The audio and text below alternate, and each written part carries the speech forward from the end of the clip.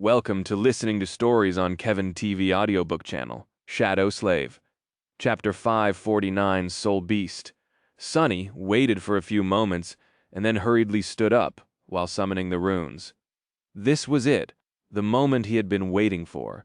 After so much time, all the sweat and blood, his effort had finally paid off. He had made another step toward becoming a true battle master. All it took was Sunny thought for a second, then glanced at the runes describing the Mantle of the Underworld first.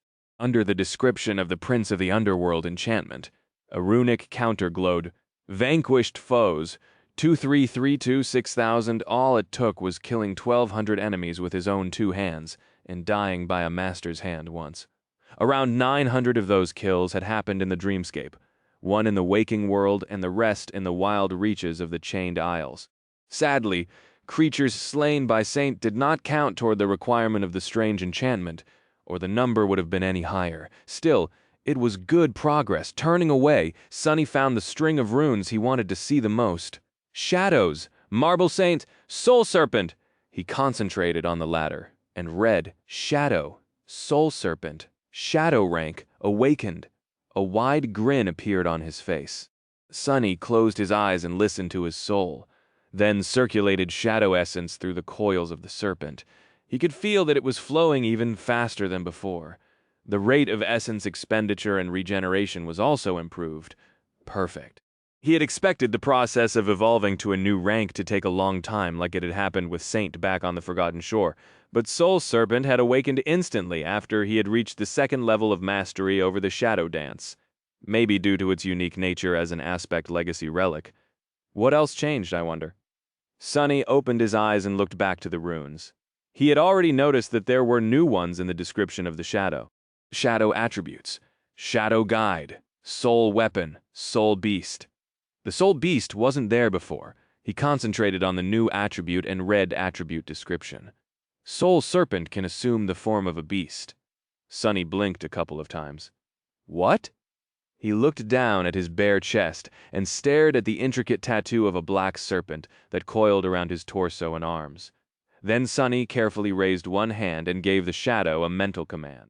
Immediately, the tattoo moved, slithering onto his palm and moving down his fingers. However, instead of the tip of a sharp blade, a triangular head of a massive snake appeared in the air instead. Enveloped in streaming darkness, the serpent crawled forward, leaving Sunny's skin and manifesting itself into existence. Its jet-black scales rustled quietly as they touched the armored plates of the floor, and soon, petrified Sunny was looking at a giant snake, at least 6 meters in length, its body as wide as a large man's arm and strong enough to crush granite into dust. The Stygian creature coiled its long body and stretched into the air, its head slowly rising and soon reaching as high as Sunny was tall.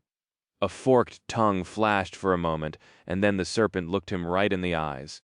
Then it opened its maw and hissed, revealing long, terrifying onyx fangs. Sunny gulped. The serpent's eyes were as black as its mighty body, and shone with dark radiance. They seemed as deep as the lightless expanse of an ocean of shadows, and were full of strange, alien intelligence.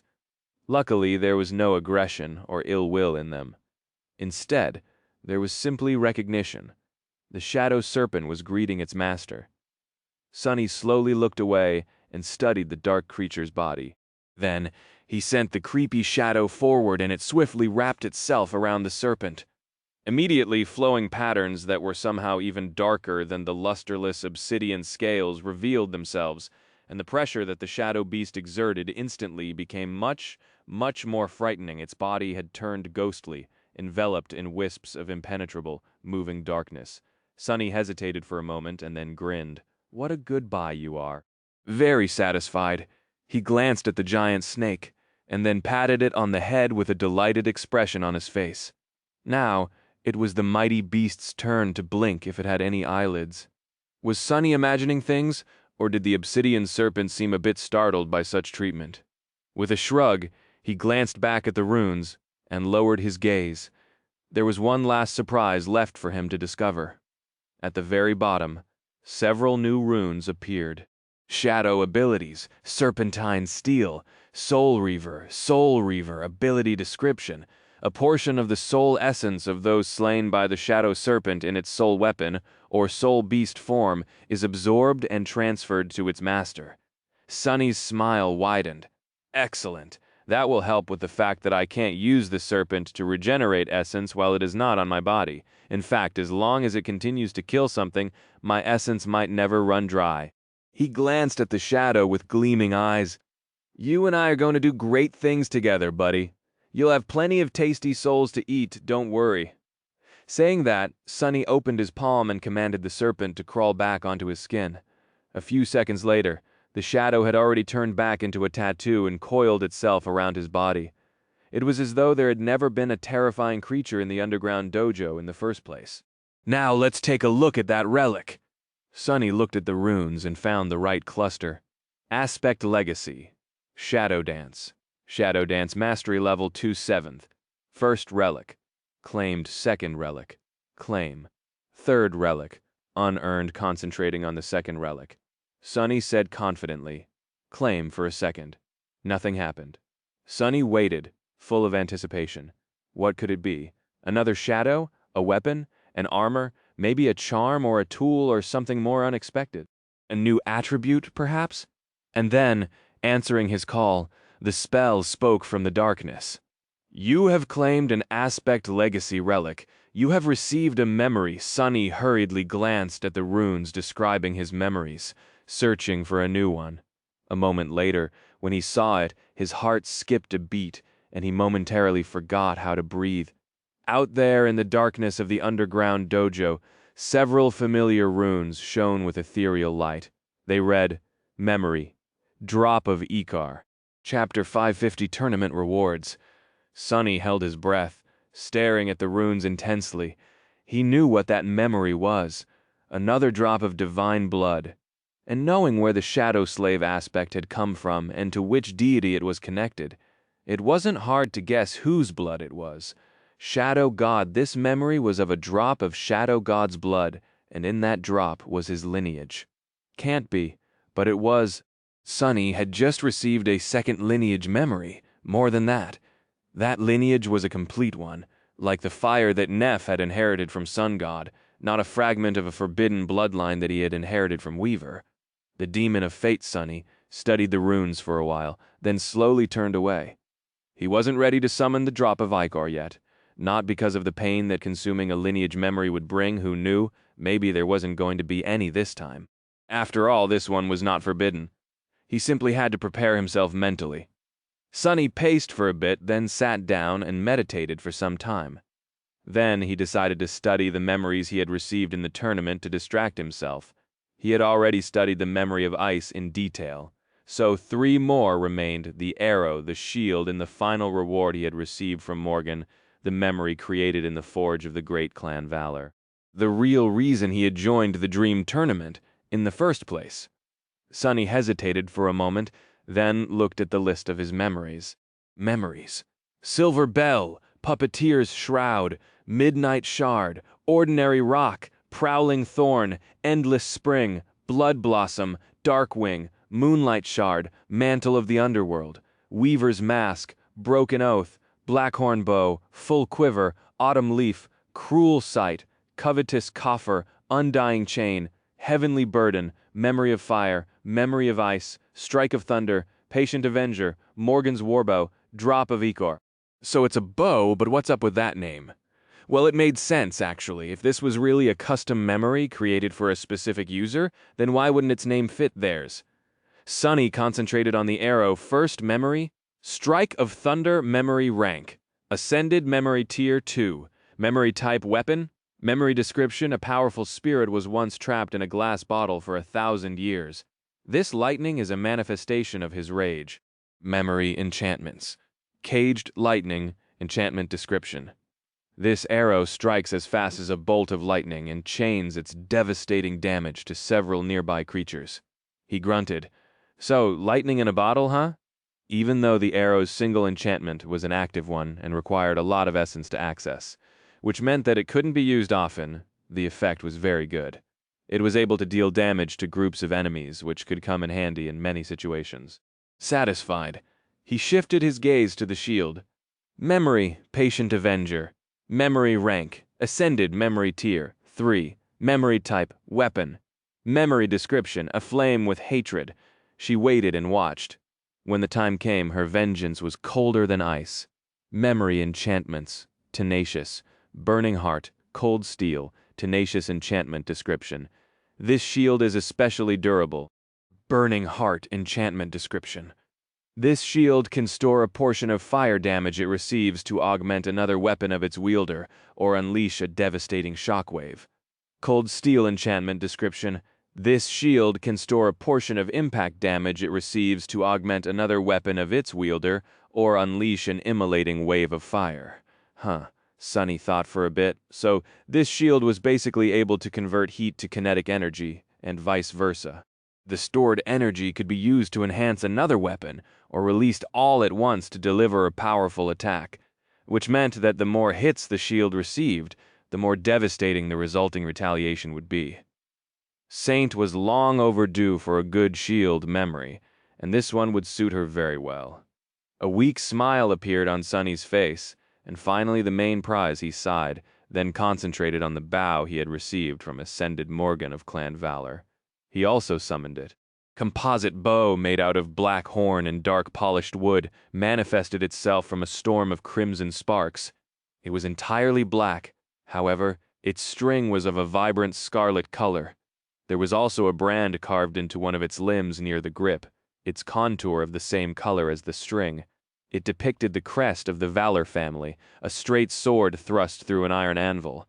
The bow was quite beautiful, but more importantly, it radiated a feeling of immense power. Sunny admired the weapon for a few moments, and then turned back to the runes. Memory, Morgan's warbow. Memory rank, Ascended. Memory tier, 5. Memory type, Weapon. Memory description, Death is worth living for, love is worth waiting for. How romantic, and how morbid. Sunny didn't know who created this description, the spell itself or the person who had forged the bow. If it was the latter, then maybe this was a message to Morgan, or a lesson the spellsmith wanted to impart to her.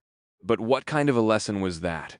Curious, Sunny looked beneath the surface of the black bow, wishing to see if the spell weave of a memory created by a human was different from that created by the spell. However, it seemed pretty much the same, vast, inconceivably complex, and eerily beautiful. In any case, he was excited to see that this memory was of the 4th tier. It was powerful, indeed, no less powerful than the cruel sight. Encouraged, he continued to read the runes. Memory enchantments. Soul arrows, unbending, burden of peace, death dealer. 4 enchantments, first 2 are passive, the other 2 are active. Not bad. He concentrated on the first enchantment. Soul arrows enchantment description. This bow attunes to the soul of its wielder, and is capable of creating arrows that share its affinity. Unbending enchantments. Description. This adamantine bow demands a giant's might to be bent. Because of that, arrows shot from it travel as far as the eye can see, and strike with terrible strength, piercing both armor and flesh. The passive enchantments were not bad, to say the least. Sunny wasn't sure what arrows that shared the affinity of his soul could do, but the fact that the bow itself could produce an unlimited amount of arrows was already a great boon. It basically made the full quiver, his previous arrow-type memory pale in comparison and completely redundant. Each of the soul arrows would also share the tier and rank of the warbow that created them, which was simply incredible. To test it, Sunny grabbed the sting and tried to draw the warbow. Even with all his strength, Sunny was only able to do it after augmenting himself with 2 shadows. As soon as the string moved, a black arrow that looked as if it was made out of solidified shadows suddenly appeared on it. Sunny released the string, and in the next moment, one of the armored plates on the opposite wall exploded. Crap! He stared at the broken plate, dejectedly, then sighed and looked back to the runes. Burden of peace, enchantment description. After soul arrows pierce the flesh of an enemy, their weight can be drastically increased. Interesting. Sunny could already think of several useful applications for this enchantment, be it to make wounds dealt by the arrows more severe, or simply to slow the enemy down. There was one last string of runes left. Death Dealer Enchantment Description. This bow is able to consume a large amount of essence to deliver an obliterating strike. That sounded ominous. Sonny was curious to know how obliterating exactly that strike was supposed to be, but he was not going to test it in his dojo. He had already suffered enough. Morgan's warbow was indeed a weapon worthy of an ascended knight from a great clan. It was a truly formidable and versatile weapon in any other circumstance. Sonny would have been mad from joy after receiving it, and he was but there was one more memory he had to deal with. It was time. He couldn't postpone it anymore. Sonny glanced at the beautiful bow for the last time, then sighed and dismissed it. As soon as the flood of scarlet sparks disappeared, he summoned the drop of Ikar. Chapter 551, Slave's Inheritance. The underground dojo was submerged in darkness, and as soon as Sonny willed the drop of Ikar to manifest itself into reality, that darkness suddenly came to life. Countless shadows moved and danced around him, forming an invisible whirlpool. Their movements were strange and erratic, fraught with anticipation, excitement, and longing. Slowly, golden sparks of light appeared in the air in front of him, and then shot toward a single point in space, coalescing into a small radiant dot. However, the memory did not appear yet. Instead, more and more sparks flew into it, thousands upon thousands of them, until at last it seemed as though wide streams of brilliant golden light were constantly flowing into the slowly growing sphere of radiance. This continued for almost an entire minute, and when the sparks finally disappeared, a brilliant drop of golden liquid was floating in the air in front of Sonny. Was suffused with a beautiful light that didn't seem blinding, but was somehow able to illuminate the entire expanse of the dojo. However, there was also something dark about the shining drop of divine blood, contrasted against its golden radiance. The shadows around him were now suddenly much deeper, darker, and starkly pronounced. All their movements ceased, as though they were frozen still by awe and reverence. That is Shadow God's blood, all right. Sonny forced himself to look away from the drop of Ikor and summoned the runes describing it. He had to make sure that his guess was right. Tense with anticipation, he read, Memory, drop of Ikor, memory rank unknown, memory tier, unknown, memory type, unknown. Just like the last time, not surprised, he lowered his gaze and studied the string of runes that were his real goal. Memory description before, there was only boundless, eternal void. From that dark abyss, the unknown were born. Just like chaos itself, they were endless and everlasting, vast and forever changing. But then came desire, and with it came direction from it. The gods were born. When gods appeared, the void was not eternal anymore. When gods appeared, the darkness was not endless anymore. When gods appeared, the chaos was not orderless anymore. The gods appeared, and brought with them war. This drop of divine blood was spilled by Shadow on one of the battlefields of that war before the void was bound. Sonny stared at the runes, flabbergasted. That was a lot to take in. So unlike the unknown were indeed a type of creatures. Primordial beings that existed before time, space, and even death itself in a boundless dark void. And the gods were different from them, but also their kin. At least it was clear now what terrible enemy the gods had faced long before the daemons and their rebellion, and why Shadow God had been compelled to create death. How else would they be able to defeat eternal creatures? Were time, space, and other concepts Sonny had always thought to be absolute also created as weapons in the war of the gods against the unknown? At least it was easy to tell which side had emerged victorious. However, the most frightening detail was that the description never said that the primordial void had been destroyed. Only that it had been bound. Was it still bound now that the gods were dead? Sonny shivered and shook his head. The short description contained a vast amount of information, which had an even vaster amount of implications. He couldn't encompass all that in a small span of time. Maybe after I consume the drop, I'll learn more. He hesitated, then glanced at the radiant drop of golden liquid once again. Immediately the spell spoke. This time, however, its voice did not sound subtly excited. Weird, you have acquired a drop of ichor. Do you wish to consume it? Sunny sighed, remembering the agony of the previous 2 times. He had decided to snack on a piece of divinity. Then he gritted his teeth and said, yes, so be it. What is that supposed to? The golden drop suddenly separated into 3 equal parts, which then shot toward his chest, abdomen, and head. The radiant droplets entered his 3 shadow cores and disappeared, dissolving into the darkness of his soul. Sunny flinched. Already? The shadows surrounding him exploded with motion, and at the same time the darkness inside of him seethed.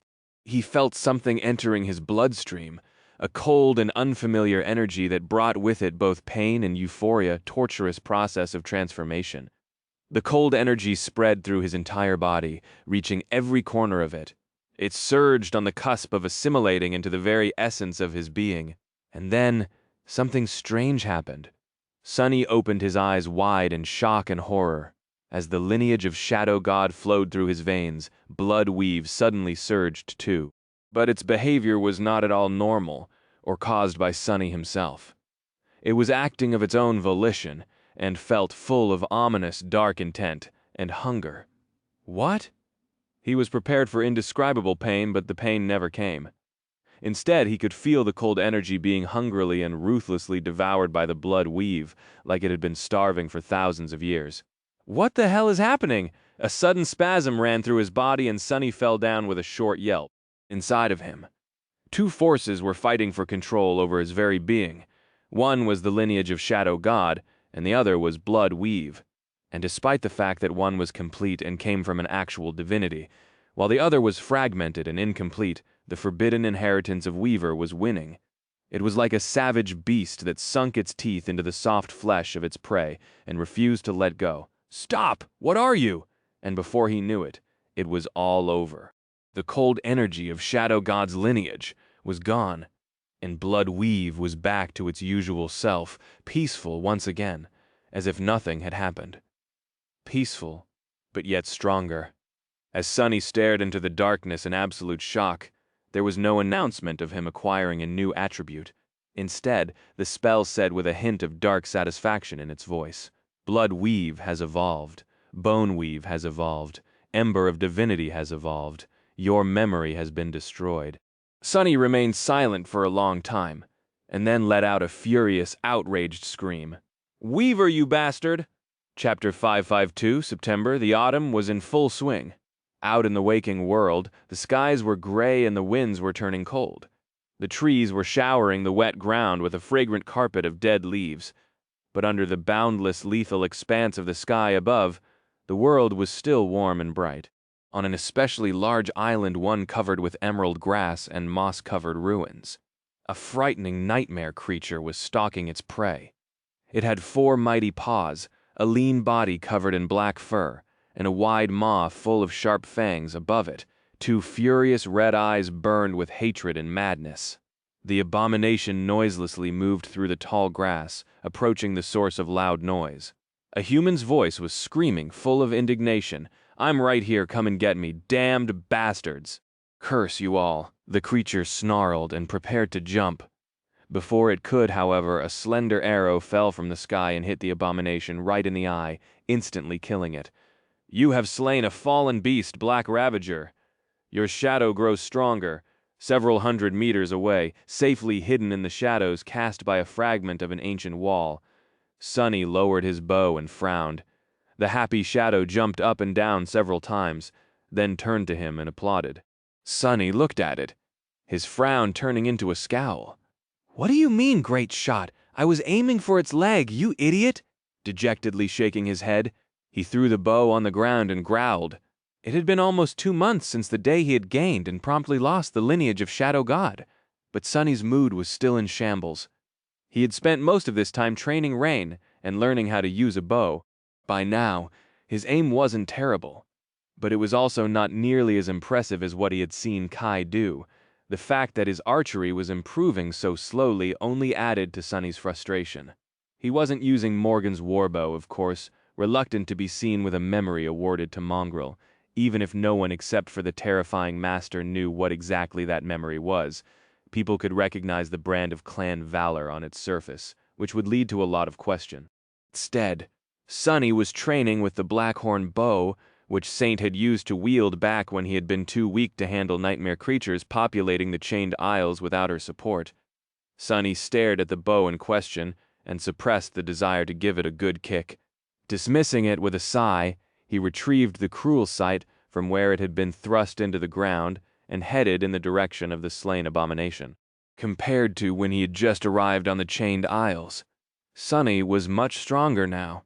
He had a vastly better arsenal of memories at his disposal, an additional shadow core and a third shadow, and his combat mastery was polished by hundreds upon hundreds of bloody battles. Additionally, after the damned and forbidden, rightfully so, lineage of Weaver had swallowed the drop of Shadow God's blood, 3 of his attributes evolved. The Ember of Divinity was now Flame of Divinity, rising his divine affinity even more, which also increased the durability of the undying chain. Blood Weave and Bone Weave had not changed in name, but became much more potent. Sunny was now much harder to break and kill. He probably couldn't bleed to death even if he wanted to, and it would take a saint or someone like Master Morgan to shatter his bones again. That was something, at least commanding the ordinary rock to shut up. He picked it up from the ground, hid it on his belt, and walked over to the carcass of the Black Ravager. The creepy shadow slowly turned its head and stared at the carcass with disturbing fascination. This guy, Sunny, rolled his eyes. Don't just stand there, pervert. Come here and help. The shadow eagerly wrapped itself around the blade of the prowling thorn, which was then used to cut the tough hide of the dead nightmare creature. Sunny swiftly fished out the soul shard and threw it to the covetous coffer, which hopped into the air and swallowed it with a metallic click. Usually that would be it, but today Sunny needed to retrieve something else as well. Grimacing from time to time, he cut several large slabs of meat off the carcass, wrapped them, and threw the bundle over his shoulder. Should be enough, right? Finally done with the gruesome task, he stood up, picked up the cruel sight, and headed toward the southern edge of the large island. This island was a bit special, and for a good reason. Once Sunny reached its end, he saw a breathtaking sight. Far away and below him, the scattering of floating isles was no more. Instead, solid ground stretched as far as the eye can see, covered by a patchwork of forests, meadows, marshes, rolling hills, and glistening ribbons of rushing rivers. A dark, bottomless abyss stretched between the edge of the island and the rest of the dream realm, and those rivers fell into it, creating grandiose waterfalls. Near to where he stood, a ruined fortress rose from the ground, and from its gates, a colossal iron chain, many times thicker than the giant chains connecting the isles together, extended into the abyss, connecting to the soil on the other side of the dark chasm. This was one of the anchors of the chained isles, and the road by which Awakened traveled here from the lands to the south, which belonged to the great clan Valor as much as anything could belong to humans in this realm of nightmares. Sunny glanced at the sun, then got busy making a fire. By the time strips of meat were roasting over the coals, 2 figures finally appeared on the colossal chain. A small smile appeared on Sunny's first, one of the few sincere ones he had shown in the past 2 months. Effie and Kai had finally reached the chained isles. Now, all of them were here. Chapter 553. Gracious host, Effie and Kai climbed over the rubble of the shattered gateway and entered the crumbled fortress. Both were tired and covered in layers of dirt, their armors dented and their weapons nicked. The travel to the very edge of the explored lands had not been easy, even though they had made stops and rested at human citadels along the way. It took a lot of strength, endurance, resolve, and a bit of luck to reach the chained isles alive. However, both raised by wolves and Nightingale were calm and vigilant, their eyes sharp, their hands steady. They were ready to face any danger. Luckily, there were no enemies inside the ruin. Instead, several nightmare creatures lay dead on the ground, some of them cut to pieces, some strangely lacking any wounds, but utterly broken, as though something terrifyingly powerful had crushed their bodies with inhuman strength. The shadows suddenly moved, and a split second later, Kai already had his bow drawn. However, Effie gestured for him to lower it. Out of the shadows, a tall and graceful figure in elaborate black armor stepped out. two ruby flames shining behind the visor of her helmet. In one hand, she wielded a steadfast kite shield forged out of dull steel, and in the other, an austere sword, its blade still dripping with rancid blood of the slaughtered abominations. Kai cautiously studied the menacing creature. Is that Sunny's echo? She looks different? Effie grinned. Yeah, she does that sometimes. Hey there, beautiful. Where's your sneaky boy fur, master? The taciturn demon tilted her head a little, stared at Effie for a few moments, then silently turned around and walked away. I guess we should follow. The three of them left the crumbling fortress and walked along the edge of the island. Soon, the heavenly smell of roasting meat reached their nostrils. A few seconds later, both Effie and Kai froze, their mouths hanging open. A fire pit was built in the shadow of an ancient wall, strips of juicy, generously seasoned meat roasting over the coals. But that was not all. There were also fresh vegetables and succulent fruits, a copper sesvi producing the unmistakable smell of freshly brewed coffee, and a few more things that people very rarely saw in the dream realm. The person responsible for all this revelry was sitting in a comfortable folding chair, lazily enjoying a slice of melon. When he saw them, an impish smile appeared on his face. Oh, hi guys, you finally made it! With that, the young man jumped out of the chair, reached into a pot full of ice, and then placed 2 frosty bottles of cold, expensive beer into their hands. Sunny grinned. Welcome to the Chained Isles. Sometime later, Effie and Kai had satiated their hunger and were resting with dreamy expressions on their faces. Sunny had given up his folding chair and was now sitting on the ground. He was inwardly lamenting the fact that Covetous Coffer was not large enough on the inside to fit several, at least not yet.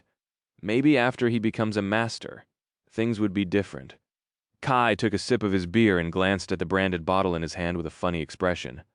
Sunny, how do you even have all this stuff? Are you on such good terms with the White Feather clan? Sunny laughed. Nope, I delivered all these things here myself. What? You have forgotten about my brilliant emporium already. It seems that Aiko had not hounded you for an endorsement hard enough, or maybe too hard, and you're suffering from trauma-induced amnesia? You're basically a co-founder. The first deal I ever made was with your help, remember? Kai smiled. Those terrible memories you asked me to buy on your behalf in the castle. Yeah, I do. Sunny nodded with enthusiasm. My operation might seem small compared to what you two have seen in Bastion, but here on the Chained Island I am the most successful entrepreneur. I guess it's true what they say about business, you know? You have to find the right people in the right wells, or something like that. The charming archer blinked a couple of times but didn't comment. Effie, on the other hand, did. Finishing her beer, she glanced at the empty bottle with regret and sighed. Sunny, I have a serious question. Think about it before answering. Take your time, too. Will you marry me? No, seriously. I'm reformed. I swear I won't tease you anymore. I won't even mind you having a girlfriend. Just continue supplying me with all this stuff. He sneered. No, denied. You shameless gold digger. Effie made a disappointed face, then threw her head back and laughed out loud. Oh, well, all right then. Then she grew a little bit more serious and asked, So, what's the plan? How do we proceed from here? Sunny sighed, then took out his map of the Chained Isles and placed it on the grass. Effie and Kai got closer and studied it attentively. He pointed to the southernmost point on the map and said, We are here. First things first, we need to get you to the Sanctuary of Noctis, which is about 3 days of traveling away, and get you anchored there. White Feather Clan patrols this route routinely, so we shouldn't run into anything too troublesome. Then, he pointed at a particular island marked with an image of a burned tree. After you are settled, we'll go check up on the firekeepers and their progress on the ship. They won't be finished repairing that thing for at least a month more from what I've heard, so you'll have to spend that time well. Hunt, saturate your cores as much as you can, search for better equipment. Effie nodded. What about you and Cassie? Are you well prepared? Sunny hesitated, then nodded. I am reasonably prepared, Cassie, I don't know.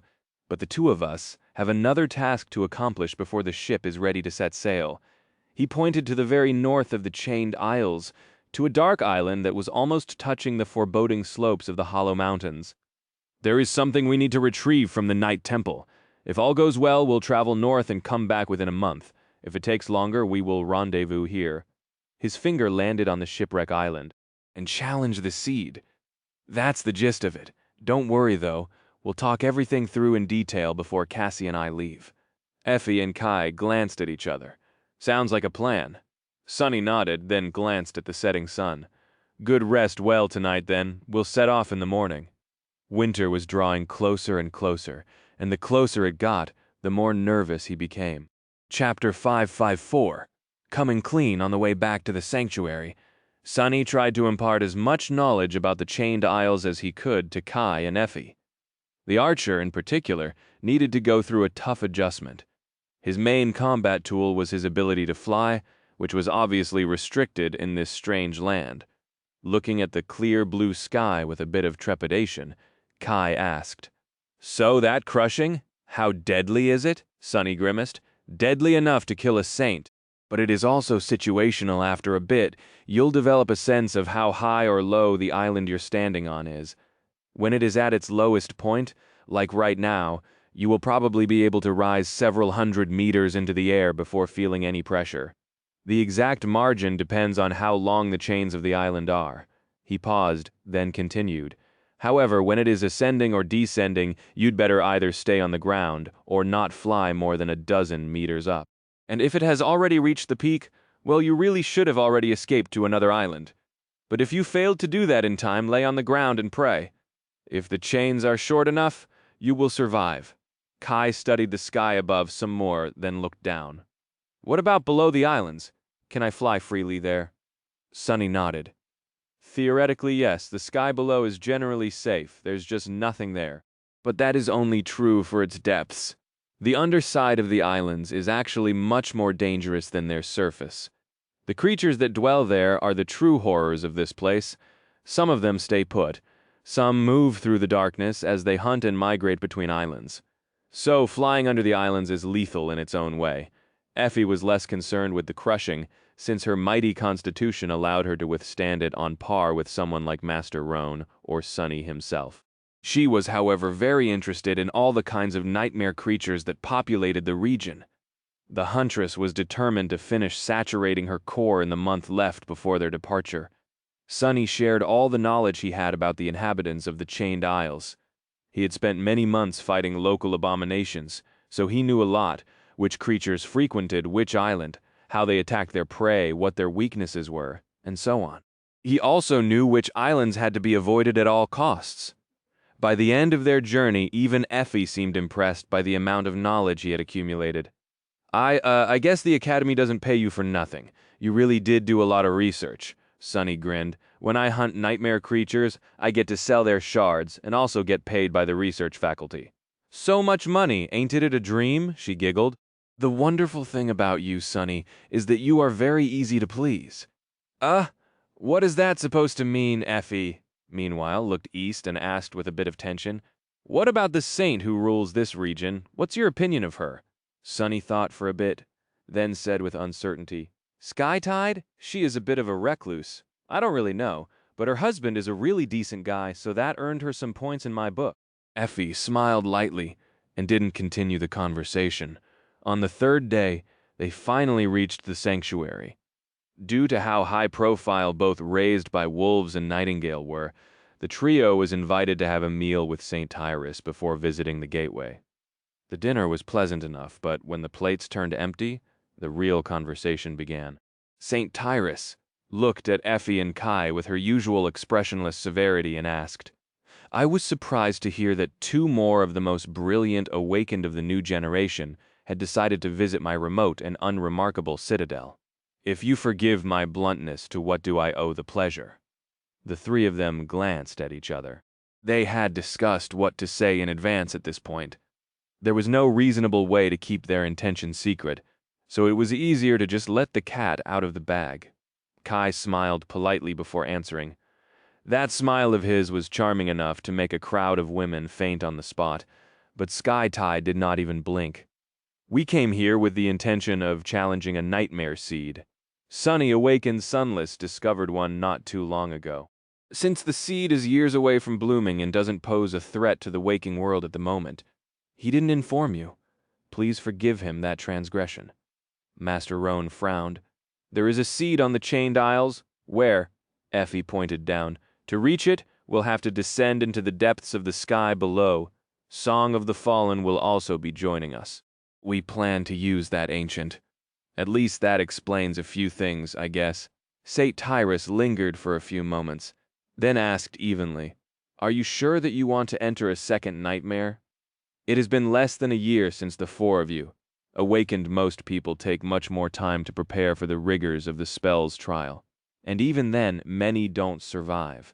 A wild smile appeared on Effie's face. Sure, yes, I guess we are sure as much as anyone can be. The decision to challenge the seed was not made rashly, nor was it based on blind ambition. You are right, of course, but the circumstance of our awakening was not ordinary.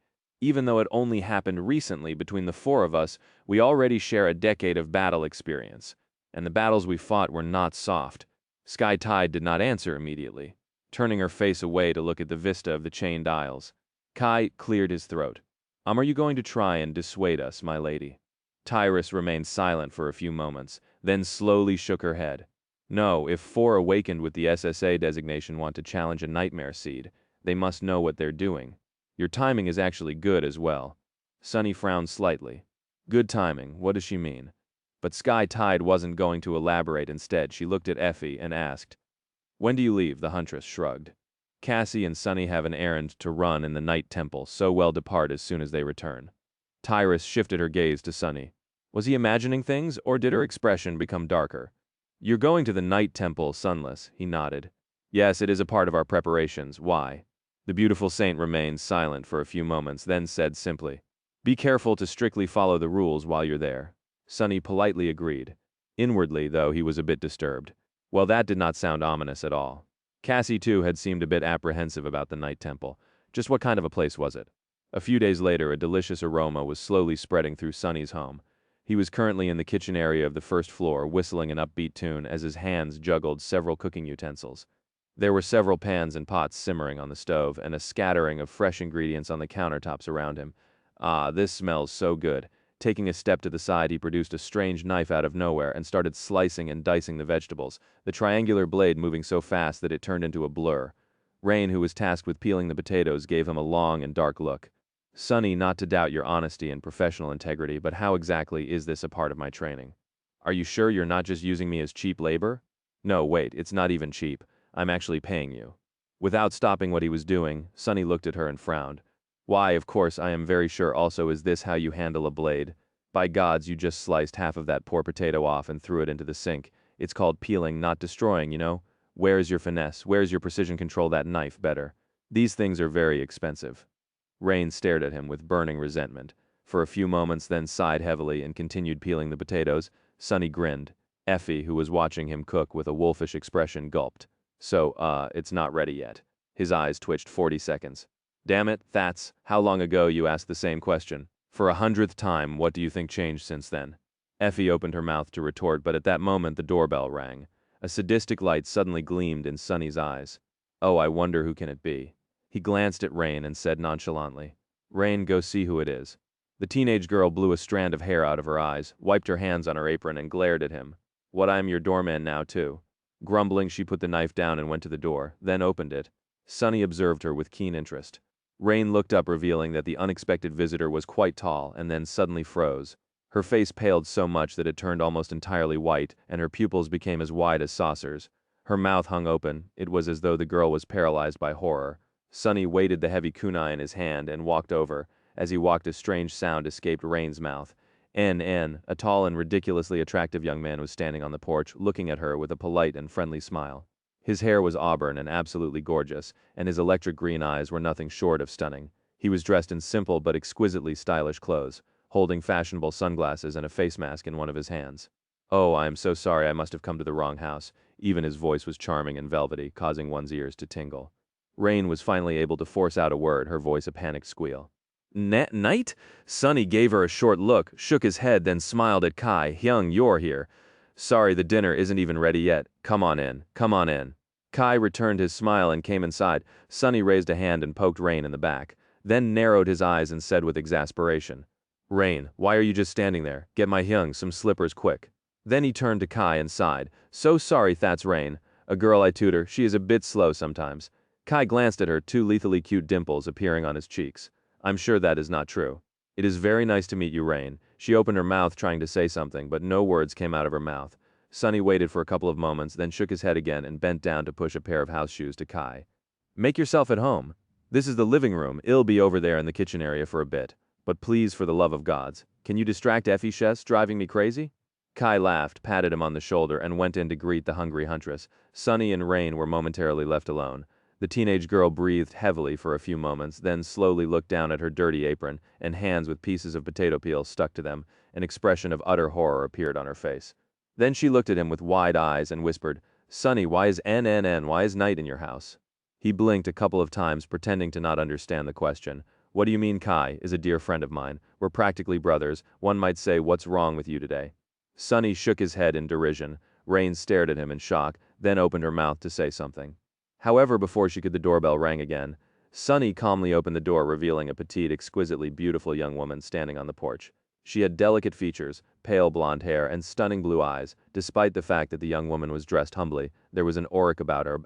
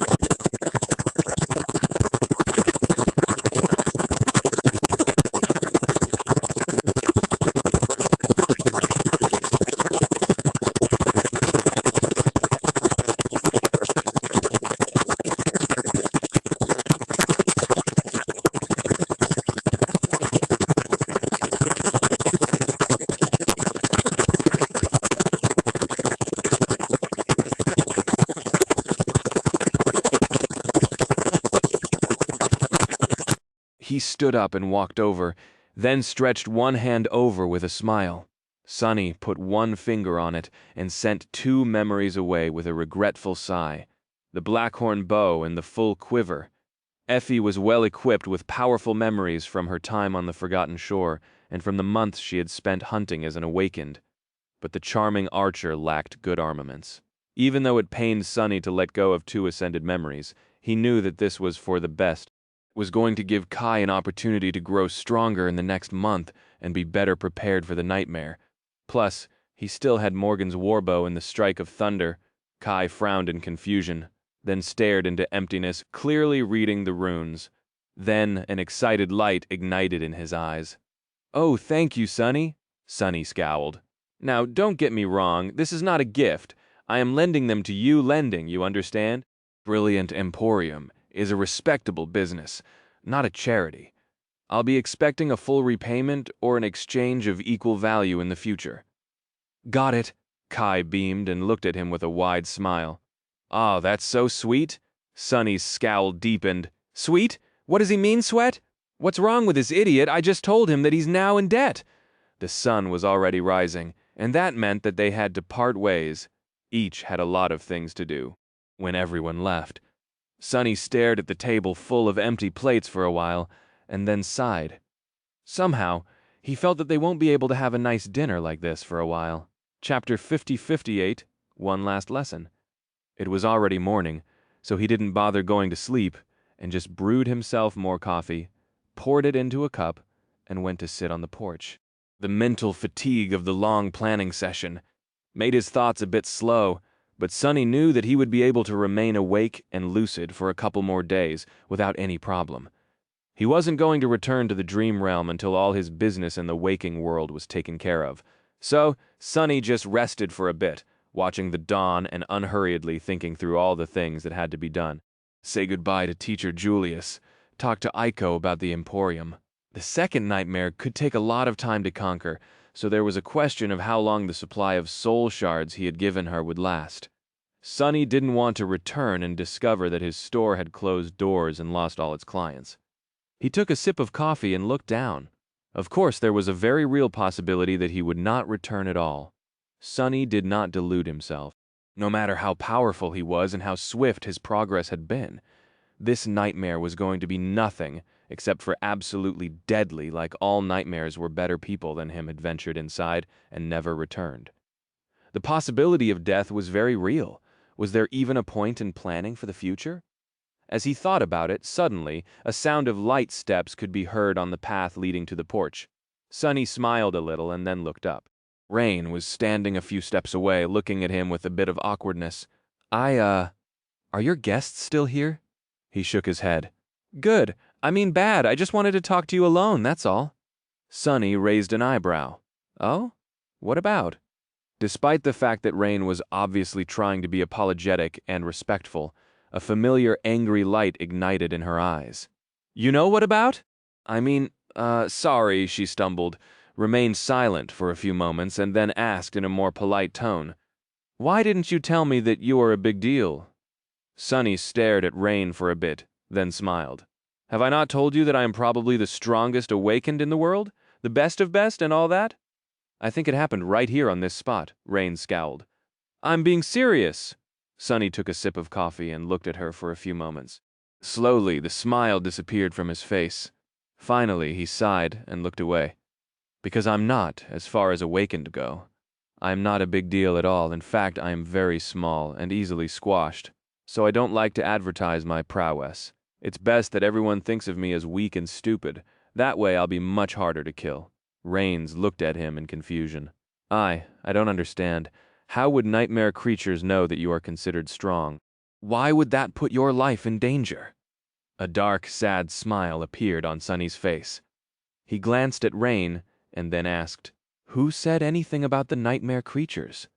Sunny put his cup on the floor, then said, "After you left, you must have searched the network for all the information about the Forgotten Shore you could find, right?" Rain blushed and then nodded. He nodded too. "Then you must know that around 400 sleepers died during the siege of the Crimson Spire." "So many. But do you know how many were killed in the months before?" "Almost twice that." Her eyes widened slightly. Sunny looked at the young girl. No levity in his voice anymore. And they weren't killed by the nightmare creatures. They were killed by people. So, ironically, more humans were killed by other humans while I was out there in that hell than they were by monsters. Well, other monsters, to be precise.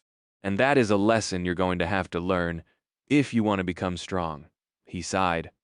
I can teach you how to hold a sword or a spear, how to traverse the dream realm and not starve, and how to kill your enemies.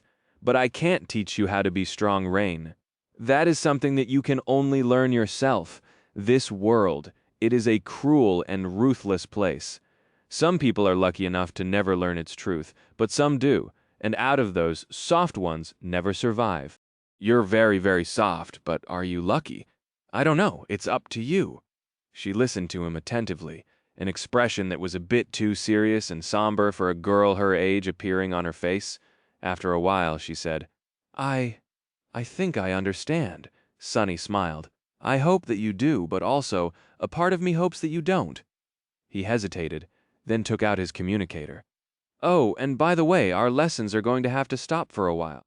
My friends and I are going on a big expedition, you see, and I'm not sure how long it is going to take. Don't worry, though, I have already taught you enough for you to continue practicing on your own. Do it diligently and don't get lazy.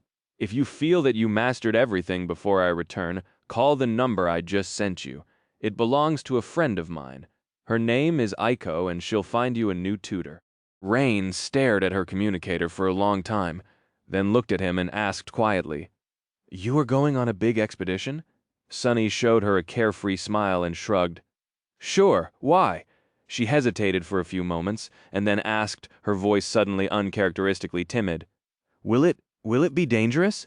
He picked up his coffee, took a sip, and then shrugged again.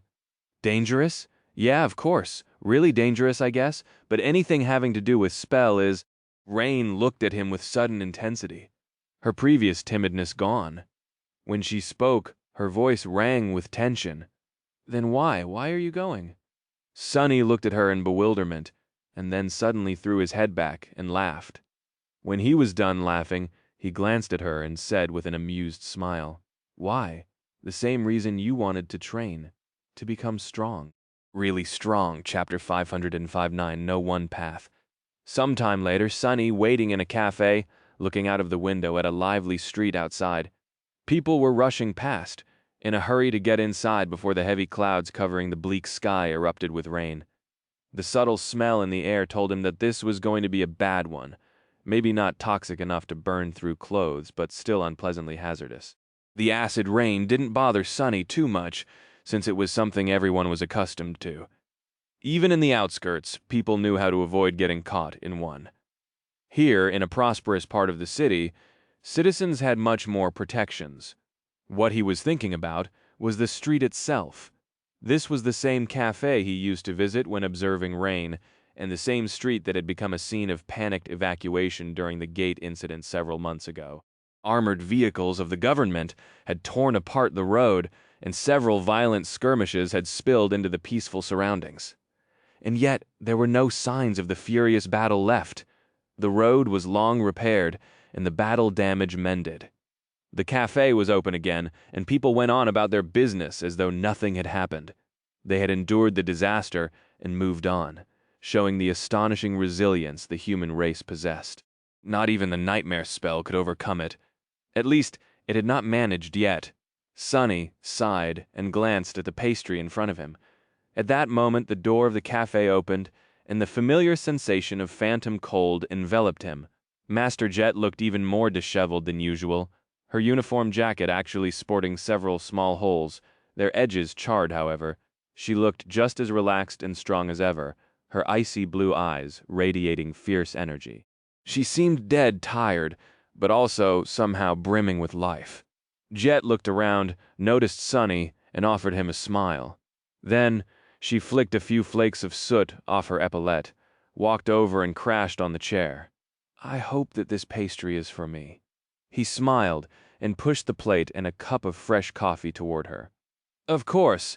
Master Jet took a bite out of the pastry, closed her eyes in delight for a few moments, and then cradled the cup of coffee in her hands. After a while, she looked at him and sighed. So, second nightmare, huh? Sonny simply nodded. Soul Reaper Jet was the only Ascended he knew well enough to trust a little, so he had asked her to meet him, hoping to receive some advice. Nothing he could read on the network, or even in the staff library of the Academy, could be as valuable as talking to a person who had actually conquered a seed once. She took a sip of coffee and shook her head. Crazy kid. A slight smile appeared on his face. Kid, I'm not that much younger than you. Well, I think. Jet glanced at him with a dangerous grin.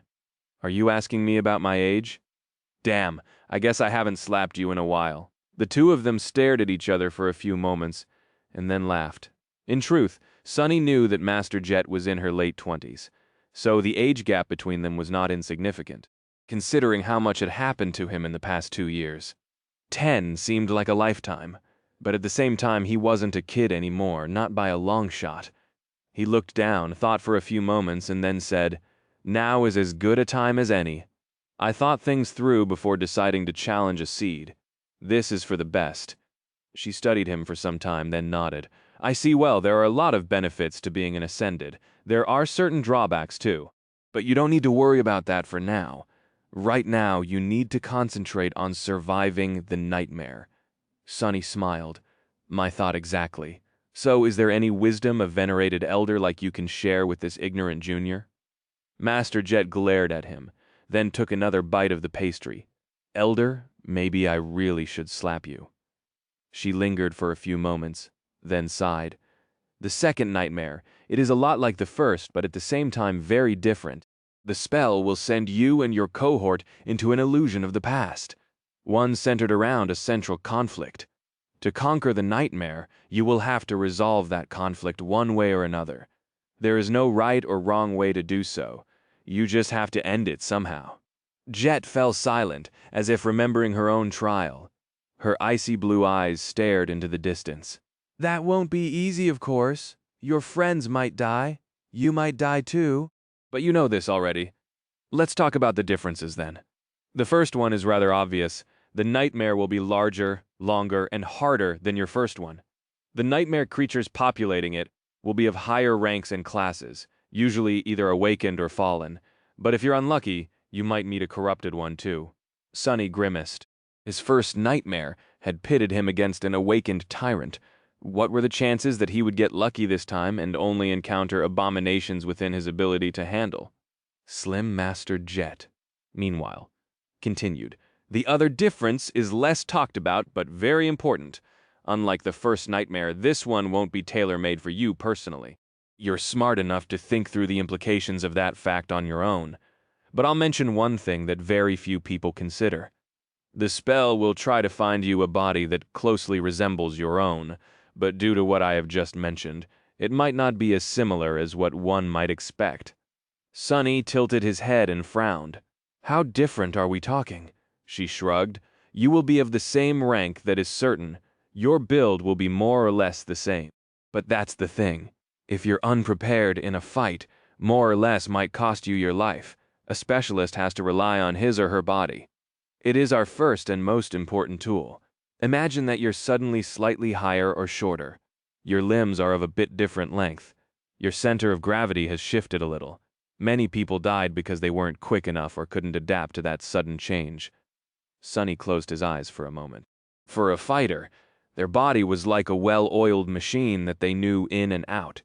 They knew every detail about it, how it moved, how it performed in any given situation, what it could accomplish, and what was beyond its ability.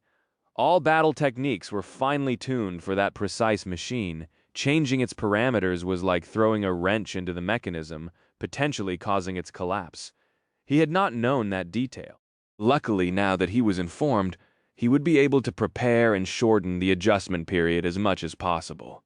Thank you. That is a very valuable piece of information. Master Jet shook her head. It's not like it's a secret. People just don't think about this stuff.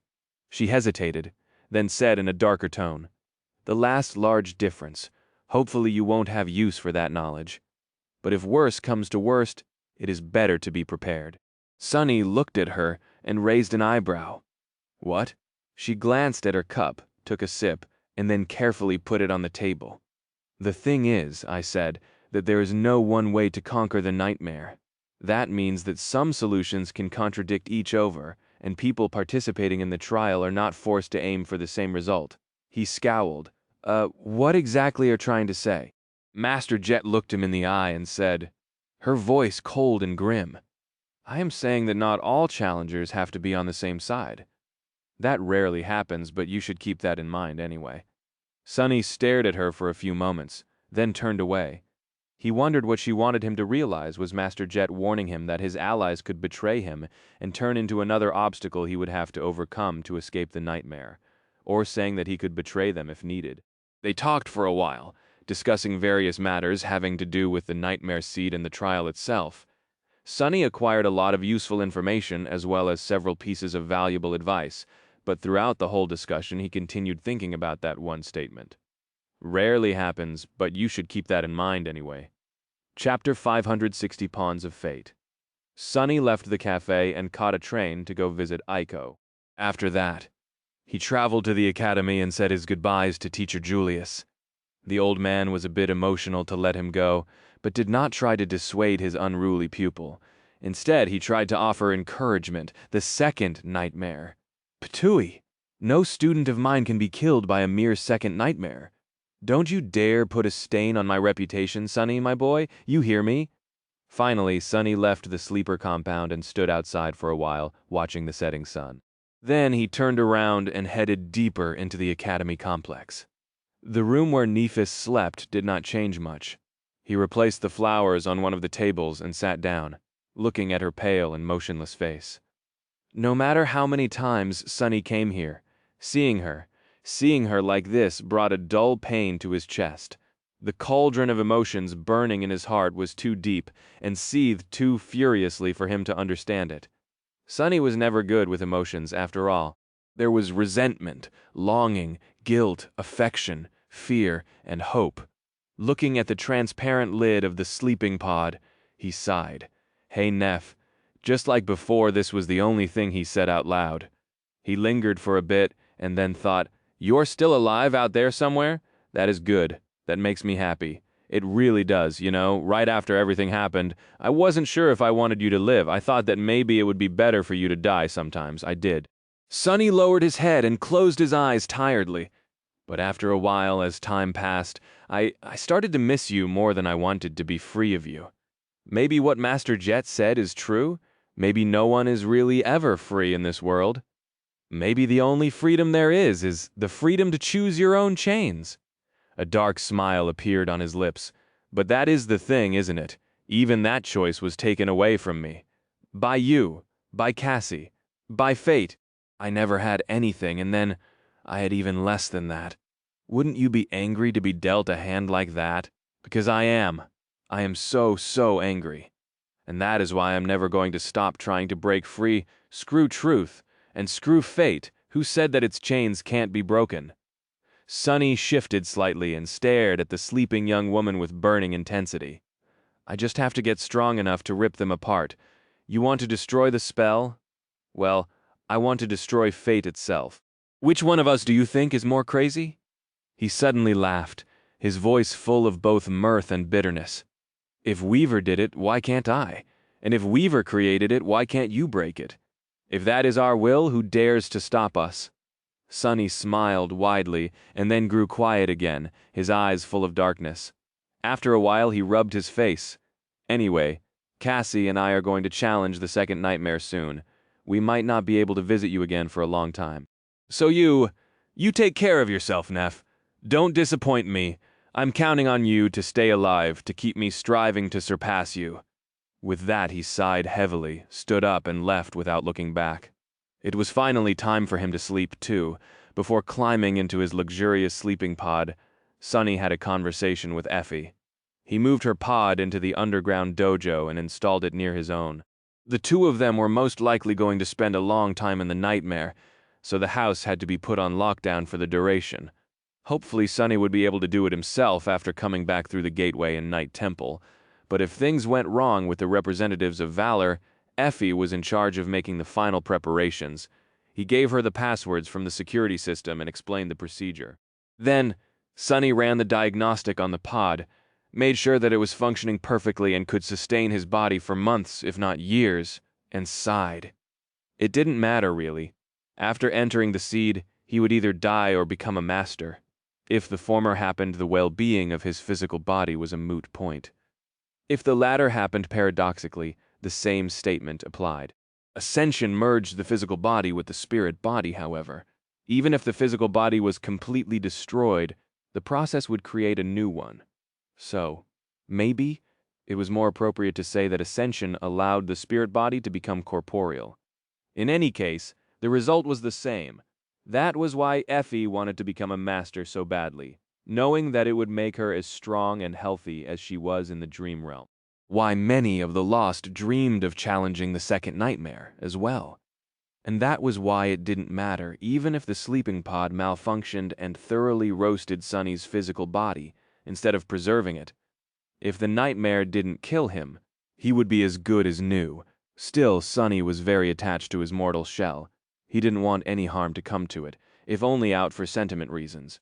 With a sigh, he undressed, took one last glance at his spacious dojo, and climbed into the pod Effie, who was watching him silently from her wheelchair, strained to raise a hand and waved him goodbye. Sweet dreams. Sonny wanted to snarl at her and remind the gluttonous huntress to not leave dirty dishes all over the house, but he was just too tired. As soon as the lid of the metal sarcophagus started to move, his eyes closed, and he fell into the deep, dark embrace of sleep. When Sonny opened his eyes again, he was already in the sanctuary of Noctis. Sonny was standing on the edge of the island, looking at the heavenly chain that stretched far into the distance. His body was clad in a slender armor forged out of bleak steel, and in his hand was a somber black spear with a polished silver blade. Cassie was standing by his side, wearing her midnight blue coat beneath a polished cuirass. Her hand rested on the hilt of the quiet dancer, and an elegant half-mask rested on her face. A few strands of her long golden hair were blowing in the wind. They were ready to depart. Sonny glanced at the two of them, then at the dull steel of the undying chain. He wasn't foolish enough to fail to recognize that this was exactly how her vision of their death happened, with the two of them alone, and him wearing metal armor. The only thing missing was the snow. But Sonny didn't care. He had been deceived by the knowledge of the future once, and all his desperate attempts to avoid it had only helped the vision happen. This time he was not going to allow himself to be a pawn of fate. He was going to do what needed to be done in a way he wanted to do it, and face the consequences without regret. Sonny sighed, glanced at Cassie and said, "Let's go with that." He took a step forward and plunged off the edge of the island. When they started their expedition, the last vestiges of summer warmth were leaving the Chained Isles. Not every region of the Dream Realm had seasons that were the same as those of the waking world, but this one was somewhat similar. By the time they were supposed to reach Night Temple, autumn would be in full swing. If everything went well, the journey was going to take 2 or 3 weeks. Sonny wanted to reach the mysterious citadel and retrieve the ivory knife by the middle of October, then rendezvous with Effie, Kai, and the Firekeepers at the Shipwreck Island in the first days of November. That would give them almost a full month to reach the Ebony Tower and enter the Seed before winter, of course, in the Dream Realm. One could never put too much faith in any plan. Sonny felt reasonably confident in his ability to travel across Chained Isles, but he knew not to get arrogant. This was a wild and deadly land, one full of fearsome creatures and insidious threats. He had explored many islands and hunted down many abominations here, but even after 9 months of fighting and traveling across the region, Sonny was only well acquainted with the southeastern part of it, where the sanctuary of Noctis was located. He had never ventured west or north of the tier. The situation was only made worse by the fact that the closer one got to the vast emptiness at the heart of the Chained Isles, the more dire dangers they would face. To reach Night Temple quickly, Sonny and Cassie had to reach the tier and skirt around its edge, which meant that they would be moving through the most perilous area of the entire region. Not all was bad, though. Cassie had some of the knowledge that Sonny lacked, since the Firekeepers had spent a lot of time in the northern reaches of the Chained Isles.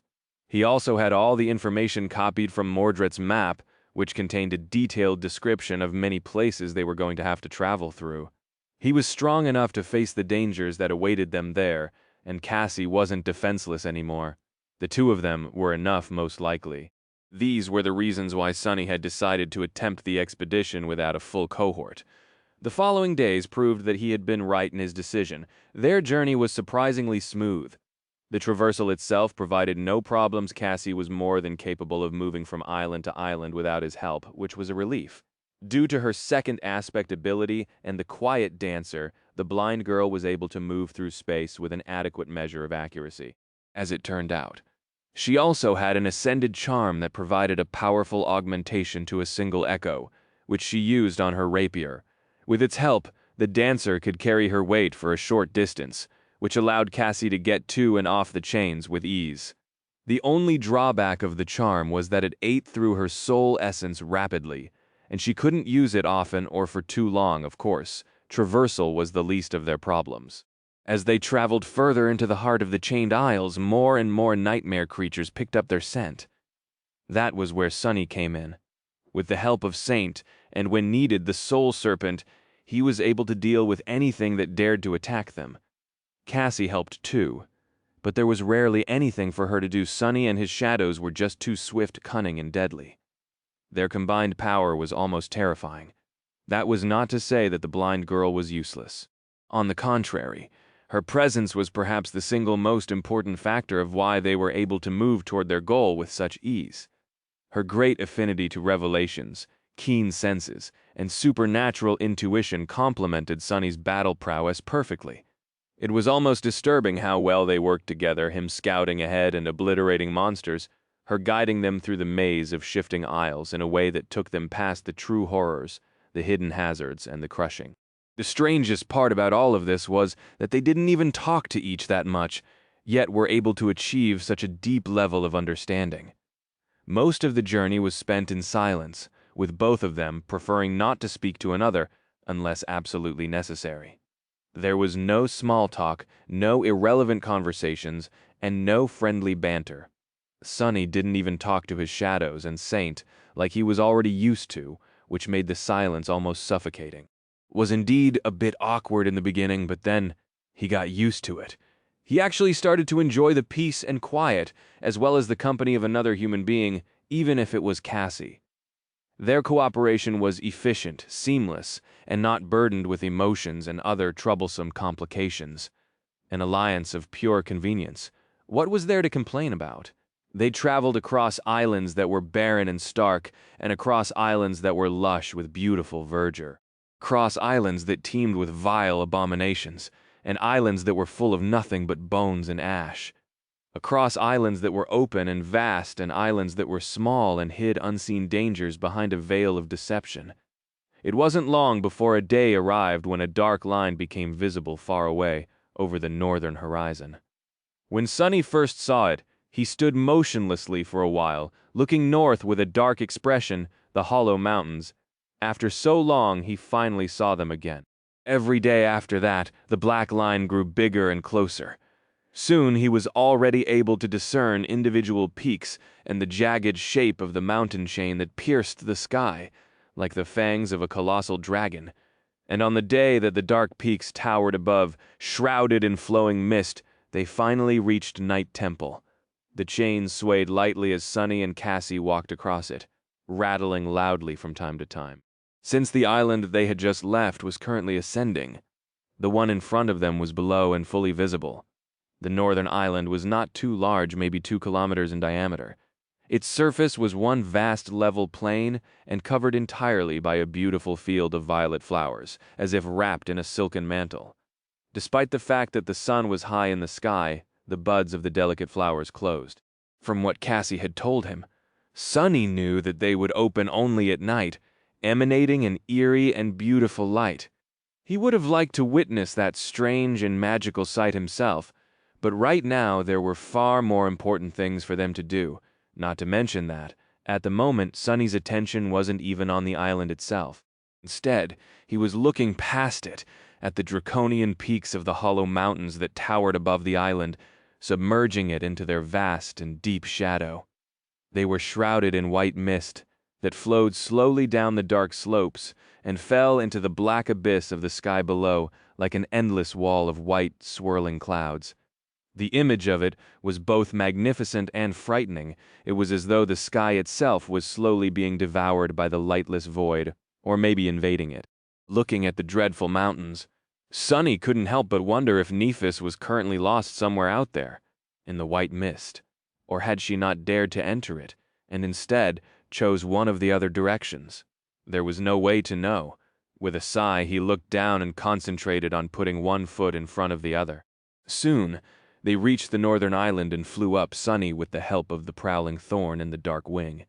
Cassie by unsheathing the quiet dancer, jumping and holding tightly to the hilt as the flying rapier pulled her into the air. The two of them landed softly amidst the delicate flowers and looked around.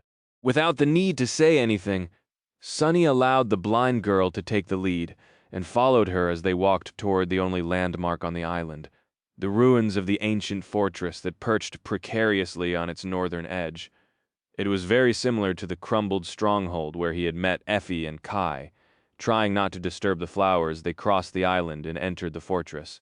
Nothing attacked them on the way, and there were no sounds except for the whistling of the wind and that of their footsteps. The northern island was beautiful, silent, and strangely peaceful. Looking through the broken gateway of the ancient stronghold, Sunny studied the colossal chain that anchored the isles to the hollow mountains. The swirling mist flowed down on both sides of it, obscuring the point where the chain sunk into the dark stone. He remained motionless for a few moments, then shivered and looked away. At the very corner of the platform that lay beyond the gate, almost unnoticeable, a narrow set of stairs led down, cut from weathered rock.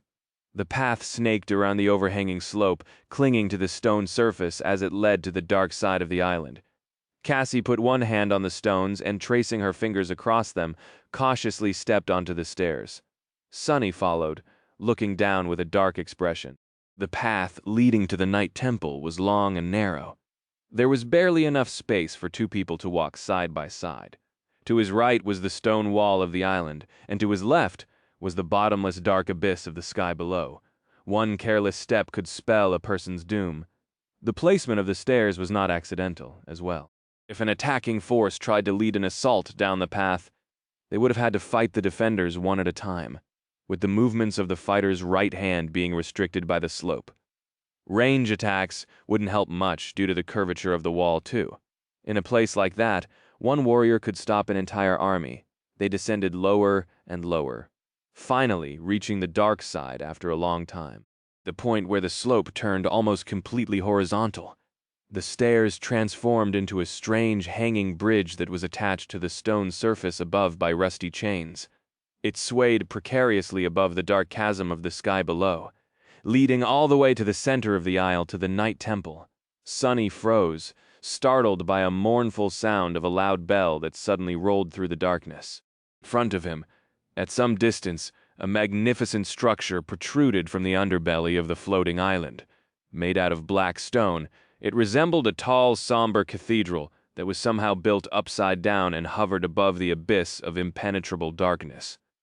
The foundation was its highest point, and its 7 belfries descended into the depths of the black void, each ending with a short chain that held a massive bell cast of tarnished green copper. Since Night Temple was located under the island, the light of the sun never reached it. Instead, the cathedral was shrouded in eternal shadow, with only the pale shining of the distant divine flames caressing its black walls. In a strange reversal, the velvet darkness of the abyss and the scattering of false stars in its depths seemed like a vast night sky hanging above it. As Sunny watched, a second bell rang. He shifted a little and turned his attention to the narrow path, tracing its treacherous steps all the way to the massive iron gates of the cathedral. Cassie turned to him, lingered for a moment, and said, "Let's go. They've seen us." Sunny nodded and took a step forward. Night Temple waited ahead, its gates opened like a hungry mouth. As they walked toward the gates, Sunny asked quietly, "So what happens now exactly?" Cassie thought for a few moments before answering, "I'm not sure. That depends on whether St. Cormac is inside the citadel or out exploring the hollow mountains.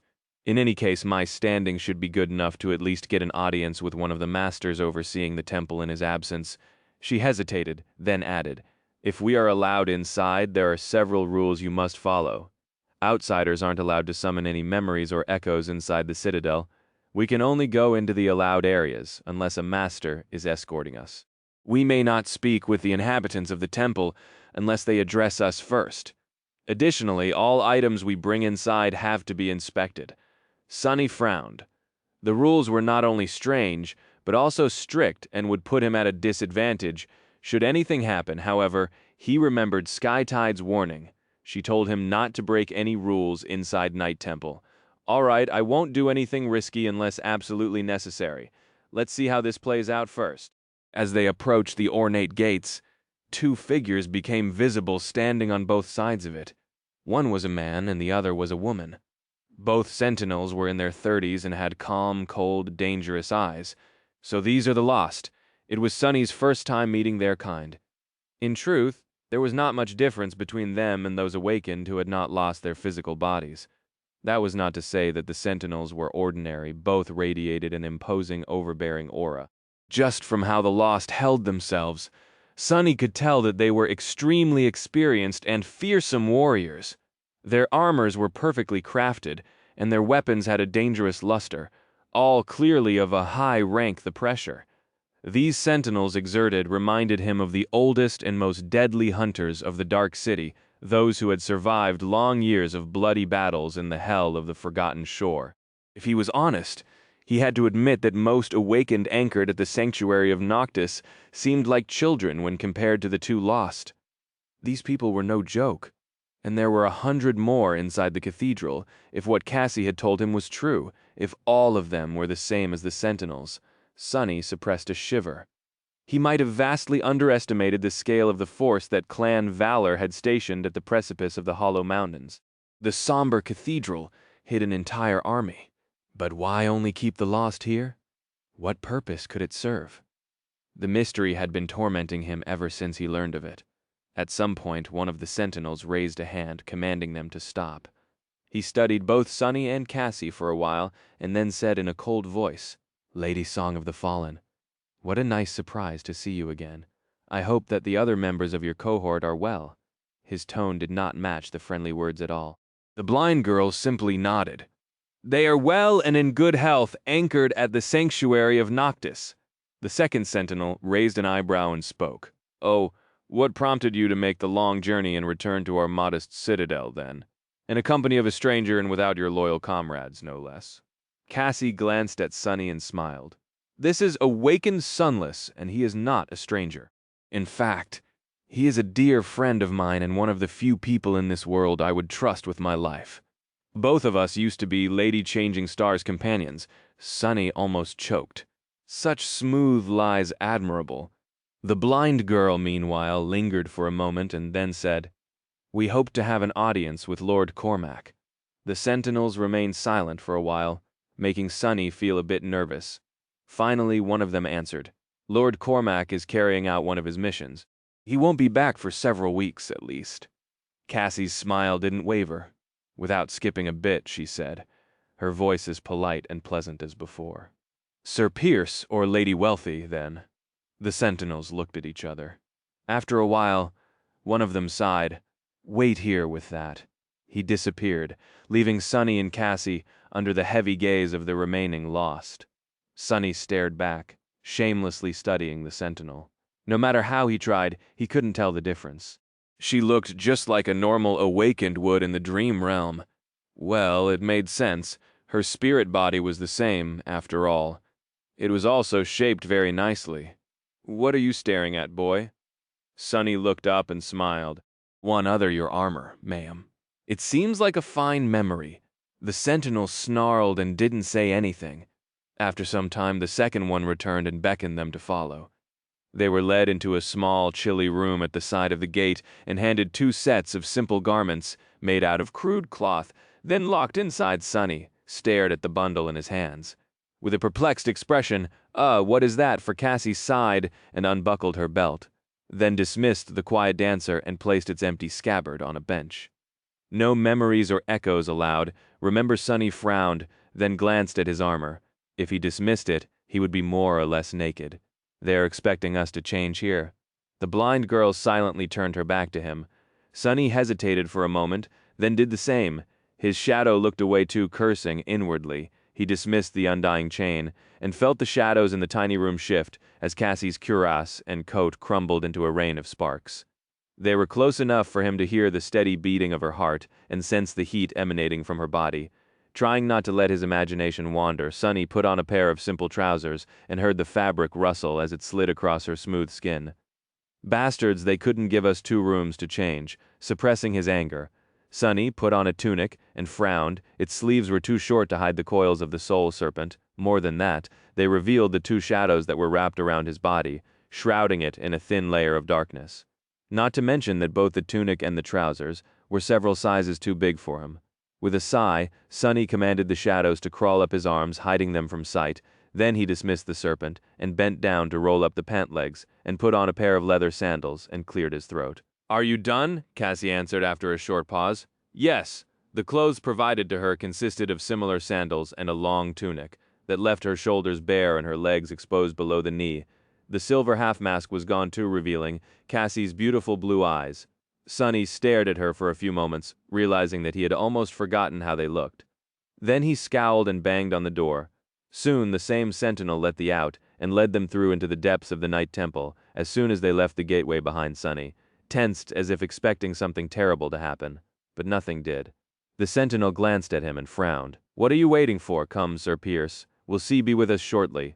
The interior of the somber cathedral was as bizarre as its exterior. Sunny expected the actual floors to be constructed properly, and some of the corridors they walked through were, but other parts of Night Temple were upside down as well, the flat floors serving as ceilings, and the arching ceilings serving as uneven floors. And that was just the outward ring. He didn't even want to imagine how the temple itself and the inner sanctum looked.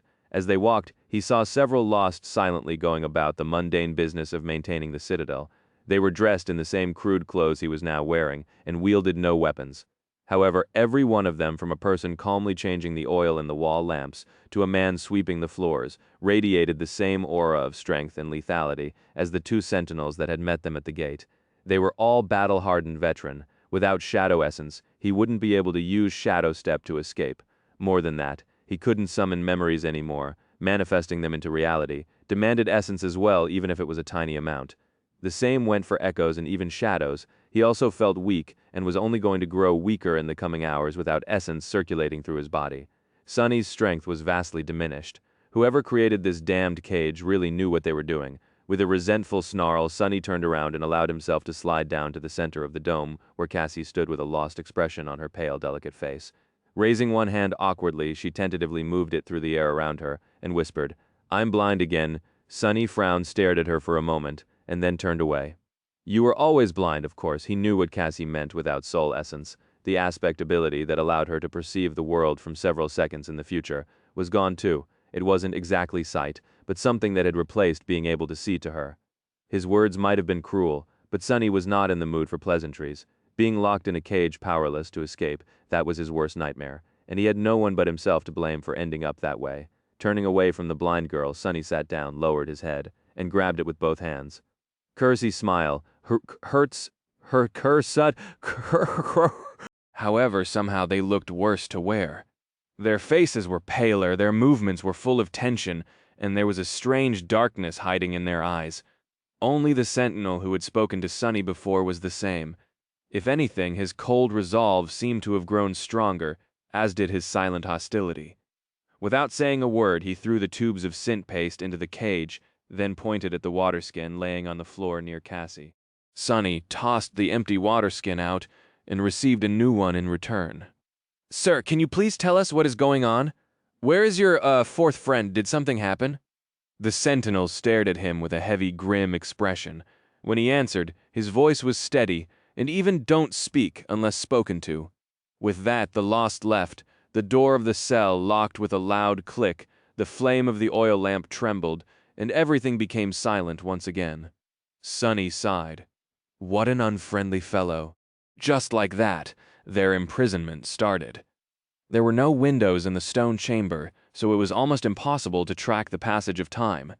Their only hint was the appearance of the three lost, who brought them food and water once every day, and sometimes changed the oil in the lantern. Sunny and Cassie spent the first few days in silence and tense, grim anticipation. They slept back to back, sharing the heat of their bodies to overcome the chilling cold of the prison cell, and suffered through the daytime without speaking to each other unless absolutely necessary. Both were waiting for something disastrous to happen.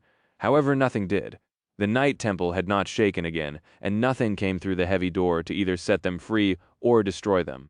Neither Master Wealth nor Master Pierce had visited the enchanted chamber, as well as if Sunny and Cassie were completely forgotten.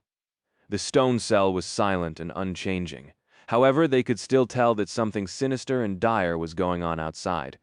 The evidence was in how the three lost that brought them food, their only connection to the rest of the world, looked and behaved. With each day, two of them seemed more and more frightened, while the third grew increasingly cold and grim. No matter how much Sunny tried to get the sentinel to speak, the arrogant warrior refused to tell him anything, and only glared at the prisoners through the iron bars of the cage, his eyes full of ire. Their actions changed too. If before all three used to look at Sunny and Cassie while delivering the food, now only the sentinel did. The other two stood facing the door, their weapons drawn. Sometimes their hands were trembling. Realizing that nothing was going to change any time soon, Sunny had to reluctantly change his behavior. He shared everything he knew about Mordred with Cassie and learned everything she remembered about the Night Temple in return. With nothing else to do but teach each other, they went over every little detail many times over, only to end up with nothing.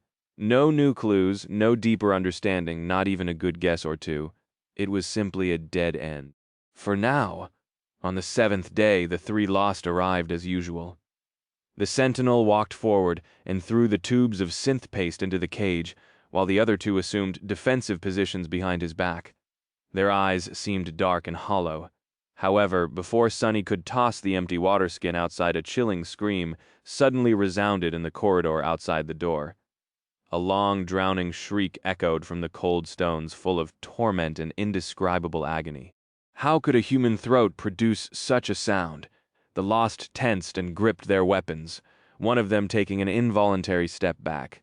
The sentinel snarled and pushed the man in the back. "Get a hold of yourself, cowards! Remember your duty!" With that, he threw the water skin to Sunny and rushed outside, a slender sword appearing in his hand from a whirlpool of dancing sparks of light. The others gritted their teeth and followed, shutting the door behind them. The flame of the oil lamp trembled. On the next day, when the door opened again, only two lost walked through it. One of the surviving lost looked like a walking corpse. There were no wounds on his body, but his eyes were dull and glassy. He glanced at Sunny and Cassie lifelessly, then turned around and raised his weapon, staring at the open door with tired dread. Even the arrogant sentinel seemed a bit diminished. His handsome face was still cold and resolute, but there was a slight weakness to how his shoulders were set, and a slight uncertainty to his movements.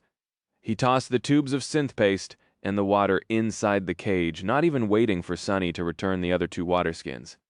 Sunny wanted to try to get the lost to speak to him again, as usual, but then thought better of it. There was a sharp edge in the man's eyes that made the idea of pushing him even a little seem too dangerous. The two lost left, leaving the prisoners alone again.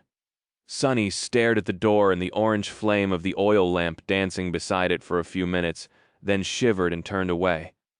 Their jailers returned several more times.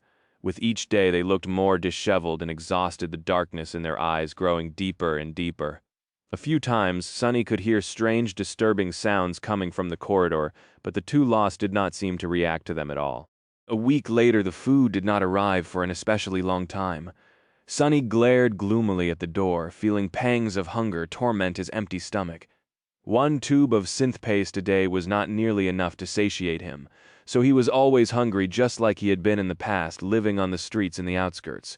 Hours passed, but the two lost were nowhere to be seen. Where the hell are they? Then something suddenly crashed into the door from the outside with a loud bang. A bit of dust fell from the ceiling, and then everything became silent once more. Sunny remained motionless for a few moments, then slowly looked down. Something was flowing from beneath the door, streaming down the slope of the dome toward the cage. In the dim orange glow of the oil lantern, the liquid seemed almost black. But he knew its smell too well. Blood. It was human blood. After that day, no one came to feed them anymore. Sonny looked at the stream of blood that was getting closer and closer to the cage, then glanced back at the door and waited, wondering if someone or something would burst through it and enter the cell, but nothing did. After that first loud bang, everything stayed eerily quiet. Seconds passed, then minutes. Finally, he slowly turned away from the door and looked at Cassie. "Do you smell it?" She lingered for a moment, then nodded. "Blood." Sonny remained motionless for a bit, then walked back to his usual place and sat down. His face was grim. After a while, he said in a dark tone, "We are going to need to start rationing water. Humans could survive for a long time without food. But water was much more precious. Without it, a healthy human could die in a matter of days. And there were very few more agonizing ways to go." Cassie turned her head, then asked somberly, "Why do you think that they are going to just leave us here?" Sonny opened his mouth to retorn that she was the one who could see the future, but in the end he held his tongue. Just in case, they had one full water skin left. As awakened, they would also be able to last longer without water than mundane humans, especially Sonny, whose body was strengthened by 3 cores, blood weave, and his shadows. But would that be long enough? There was no way to know. He closed his eyes and exhaled slowly, then tried to meditate. Time crawled slowly. Their hunger grew, but no one came to bring them food. With their last connection to the outside world gone, it was impossible to tell what day it was. Sonny and Cassie remained in the barely illuminated darkness, alone, waiting for something to happen, or slept while shivering from the cold. It wasn't long before their water ran out. The water skin wasn't that large to begin with. Then came the thirst. Sonny thought that he knew what madness felt like.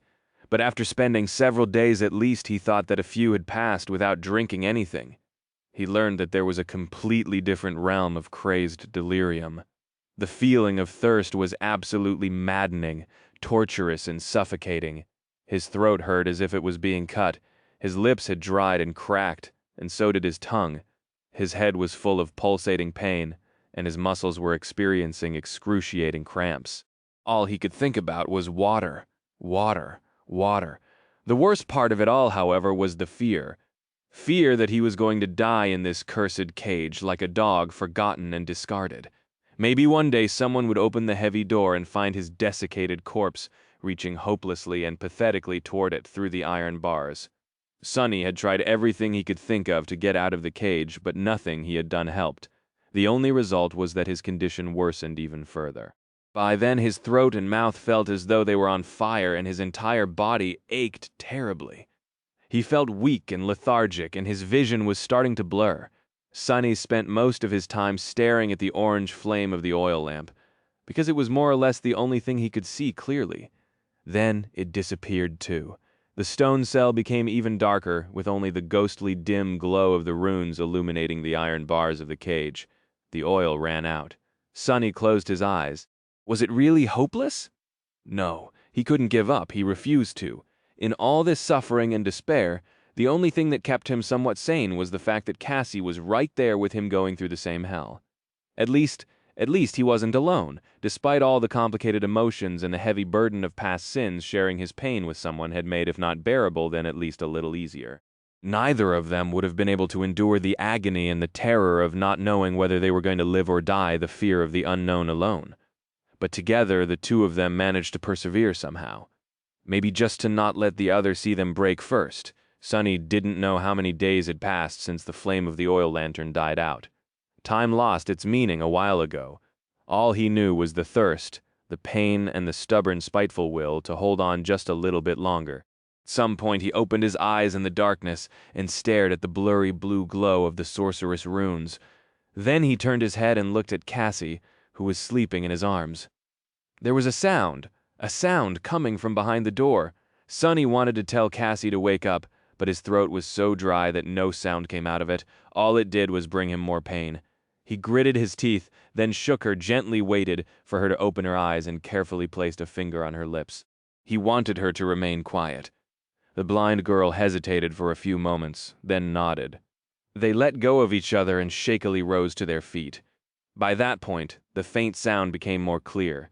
It was as though something sharp was scraping against stones as it was being dragged across them slowly. Skirrish, skirrish, skirrish, skiride!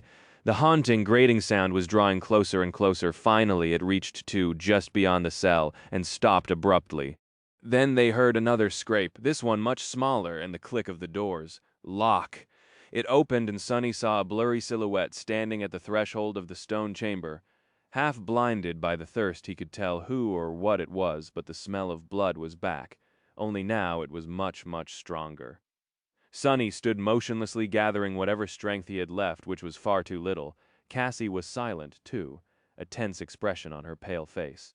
With his vision compromised, and his shadow sense limited to the circle of runes glowing around the cage, all Sonny could see was a blurry silhouette. He was almost sure that it was a human, however. Something about the dark figure was wrong. Utterly, terribly wrong. A strong smell of blood assaulted his nostrils. The silhouette swayed, and then took a step forward. The scraping sound resounded once again, coming from it. Sonny strained his eyes and thought that he had noticed a slender sword being dragged behind the person. A hint of recognition appeared in his clouded mind, but in the next moment a sudden burst of creaky, gurgling laughter threw his thoughts into a spin. Sonny shivered. That voice? The silhouette took another step forward, coming to the point where the flat surface of the floor gave place to the downward slope of the dome. Coincidentally, that was the moment when the dim glow of the runes finally reached it. Sonny flinched. Sea curses, a familiar face was looming in the darkness above him. Even through the haze clouding his sight, Sonny managed to recognize the arrogant sentinel who had locked them in this cage a long, long time ago. Only now that cold and handsome man was nowhere to be seen. Instead, he looked broken and gaunt, his face contorted in a demented grin. But much worse than that, in the place where the sentinel's eyes used to be two bloody pits, were gaping crimson streams flowing down his cheeks like tears. His fingers were marred with blood, too. As Sonny recoiled, the Lost laughed again, and then suddenly clawed at his face, his laughter turning into a stifled groan and then into a whisper. "Can't get me anymore! Can't get me! I tricked him!" Then the lunatic abruptly froze. Slowly his head turned, and the bloody pits of his eyes stared directly at the cage. A moment later, a grimace of hatred appeared on his face. You, it is all your fault, yours. You let him free." Sonny felt weak and barely able to stand, and he was suffering too much to have any energy for fear. So although it was obvious that the sentinel had returned to exact revenge and kill them, he didn't mind. Instead, he welcomed it. Good. Come here then. Just come here and open the door. You can't try to kill me all you want. Just open the damn door, you wretch." As long as the door was open, they could escape. The Lost swayed again, then made a move to step forward and stopped. His sword fell to the floor with a clang, damn you. Instead, a whirlpool of sparks swirled around his hands, and a curved bow appeared in them. Sonny's heart grew cold. No, the sentinel whispered. "De vermin." With that, he drew the string of the bow. As soon as he did, a ghostly arrow appeared on it, its tip long and sharp as a razor. Sonny held his breath and stared at the tip of the arrow, then slowly turned his head and looked at Cassie, who stood motionlessly beside him. His face grew solemn. "Don't make a sound, please. Don't make a sound." A moment later, he heard the sound of the string and saw the arrow streak above the blind girl's shoulder, the wind throwing a few strands of her hair into the air and shatter against the stones. Cassie flinched but remained absolutely silent. The sentinel frowned. "Alive, I know that you are still alive, but not for long now." He drew the bow again and sent another ghostly arrow flying. This time it flew mere centimeters above Sonny's head. For the first time in his life, he felt actually thankful for his short stature. But the crazed Lost wasn't done. Sonny turned his head and stared directly at him. A ghastly smile suddenly appeared on the sentinel's face. "Gotcha now." He drew the bow again and then lowered it, aiming directly at Sonny's heart. Sonny did not move a muscle. A moment before the Lost released the string, something small and swift suddenly dashed toward him from behind and bit his leg ferociously. It was the covetous coffer. Back when everything started, Sonny had left it in the interrogation room on purpose. He couldn't control a memory like he would an echo, but the coffer was still able to follow simple commands. The command it had received from Sunny in those moments was to hide and then find him, and then wait. The poor thing had loitered near the locked door of the cell for several weeks, hiding every time anyone approached. And now it was finally able to receive a new command: attack. The box scurried from its hiding place, reached the cell, and ran through the door on its 8 short iron legs, just in time to sink its sharp triangular teeth into the sentinel's heel. They easily pierced the steel of his armored boot. Blood spurted into the air, and with a surprised shriek, the man stumbled forward, fell, and rolled down the slope of the dome, crashing into the bars of the cage. The arrow flashed past Sunny, missing him by a hair's breadth, but he did not care, already moving. As soon as the damage was done, Sunny dismissed the covetous coffer, and before the runes could devour the tiny amount of shadow essence returned to him by that act, sent all of it into his hurting muscles. And now he was dashing up the slope toward where the Lost was trying to get back to his feet. Before he could, however, Sunny was already upon him. He thrust his hands through the bars, wrapped one arm around the man's neck, pressed him against the cage, and used the other hand to lock him into a stranglehold. Sunny was weakened by the runes, the hunger, and the thirst, but he still had 3 cores and 3 shadows wrapped around his body. His strength was fueled by fury, desperation, and cold, murderous will. All of it was barely enough to hold the struggling sentinel in place. The 2 men struggled furiously, one trying to break free, the other trying to squeeze the very life out of his enemy. Sunny used everything he had, and then a bit more, strangling the Lost with all the strength he had left in his gaunt, starved body. He knew that there was not going to be another chance. He had to kill this man in order to survive. And even more important than that, he simply wanted to. So he bit his lip, feeling drops of blood flowing into his dry mouth, and pulled.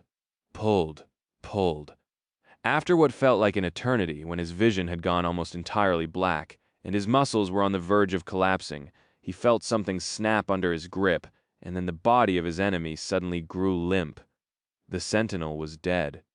Probably. Sunny let out a shaky breath, let go of the man's corpse, and fell back, sliding down to the center of the dome. He couldn't stand up anymore. In truth, he couldn't even open his eyes. Not that he would be able to see anything. The fight had taken the last of his strength. His chest rose and fell every breath, sending a wave of agony through his body. He didn't think that he could move. Done through the haze. Sunny heard someone walk unsteadily past him, and some time later a loud click. Then 2 small, weak hands.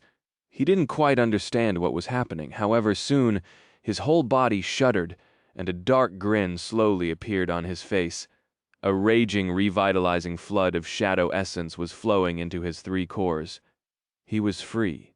Chapter 572. Sweeter than heaven, Sunny remained motionless for a while, then took a look into his soul sea. It didn't seem lifeless and drained anymore. The 3 black suns of his cores loomed above in a perfect triangle, burning with furious dark flames, and the tranquil sea was in turmoil, replete the raging energy. He glanced at the shadow of the sentinel that had joined the silent ranks of his brethren, made a grimace, and closed his eyes. His body was still weak and on the verge of shutting down, but now, satiated with essence, it was not completely useless anymore. He concentrated, then summoned the soul serpent and circulated the essence through its coils, feeling strength return to his aching muscles. His lethargy receded a little finally. Sunny opened his eyes and turned his head to look at Cassie. The blind girl was laying on the floor beside him, just outside the circle of runes, completely spent. She must have retrieved the keys from the sentinel's corpse, unlocked the door, then dragged him out of the cage. Sunny didn't know how she had managed to carry him all the way in her terrible condition. But she had. Now Cassie was barely breathing. However, the color was slowly returning to her face. She was regenerating her soul essence, too. Just the effort of turning his head made Sunny feel dizzy. He rested for a few moments, breathing heavily, then summoned Saint. The taciturn knight appeared out of his shadow, her ruby eyes burning in the darkness. He stared at her from below for a second, then gave a silent command. "Close the door. Guard us." The demon silently turned and walked away, her steps echoing in the silence of the stone cell. Sunny rested some more, then gritted his teeth and tried to sit up. He succeeded on the 3rd try. Water. Water, he needed water, all of his being lusted for a single drop of the precious liquid. A swirl of sparks danced around his hand, and then the most glorious thing he had ever seen appeared in it. It was a dazzling, beautiful, sublime bottle made out of patterned blue glass. Sunny lingered for a few moments, then crawled closer to Cassie, held up her head, and brought the endless spring to her cracked lips. As soon as the first drops of water fell into her mouth, the blind girl opened her eyes, flinched, and then drank greedily.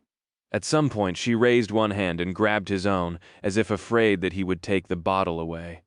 Sunny observed her, his own throat spasming in pain. Finally, he wrestled his hand free and drank his own share. The cold water was, without a shadow of a doubt, the sweetest and most magnificent thing he had ever tasted. Drinking. It was more euphoric than being reborn during the awakening, and much more rewarding by far. With each sip, he could feel life returning into his tortured body, as if he was rising from the dead. In these moments, he was probably the happiest he had ever been. After both of them satiated their thirst, they fell to the floor, dead tired. Sunny and Cassie were revitalized by the water, but mentally exhausted and utterly drained. It wasn't long before they fell asleep. When Sunny woke up, he felt much better. He was still in a rather bad shape and weak from hunger, his stomach pulsing with pain, but at least not dying anymore. He sat up, drank more water, and looked around the cell. Cassie was still sound asleep, laying on the cold stone floor. She looked to be in a worse condition than him, but there was color to her face, and her breathing was calm and steady. Even though the blind girl did not possess the miraculous blood weave, she was still a powerful awakened. Her body was much more resilient and quicker to heal than that of a mundane human. Sunny suspected that in a couple of days, both of them would be mostly back to normal, provided that nothing else happens. What were the chances of that? He glanced at Saint, who was guarding the heavy door, then at the cage and the corpse of the sentinel laying near it. His face became contorted by a grimace of disgust. Sunny sighed, then closed his eyes and sent one of his shadows to take a look outside the door. The long corridor was empty and submerged in darkness. Nothing moved there, and nothing seemed to pose any threat. The only thing he saw was another corpse, this one belonging to the partner of the dead sentinel, sprawled near the cell, terribly mangled and in the early stages of decomposition. Sunny stared at it for a while, then commanded the shadow to return. The silence outside was almost eerie at that moment. Cassie stirred and opened her eyes. She sat down and groaned quietly, then slowly turned her head in his direction.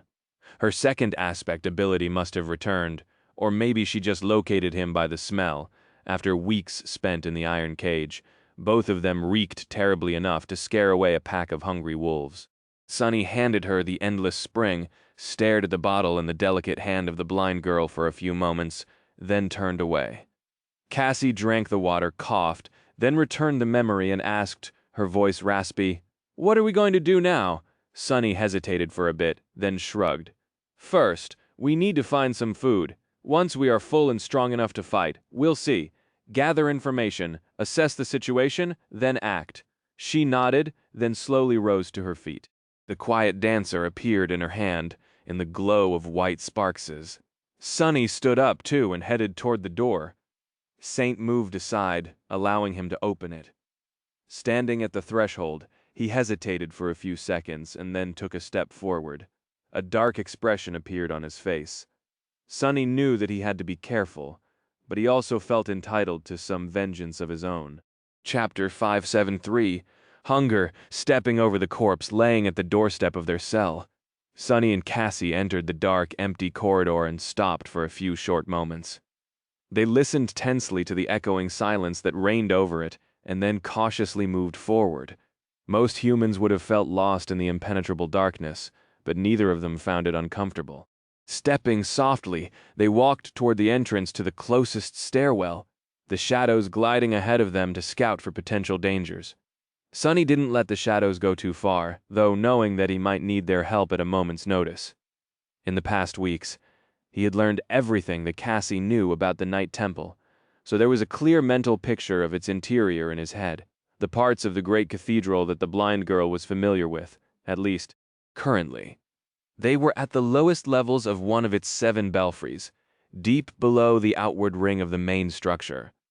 There were 2 other belfries in the outward ring, and both the ring itself and the 3 towers descending from it remained uninhabited. They were mostly empty or occupied by storage rooms, workshops, and other facilities the Lost used to maintain the citadel. Still, there was no way of knowing what might have changed inside the temple since their imprisonment, and what danger lay ahead in the darkness. They moved from one level to another, not meeting a single living soul. Here and there signs of battle could be seen. The furniture was smashed to pieces, the walls scraped by sharp blades or cracked, a few of them completely shattered. The floor was stained with blood, but there were no more corpses around. All they found were a clump of torn, bloodied clothes and several overturned tables, as though someone had desperately tried to build a barricade. Whoever it had been, it didn't seem as though they succeeded. The makeshift barricade was broken, and there was a lot of blood on the floor, the walls, and even the ceiling behind it. Sunny and Cassie walked past, their expressions turning somber. After a while, Sunny finally discovered a storage room full of wooden crates behind one of the locked doors, each containing hundreds of tubes of synth paste. His mouth instantly watered. Food, no matter how much he hated the muddy sludge right now, he was ready to kill for a single mouthful. Sunny and Cassie opened the storage room with one of the keys attached to the keyring they had picked up from the body of the sentinel, entered it, and then locked the door behind them. Both of them were starving, but before Cassie had a chance to grab a tube, Sunny stopped her. "Don't eat more than one, and eat it slowly." She hesitated, then turned to him with a frown. "Why, I'm so hungry." He shook his head and sat down on one of the crates. "If you eat too much too quickly after going without food for a long time, you might die." The blind girl tilted her head. "What? Why? How do you know?" Sunny opened a tube and shrugged. "Seen it happen." That was just general knowledge among the street kids in the outskirts. However, Cassie had probably never faced real hunger. Even in the Dark City, the inhabitants of the outer settlement had been fed generously by Changing Star and her hunting party. During her time there, Sunny was surprised, actually, that normal children didn't learn about such stuff in school. The blind girl lingered for a few moments, but listened to his advice in the end. Each of them slowly ate one tube of synth paste, and then rested for a while. After that, Sunny summoned the covetous coffer, patted it on the lid, and loaded a couple of crates into the small box. "What a good little box you are. Good job, coffer." Then, feeling refreshed and energized, the strength slowly returning to their starved bodies, they moved the crates around and took turns washing themselves with the help of the endless spring. Sunny went first. Taking off the reeking clothes and scrubbing his skin with cold water felt heavenly. When he was done, he summoned the undying chain and finally felt like himself again. After that, he sat by the door quietly and, using one of the shadows, kept watch on the corridor outside, in the dead silence on the stone belfry.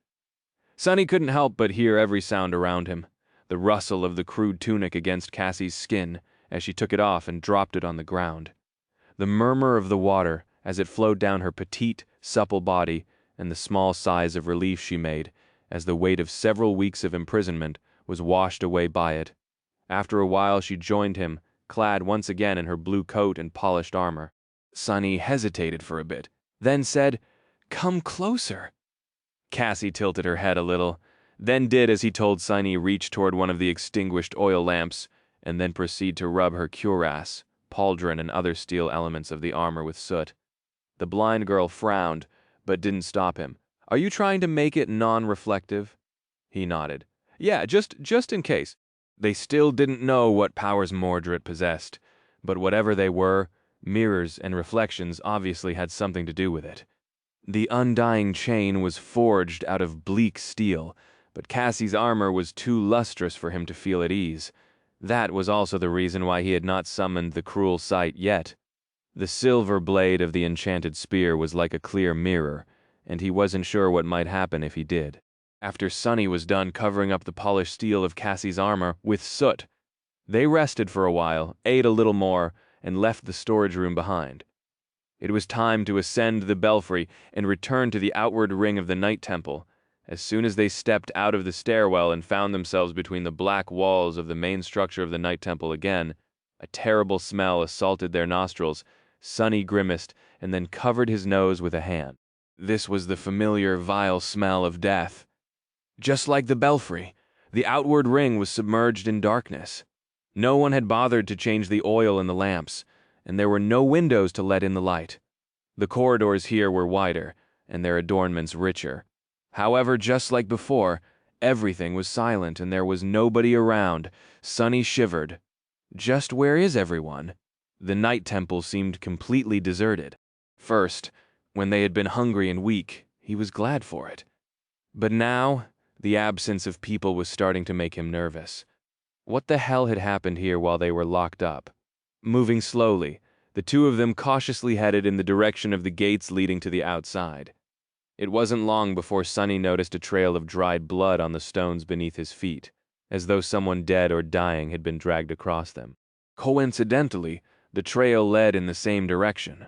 Soon, the smell of death grew stronger, making it hard to breathe.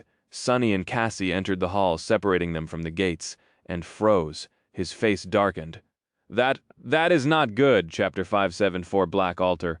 Before the gates of the temple, a large hall stood submerged in darkness. The air was permeated with the smell of rot, and at least a dozen of eviscerated bodies lay on the cold stones, staring into nothingness with their empty eyes. Sonny had long become accustomed to such sights, so he wasn't too bothered by it. The implication, however, left him feeling cold damnation. He entered the hall, both Saint and the Serpent emerging silently from his shadows. Cassie followed, gripping the hilt of the quiet dancer so hard that her fingers turned white. Sonny walked over to the nearest corpse, held his breath, and knelt beside it, studying its wounds. Then, with a grim expression, he moved over to the next one and did the same. It took him some time to check on each of the slain lost, and by the end, his eyes were full of darkness. The blind girl remained silent for a few moments, then asked, her voice tense and trembling, "How did they die?" He lingered for a second, then shook his head. Sword wounds. Each of the fallen sentinels was killed with one precise fatal strike. However, most of them were terribly mutilated and covered in multiple wounds. None of them lethal, but all aimed at inflicting the maximum amount of pain. The killer, whoever it was, wanted his victims to suffer before they died. Well, Sonny was pretty sure that he knew who the killer was. Mordred, the man, or thing that he had set free. It seemed that the Prince of Nothing had a sadistic streak about him. But that wasn't the problem. From everything that Sonny had learned before, he assumed that Mordred possessed a bizarre and powerful aspect that allowed him to deal either mind or soul damage to other living beings. That made him extremely dangerous. The prerequisite for this ability seemed to be looking the prisoner of the Night Temple in the eyes, which was good, since both Sonny and Cassie could naturally counter it.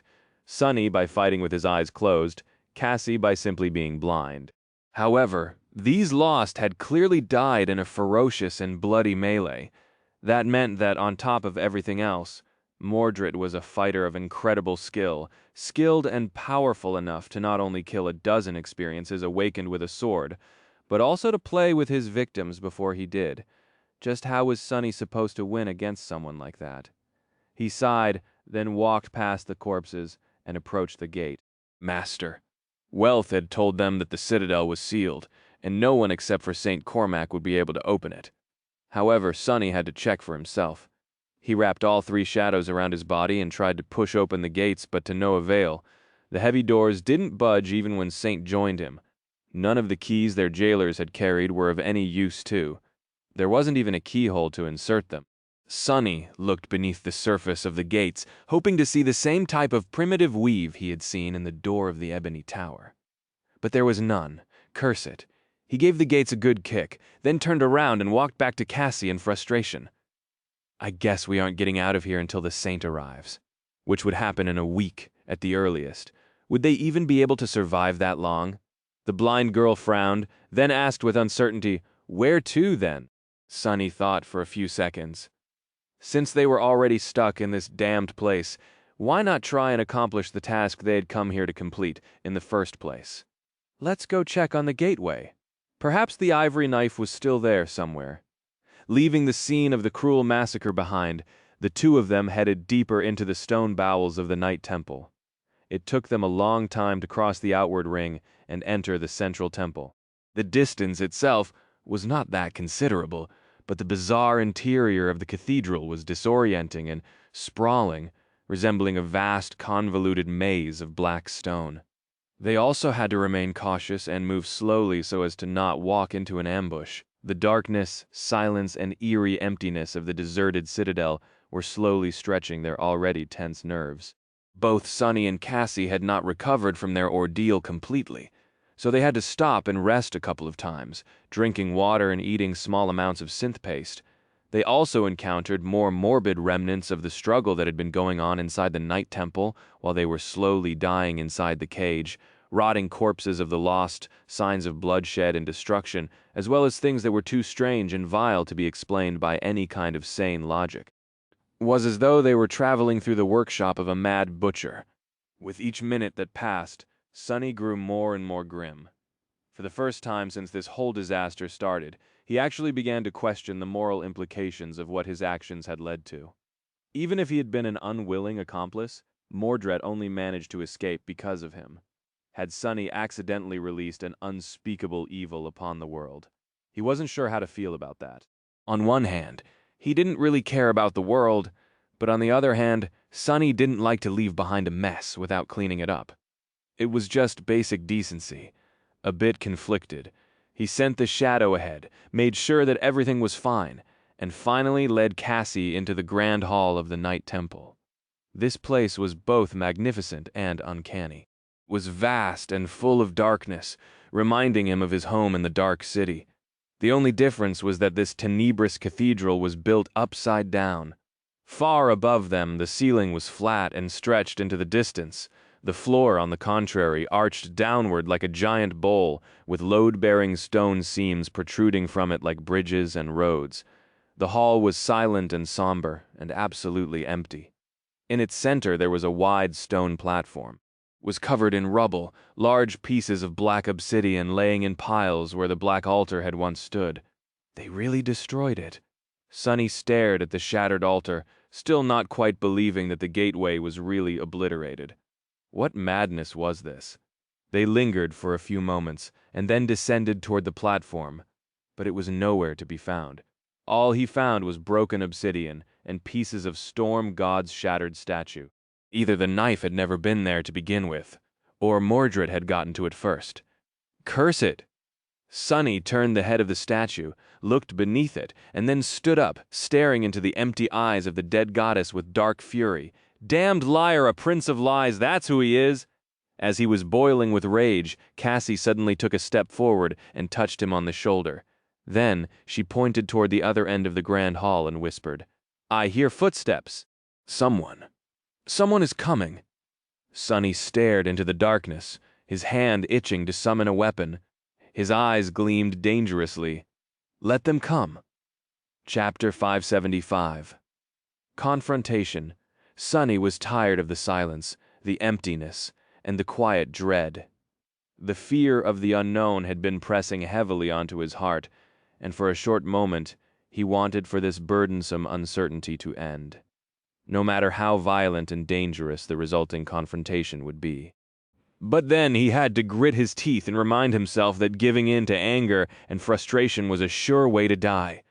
Without knowing the scale of the threat, he had to remain calm and keep a cool head. His hand, already outstretched to summon a weapon, hovered in the air for a couple of moments, and then relaxed. Sunny sent one of his shadows forward, and soon saw human figures emerging from one of the passages. Some of them limping, the others carrying stretchers with those of their brethren who were too heavily wounded to walk. The lost, they were the remaining guardians of the Night Temple. In front of them, a woman in a black tunic was walking, her red hair dirty and damp with sweat. There was a grim, dark expression on her face. So there are survivors, after all. There were a dozen or so warriors who could still fight, although they didn't seem to be in the best shape. Several were carrying lanterns and torches, the orange flames pushing the darkness, raining in the great hall back. They were still too far away to notice Sonny and Cassie, but he had no doubt that they would be discovered soon. What to do? What to do? Wait or hide? A moment later, the decision was made for him. As Sonny watched, one of the lost suddenly approached Master Wealthy and whispered something to her, then pointed directly at the shadow that was observing them from the darkness. Crap! Sonny was more or less certain in his ability to contend with one of the Ascended Knights, provided of course that Saint and the Serpent were on his side. With the dozen lost supporting the opponent, though it was a fight he would have preferred to avoid. Especially considering that what he needed the most right now was information which the survivors possessed. Soon, a lone figure separated from the group of battered sentinels, and headed their way with measured, steady steps. As soon as Sonny saw who it was, his face darkened. Master Pierce. The man was as rugged and severe as he had been when they first met, his steely eyes cold and hard. The stubble on his cheeks had turned into a short beard, and his lusterless scale mail was damaged in several places, but other than that, he looked exactly the same. It was as though the weeks of bloody horror had no effect on him at all. Now, the odds were really not in Sonny's favor. He was still sure of his ability to at least escape, though, if need be, Master Pierce approached the central platform and stopped, studying Sonny and Cassie with a heavy gaze. Sonny cleared his throat and faked a shaky smile. "Yes, sir. Pierce, thank the gods. We weren't sure that anyone was left alive." To his left, Cassie suddenly tensed, knowing that she must have sensed something happening in the next few seconds. Sonny prepared for the worst. However, noting that the blind girl remained motionless, he didn't do anything rash as well. Master Pierce spoke, his voice dark and heavy. Well, what do we have here? In the next moment, a vast whirlwind of white sparks surrounded the platform. Sonny cursed inwardly and watched as 10 human figures appeared from the sparks surrounding them. In an instant, the number of their potential enemies almost doubled. These humans, though, he had to suppress a shiver, their empty eyes, their empty shadows. No, they weren't humans at all. Instead, 10 echoes were staring at him with lifeless expressions, each radiating an eerie, deeply disturbing and threatening aura. Pierce stared at them coldly. I see that the two of you are still alive. Sonny looked around, feverishly thinking about how to turn the situation around. Oh, about that. Before he could say anything, he noticed that Cassie turned her head slightly and glanced somewhere behind him, a small frown appearing on her face. Just like that, he knew that someone was there, which was strange, considering that Sonny was always aware of what was behind his back thanks to the shadows, and couldn't see or sense anything right now. The blind girl was proven right, though, in the next moment, when something cold touched his neck and a vaguely familiar raspy voice spoke into his ear. Don't move, Sonny froze. That voice, the female sentinel that was guarding the gates on the day we arrived. Why can't I see her or sense her shadow? The answer was rather obvious. The woman must have been able to don some form of invisibility thanks to her aspect. That was one nasty ability. He pretended to tremble. Yes, I am not moving for a couple of moments. No one spoke. Then, Cassie turned her face toward the fearsome master and said, Sir Pierce, I would appreciate it if you could give us shelter and explain what is happening. We barely escaped the cage. You put us in alive, and being met with such hostility is not how we imagined finding fellow humans again. He stared at her for a bit, then grinned. Give you shelter? That is a good joke. Give me one reason to not kill you both, instead. Cassie frowned, but did not show any fear. Instead, she remained silent for a few seconds and then said in a calm and even voice, You can try. You will certainly succeed, but not without paying a cost.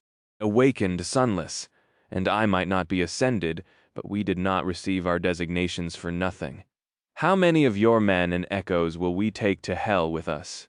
She paused for a moment, and then added, How many can you spare? Master Pierce opened his mouth, wishing to say something, but was cut off by Wealth, who had approached from behind. The second Ascended spoke in a tired voice. Enough. We can't spare anyone or anything. I know this, and you do too, Pierce. These two are strong. They will be of use. We will take them with us.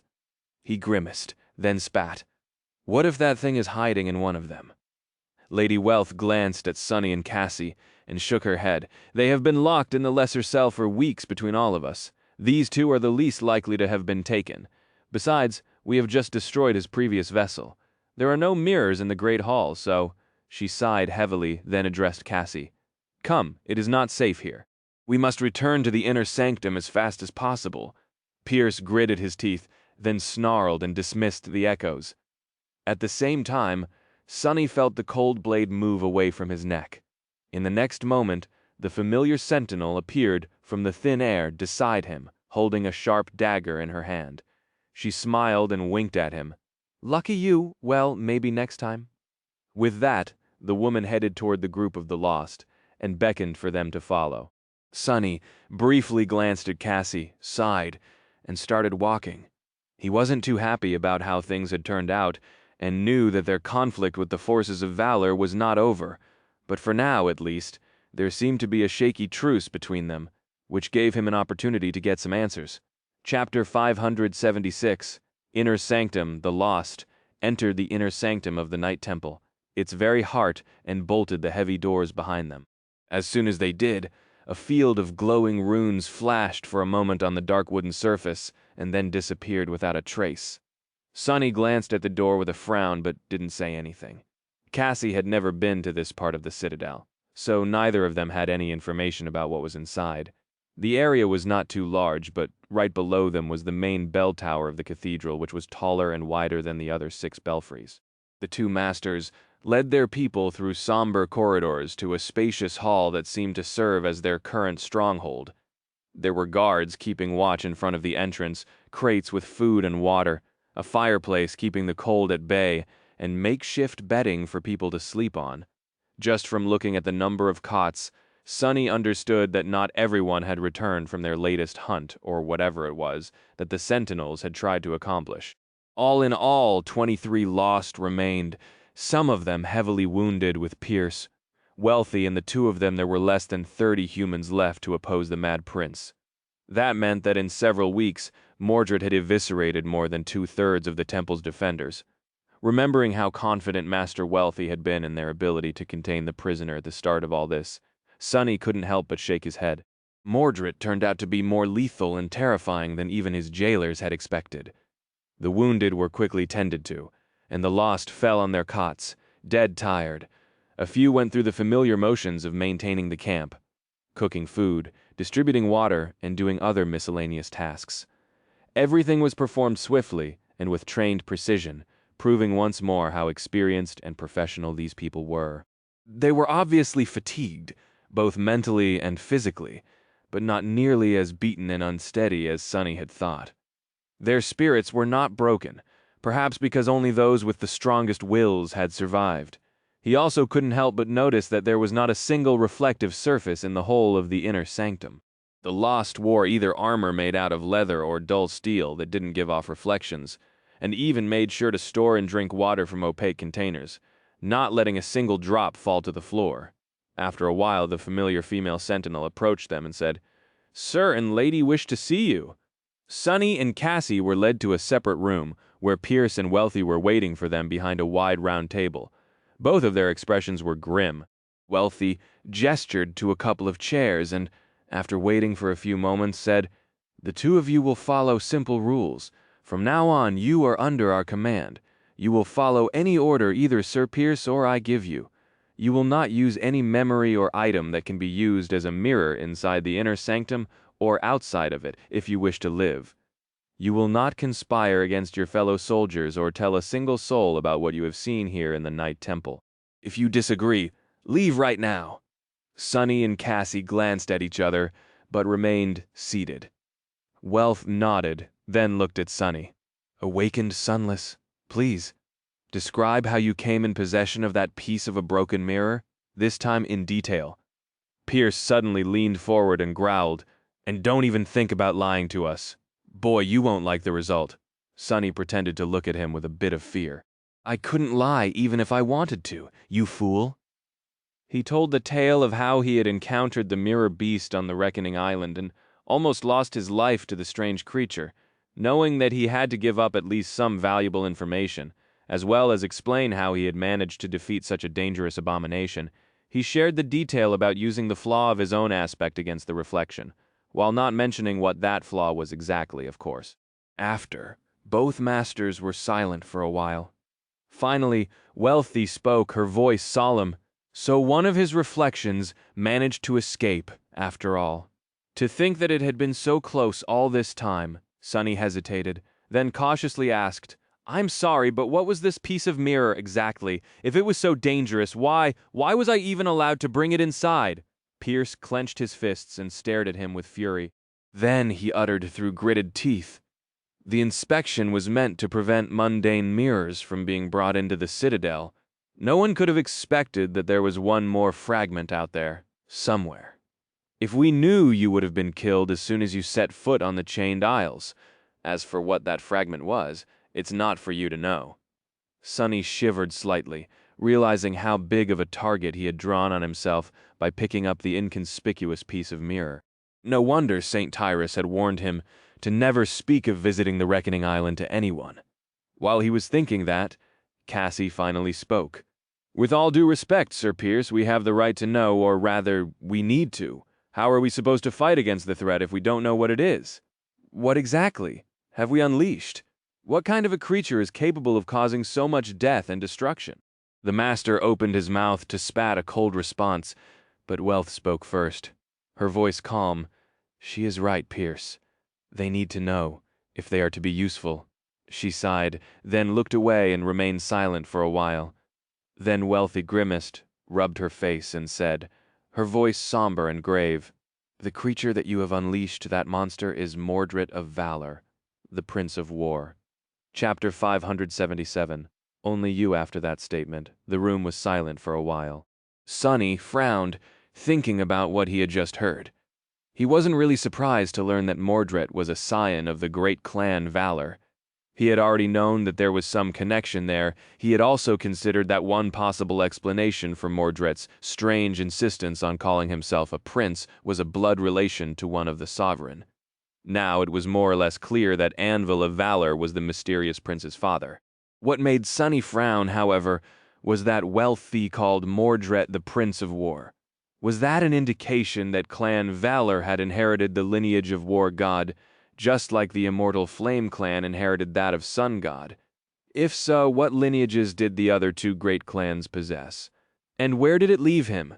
Who was supposed to become the inheritor of Shadow God, but ended up stuck with a forbidden lineage of an elusive demon instead? Meanwhile, Cassie spoke, her voice slightly surprised. "Of Valor?" Master Wealthy sighed again, then nodded. "Yes, Prince Mordred is the eldest son of Saint Anvil, one of the patriarchs of our great clan. As a young child, he was given as a hostage to a powerful ally to keep peace and ensure prosperity for all. No harm was meant to come to him. And it didn't, or so we thought. Years later, the prince was returned to us as a valiant awakened to our joy and relief." Pierce's face darkened, and he looked away. Wealth lingered for a few moments and then continued. "But our joy was short-lived. Soon, it became apparent that the boy had grown up to be disturbed. He was cruel, uncaring, and had certain impulses that couldn't be controlled. The more powerful he became, the less human he seemed. And he was powerful, incredibly so, more powerful than any awakened was supposed to be." She looked down, then grimaced. "In the end, Prince Mordred left the clan, and breaking the command of the elders, sought out a seed of nightmare to become a master, knowing that he was too dangerous to be allowed to ascend or even to walk freely in the waking world. It was with a heavy heart that a decision was made to eliminate him. Monster or not, he was our responsibility, after all." Sonny rubbed his temples. There was a lot of new information in what they were told, provided it was true, of course. Which he wasn't sure that it was. Had Mordred really been given away as a hostage? Was he really disturbed and dangerous? Maybe he was, and maybe he wasn't, or had not been at least. Whatever the case, Sonny had no doubt that it had no bearing on Anvil's decision to get rid of his firstborn son. The key phrases in all the noble-sounding words Wealth had spoken were too powerful and couldn't be controlled. Mordred had probably been forbidden from challenging the second nightmare for that very reason. That was why he had come to the Chained Isles alone, seeking a seed that had not been discovered, and thus couldn't be guarded by the forces of the sovereigns, which eventually led to his downfall. One thing, however, didn't make a lot of sense. Sonny glanced at the masters, and then asked doubtfully, "If that Mordred was so dangerous, why didn't you just kill him? Why go to all this trouble and imprison him instead?" After a short pause, it was Pierce who answered, his voice grim. "Do you think we haven't tried? His physical body was destroyed. His spirit body, too. But that still didn't kill him. No matter what we attempted, that thing simply refused to die. Many of my comrades did in the process, however. In the end, we could only bind him, and even that was only possible with the help of the saints." Sonny stared at the fearsome master, dumbfounded. Both his physical and spirit body destroyed. And yet he still exists. How is that even possible? He opened his mouth, then closed it. Then opened it again. What is his aspect exactly? Pierce and Wealth glanced at each other. In the end, the woman spoke. It has to do with mirrors, reflections, and souls. Prince Mordred is able to travel through mirrors and control the reflections. His second ability, though, is much more terrifying. If one looks at him through any form of a mirror, their soul will be devoured and their body will become his. By taking a vessel, the prince inherits their memories, echoes, and even their aspect, but also their flaw, similar to the being you have encountered on the Reckoning Island, which was one of his creations. She fell silent for a few moments and absent-mindedly touched the amulet in the shape of an anvil hanging around her neck. Pierce and I are immune to his powers. The rest of our soldiers, though, are not so fortunate. He had been taking one after another, using their bodies to kill the rest. The latest vessel of his was especially dangerous since it possessed an aspect that allowed him to create puppets out of the dead bodies of our brothers and sisters. We managed to destroy the vessel, but the prince himself got away just like before. We weren't able to use the binding and imprison him again. Why Mordred had been imprisoned, why the Night Temple was closed off to strangers, and why only the Echoes and the Lost were allowed to guard the prisoner. The former did not possess souls and couldn't be taken, while the latter could not return to the waking world even if the prince somehow escaped and took them as a vessel. Back in the waking world, catching him would be all but impossible, so suddenly, Sonny shivered. Noticing his expression, Pierce grinned darkly. "I see you finally understand. Yes, don't think that you can reason with that beast or make use of the fact that his hatred is aimed at clan valor and not you. Currently, there are only 4 people in this citadel whose bodies can allow him to eventually return to the waking world. Wealthy and I cannot be taken, and neither can Lady Cassia, due to her blindness, which leaves Master Pierce stared at him with his cold, dangerous eyes. Sonny cursed, "Only you." Chapter 578, Perfect Vessel. Well, that's just damn great. The corner of Sonny's mouth twitched. The worst part was that he couldn't even disagree with Pierce's reasoning because his own conclusion was more or less the same.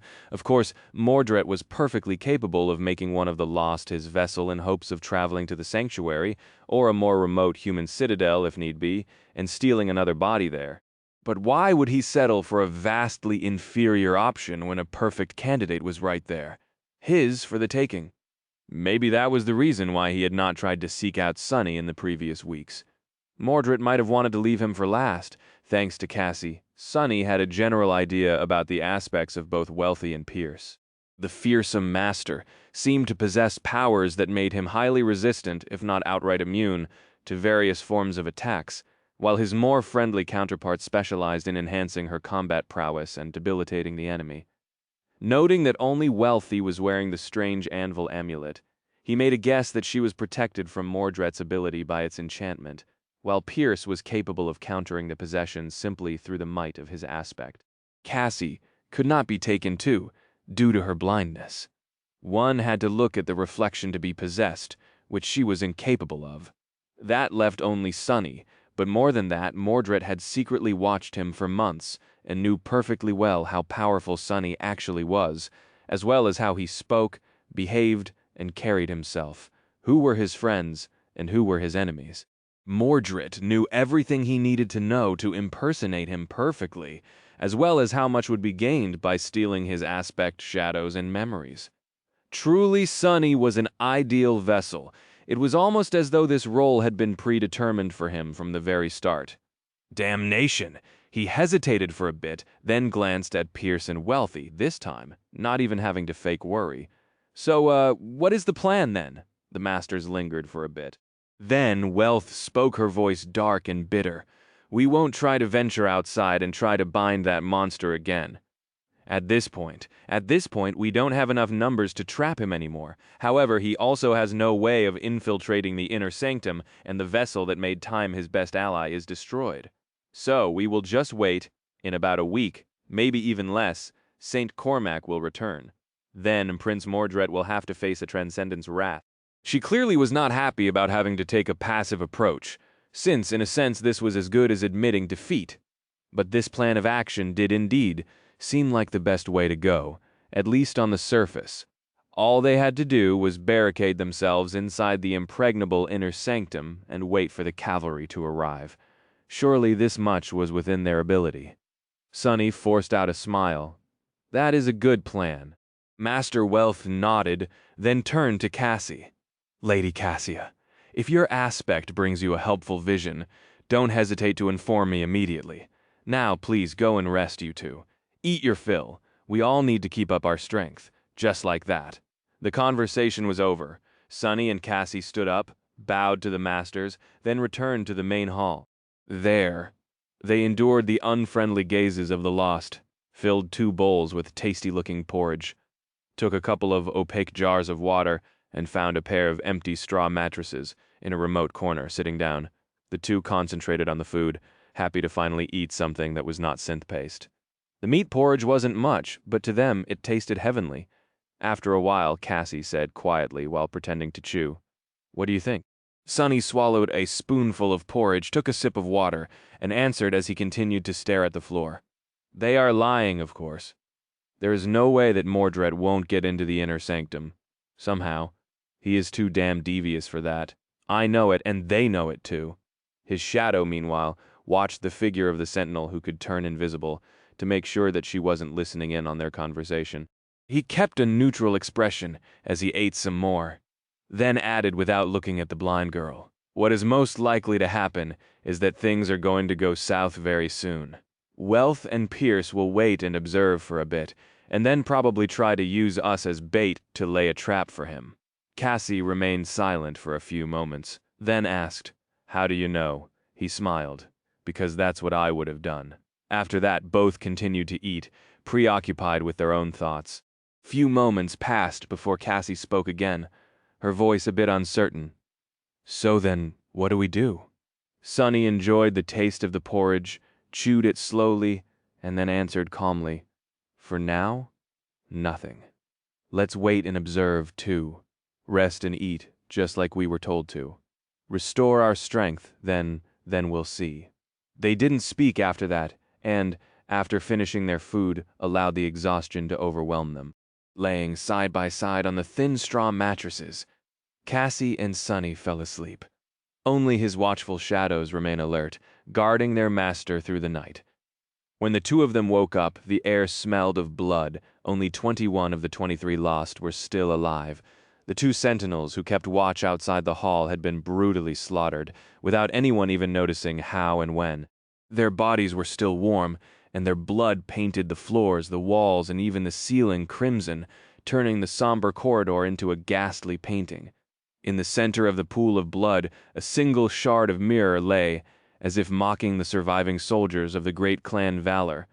Wealthy growled and destroyed it before anyone could approach. It seemed that Mordred chose not to hide the fact that he had entered the inner sanctum. Instead, he wanted everyone to know, to see what he had done, and wait, wondering, whom would he take next? Chapter 579, First Victim. The lost crowded near the entrance, staring at the grisly scene with grim expressions. Wealthy was in the corridor. She was standing in the middle of the pool of blood, her fists clenched. Sonny wasn't clear on who had discovered the bodies, since he only woke up due to the noise of everyone rushing to the door and the shine of the sparks of light as they summoned their weapons. He remained at the back of the crowd, using one of the shadows to study the corpses, and another to observe the surviving sentinels. There was a thoughtful expression on his face. "I wonder—" Before he could finish the thought, Pierce appeared from behind the bend of the corridor, glanced at Wealthy, shook his head briefly, and then growled at the Lost. "What are you standing around for? Clean up this mess and secure the perimeter. No one moves alone, or in pairs, 3 people minimum. Be ready. The bastard might return at any minute." The soldiers glanced at each other, seeds of fear blooming in the depths of their eyes. Then, they silently got to work, following the master's command. Sonny lingered for a few moments, then returned to Cassie and sat down on his mattress. The blind girl asked quietly, "Who died, and how?" He rubbed his face tiredly. "The guards. One was the guy who had noticed my shadow back in the Great Hall. The other, I didn't know him. As to how, pretty much the same as everyone else. Butchered and cut to pieces." She thought for a bit, then frowned. "And no one heard a thing?" Sonny sighed. "He must have done it really fast, or his new vessel possesses an aspect that can dampen sounds." He remained silent for a bit, then said somberly, "Anyway, you should prepare." Cassie tilted her head. "Prepare for what?" "Another attack."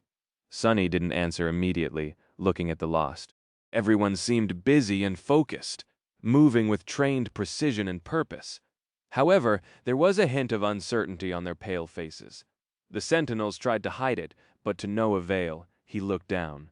No, right now everyone only thinks that Mordred somehow broke through the seals and got into the inner sanctum. However, once they have time to think, they'll realize that there's another possibility. The blind girl paled. Sonny smiled darkly and added, "That he has been with them this whole time, hiding in one of the 2 strangers who had miraculously escaped an enchanted cell and insisted on being taken to this shelter." "You or me?" Cassie gritted her teeth. "There's no reasonable way to pin these murders on us," he chuckled. "What does reason have to do with any of this?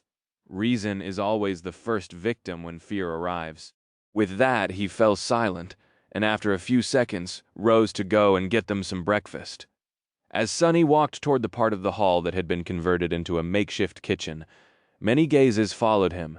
Just as he had expected, they were slowly turning dark and dangerous, full of hostility, fear, and suspicion. Pretending to be appropriately frightened, too, he put some porridge in the bowls. Interesting. Mordred might not have been as crazed as Sonny had thought before. From the start of it, something about how the Prince of Nothing behaved had not sat right with him. Mordred had shown himself to be extremely cunning and meticulous, crafting such a masterful trap that even Sonny, who was an ingenious deceiver as well, fell into it without suspecting a thing. The sadistic way in which dozens of the Lost had been killed, and the morbid displays of demented butchery that the prince had left in the halls of the Night Temple, however, were utterly impractical and did not fit into this image of a cold and calculating strategist at all. Now that Mordred had decided to reveal his presence in the inner sanctum and sacrifice the invaluable advantage of surprise in exchange for only 2 lives, Sonny became convinced that there was a method to this madness. And as the surviving Lost followed him with heavy gazes, dark expressions contorting their faces, he was pretty sure that he understood its purpose. Mordred wanted them to be suspicious of each other. He wanted them to be tense and scared. He wanted their spirits to break. Why? To make their souls weak and their willpower shaken, of course, which suggested that his ability to devour souls was not absolute and required the victim to be what? To be defeated? To surrender? Or simply to be weaker than his? What a bastard! Sonny returned to Cassie and gave her a bowl of porridge, then frowned.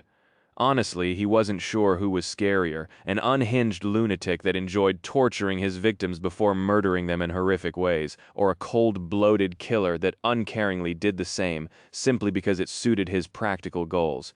Either way, the result would be the same. The Lost were shaken, but not nearly close to breaking down. Which meant that Mordred was not going to stop. No! He was only getting started, sowing terror into the souls. The question was, how was Sonny supposed to stop him? He ate his porridge, then glanced at Pierce and Wealth, who were speaking quietly near the doors, and should he? Soon, Master Pierce summoned the 10 echoes. Even though maintaining them at all times cost a considerable amount of essence, It was decided that the disturbing things would remain among the lost from now on. Several were sent to explore the inner sanctum and try to find signs of the attacker, or at least learn how he had managed to get inside. The rest assumed guarding positions outside the hall, making the remaining sentinels feel both relieved and tense. Not even these experienced warriors felt comfortable in the presence of human echoes. The security measures were enhanced as well. No one was allowed to remain alone, and if there was a need to leave the common area, only groups of 3 could do so. Sunny and Cassie had to recruit the help of the female sentinel, the one who had the ability to turn invisible, just to visit the bathroom, and yet none of these measures helped protect the stronghold. Come the next morning, 2 more lost were dead. This time, they were killed inside the hall itself, not even in the corridor outside. After that, things turned really ugly for Sunny Chapter 580. Presumption of guilt 2 days had passed after the battle with Mordred's previous vessel and the army of corpse puppets he had created with its help. Those of the wounded who had received light injuries were already back on their feet, but 3 of the sentinels were still in bad shape. Their comrades were doing everything in their power to treat their wounds. But with every healer in the citadel already dead, there was little that could be done to hasten the recovery. One of the corners of the hall was converted into an infirmary where the 3 heavily injured sentinels rested and received care. In the morning, a piercing scream suddenly echoed between the black stone walls. Those who were sleeping jumped up, grabbing the weapons that they had kept summoned to be ready for an attack. Those who remained awake were already moving, rushing toward the source of the scream. The makeshift infirmary. Sunny simply sat up on his mattress, a tense expression on his face. There were 3 cots for the wounded, standing in a row along the wall. It was the lost who occupied the middle one that was screaming, his face contorted by an expression of sheer terror. The other 2 were dead. Their throats were sliced open, blood streaming to the floor. Both were killed in their sleep without alerting anyone around, as far away from the entrance to the hall as it was possible, right in the middle of the sentinels' camp. The third one clearly could have been murdered as well, and had been left alive on purpose, as if to mock the lost. It was as though Mordred was telling them that no one was safe, and that he was perfectly capable of taking each of them whenever he pleased. What? How did he get inside? He might still be here. The lost were on the verge of panicking, but in the end their training and skill prevailed. Instead of descending into chaos, the situation inside the hall immediately turned into a coordinated action. Even before Pierce and Wealthy arrived, the sentinels were already moving to stand in a defensive formation, weapons drawn and ready for battle. The 2 masters appeared mere seconds after the scream. They quickly assessed the situation and joined their soldiers, half of the echoes moving closer, half barring the doors. For a few moments, there was a tense silence in the stronghold of the Valor forces. The surviving sentinels waited tensely by the infirmary, while 5 empty-eyed echoes blocked the exit. There was no one else in the hall, except for Sunny and Cassie, who had not moved from the start of it all. Slowly, all of the lost focused on the 2 of them. Their gazes were dark, cold, and full of danger. Sunny's face twitched. Crap, was Mordred aware of how these actions would affect the 2 of them? Was he trying to force them out into the open on purpose, making it impossible to stay with the sentinels? What was his damn plan, really? What was his endgame? How was he planning to deal with St. Cormac in a few days, and what role was everyone else supposed to play before that? He opened his mouth, wishing to say something to defuse the situation, but one of the lost was faster. It's them. It must be one of them. As soon as this first accusation was made, the floodgates were open.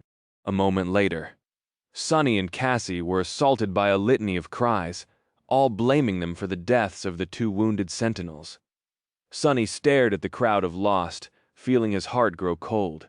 A single person could be reasoned with, but what he saw right now was not a group of people, but a massive creature with many heads, many shouting mouths, and many eyes that burned with fury, fear, and dark, murderous intent.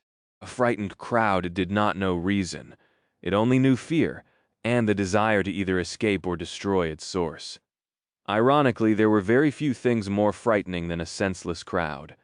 The lost were much more resilient and prepared than most people, but even battle-hardened warriors like them had a limit, After weeks of being hunted, slaughtered, and brutalized by the elusive and terrifying fiend, they seemed to have finally reached it. Of course, there was no logic behind the accusations. Neither Sonny nor Cassie possessed the means to commit the murder unnoticed, simply for the fact that they had been watched this entire time, since no one really trusted them to begin with. But his attempt to explain this was drowned by the chorus of angry shouts. Sonny noticed Pierce and Wealthy exchanging a quick look, their faces calm, but somber. At least these two had managed to keep a cool head, but would that change anything? His heartbeat slowed. Sonny mentally took in the entirety of the hall, the echoes standing guard near the doors, the two masters, the formation of the lost, the dead sentinels laying on the blood-soaked cots. Would he be able to fight his way out of this place? And what would happen next? The forces of valor would surely pursue him and Cassie. It was at this moment that a sudden realization hit him. Sonny hesitated for a moment, then slowly rose to his feet. His hand hovered in the air, as if ready to summon a weapon. That action was enough to cause a chain effect among the lost. One of them suddenly lunged forward, throwing a javelin at Sonny. Another drew his bow, an arrow already knocked on the string. Nothing came of it, however.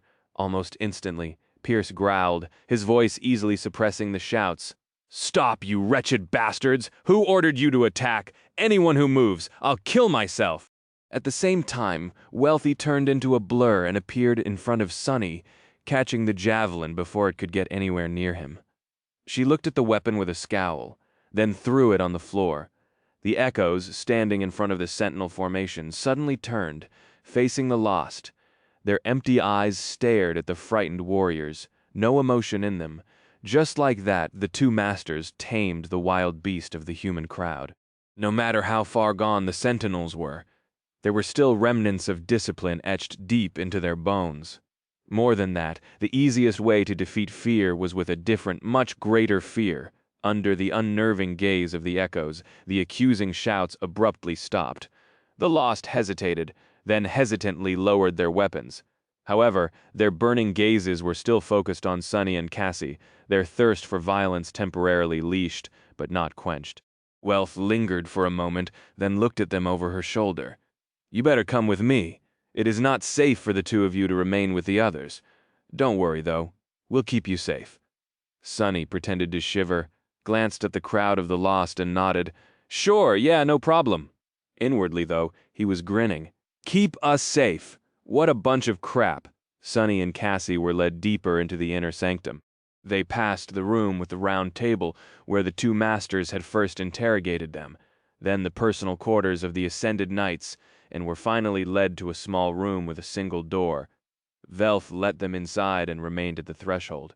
She was quiet for a few moments and then said, "Wait for a bit. I will bring you food and water later. This will be your lodgings from now on, so get comfortable." With that, she closed the door and left. Sonny smiled darkly. He didn't hear the click of the lock, but the implication was clear. The small room was much more comfortable than the iron cage, but it served the same purpose. Once again, they were in a prison cell. However, Sonny knew that this time, they won't be staying in it long. Chapter 581, Bell Tower. Several days passed with nothing disastrous happening. Sonny and Cassie spent them inside the small room, eating the food Wealth or one of the echoes brought them and restoring their strength. Even though they were constantly watched, both remained calm and somewhat relaxed outside. Things weren't as peaceful, of course. Mordred had not killed again. Doing so would have only compromised his efforts to frame Sonny for the murders. However, the air was so full of tension that one could almost cut it with a knife, with every day of nothing happening. The already frayed nerves of the lost drew tauter and tauter. Fear, unease, and anxious anticipation built and built, mixing under the pressure of uncertainty into dark, viscous, and volatile dread. Sometimes, doing nothing produced the best result. Mordred knew when to push and when to pull too well. With nothing to do but wait for an inevitable attack and nowhere to release the tension, the Lost spent a lot of time staring at the closed doors that led to the quarters where Sonny and Cassie were kept, their face growing darker with each day. Something had to give at this point. Even Pierce and Wealth didn't seem confident in their ability to keep these soldiers under control and battle-ready. The two masters spent the time making their own plans. Sonny didn't know what these plans were, since he didn't dare to send one of his shadows to spy on the formidable knights of valor. He had a pretty good guess, though, on one of these days. He noticed that the Lost seemed especially restless. Pierce and Wealthy were behaving a bit strangely, as well. Sonny frowned, then walked to the door, picked up a tray of food that had been delivered by an echo a few hours earlier, then brought it over and handed one of the bowls to Cassie. "Eat well today?" The blind girl gave him a short nod to an outsider. This exchange would not have looked like anything, but the two of them knew each other very well, no matter how complicated this relationship was. Sonny had let Cassie know everything he needed to convey, and she had signaled that his message was received, not saying anything else. They concentrated on the food. Although the night temple was sealed and cut off from the outside world, it seemed as though the temperature inside had dropped by a lot in the last few days. The cathedral was chilly before, but now the cold felt intrusive and ever-present. Beyond the black walls of the citadel, November was in full swing. It was at least 1 week past the date when Sonny and Cassie were supposed to rendezvous with the rest of the cohort on the shipwreck island, in case Valor denied them access to the gateway. Sonny wondered how Effie and Kai were doing right now. Were they worried or waiting patiently, not knowing that everything had gone horribly wrong? There was no way to know. He sighed and looked at Cassie. The blind girl was sitting silently, staring into nothingness. They were close enough for him to see the reflection of his pale face in her beautiful blue eyes. Sonny smirked. Not bad. He had looked terrible after crawling out of the iron cage, but by now his appearance was more or less back to normal. He felt much better, too. Whatever fate had in store for him, he was ready. A few hours later, the door of their small room opened and Wealth appeared outside. The master looked at them somberly and said in an even voice, "Lady Cassia awakened sunless. The situation has changed a bit. It is not safe for the two of you to remain here anymore. Come, we have to move you to a different location." Sonny stared at her for a few moments, then asked cautiously, Is everything all right?" She lingered, then answered succinctly, "It will be." Wow, not ominous at all. Without much choice, Sonny and Cassie stood up and followed the red-haired master. They were led into the main hall of the fortified encampment, and through it, feeling the Lost follow them with dark gazes. At some point, several echoes appeared to their right and left, as if to protect them should anything happen, or to prevent them from escaping, depending on how one was inclined to look at it. The small procession left the stronghold of the Valor forces and entered the corridors of the inner sanctum.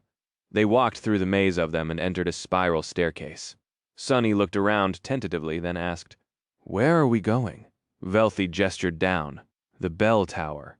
She didn't add anything else, as if her answer had explained everything. Sonny scowled but didn't press the issue. What was the point?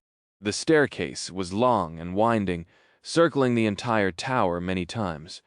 With each revolution, the spiral became narrower.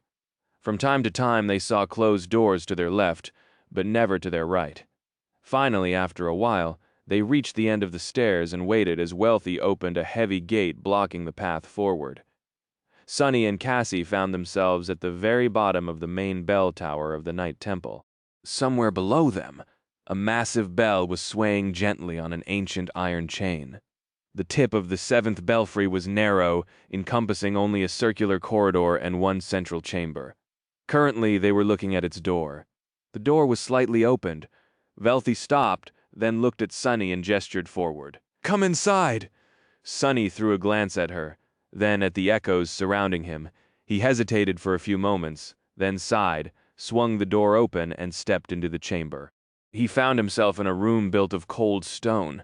It was dark and full of deafening silence, arranged in the shape of a heptagon. Its 7 corners were drowning in shadows, and at each of its 7 walls a large mirror frame stood. However, the frames were empty. The mirrors they had once housed were long shattered and gone. Sonny stared at them for a moment. Well, at least it's now clear where those thousands of mirror shards came from. That discrepancy had been tormenting him for a while. In a prison where no mirrors were allowed, where had Mordred found all those shards, Where had the piles of broken mirrors that Cassie saw in her vision appeared from?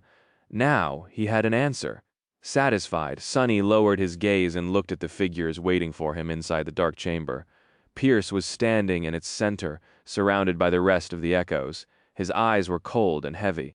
The fearsome master grimaced, then said, his voice low and threatening, "Whatever you think of doing, I would advise against it." At the same time, the door of the chamber closed with a deafening bang. The echoes that had escorted them here were already inside. Behind Sonny, Wealthy was there too. She was holding a blade to Cassie's throat. Her expression was dark and calm. Sonny lingered for a couple of seconds, then slowly raised his hands with his palms open. Damn, how very unexpected. What a surprise. Chapter 582. For the greater good, Sonny froze, trying not to move a muscle. His face grew pale and solemn. "What is going on, Master Wealth?" The woman stared at his back, the blade of a slender saber pressed against Cassie's throat. She remained silent as though unwilling to answer. However, Pierce spoke in her stead, a dark grin appearing on his lips. "Don't worry, we'll tell you shortly." With that, he commanded two echoes to step forward. One was holding a large wooden box, its surface engraved with a complicated weave of a beautiful but disorienting pattern. The other was holding a folded piece of black cloth. Pierce carefully took the box, then placed it on the floor in front of him and closed his eyes for a moment. A loud click resounded from inside, and its lid rose by a few millimeters.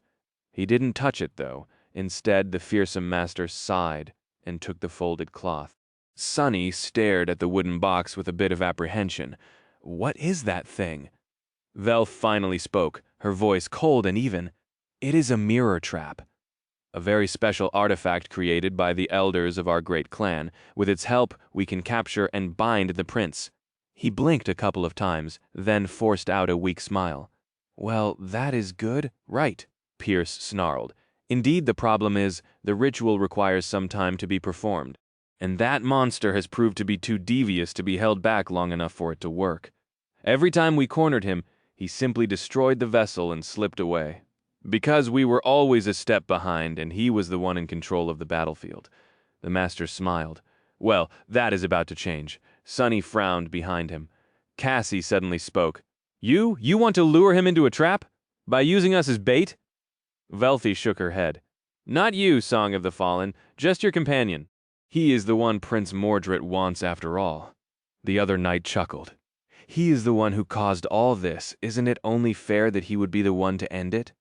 Pierce took a step forward and looked down at Sonny. "I don't know why the bastard chose you as the final vessel, but from his actions it is obvious that he is fixated on taking your body above all others. Why else would he have gone to such lengths to frame and excommunicate you, going as far as to risk sneaking into our camp? The mad prince is ill and unhinged. If we present an opportunity to possess you, he won't be able to resist." The master scowled furiously. "And this time, we will be the ones in control. He won't escape us again. So you wouldn't mind making a sacrifice for the greater good, would you?" Awakened, sunless, Sonny shivered and took an involuntary step back. However, there was nowhere for him to go. Wealthy and 5 echoes were behind him, blocking the path of escape. "What if I do mind?" Pierce smiled. "Then Lady Cassia will tragically lose her life at the hands of the escaped murderer, while heroically assisting the great clan valor and saving lives, of course. And you will do as I say anyway, only after a few additional and very, very unpleasant steps." Cassie gritted her teeth, then shouted, "Sonny, don't do it!" In the next moment, Wealtha moved her saber, making the blind girl fall silent. A drop of blood rolled down her neck. Quiet Sonny froze as if not knowing what to do.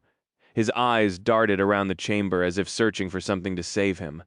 But there was nothing he could use, only the 2 masters and the 10 echoes, all ready to pounce at him if he were to try something. He trembled, hesitated, and then suddenly hung his head as if defeated. "I'll do it. Just don't hurt her, please." That wasn't too much right. Cassie struggled in Wealthy's grip. "Sonny, no." He looked back, a solemn expression on his face.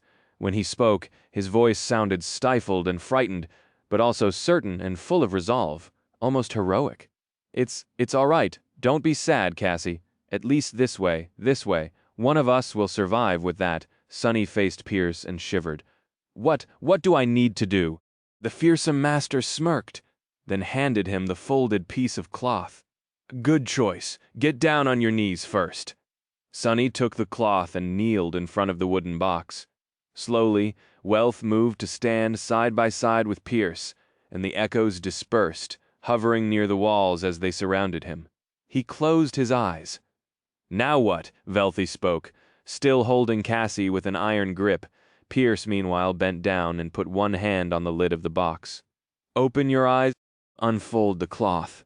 The look at the item inside. Don't think of playing any tricks. She moved her saber, making Cassie whimper. Sonny flinched but remained on his knees. Gritting his teeth, he glanced at the blind girl, then lowered his head and slowly unfolded the cloth inside. Laying on the black fabric was a single piece of a broken mirror.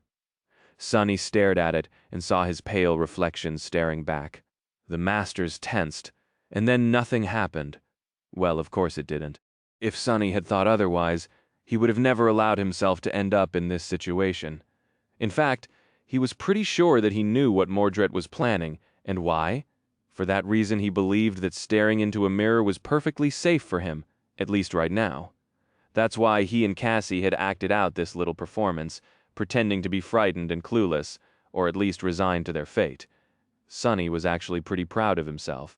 It seemed that his acting ability had really improved. That last line especially, such intensity. Cassie had done surprisingly well, too. Pierce and Wealth stared at him, waiting for a sign that Mordred took the bait.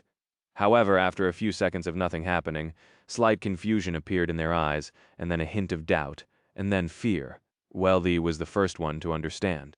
Her face paled, and she suddenly looked up, as if hoping to pierce countless layers of stone with her gaze, and see the fortified camp that they had left behind. Her lips trembled. No, Chapter 583, Web of Lies. It had taken Sonny a lot of time to understand what Mordred was doing and why. But in the end he had succeeded, and thus managed to predict what the elusive prince was going to do, or at least do it with a sufficient degree of certainty to stake his life on it in this desperate situation. Just like everybody else, Sonny had been fooled at first. The initial revelation he had received had to do with the brutal murder of the two guards. It was then that he realized that Mordred was not as insane and perverse as everyone seemed to think. Mordred's grotesque brutality was not the result of an irresistible, unhinged, and sadistic compulsion.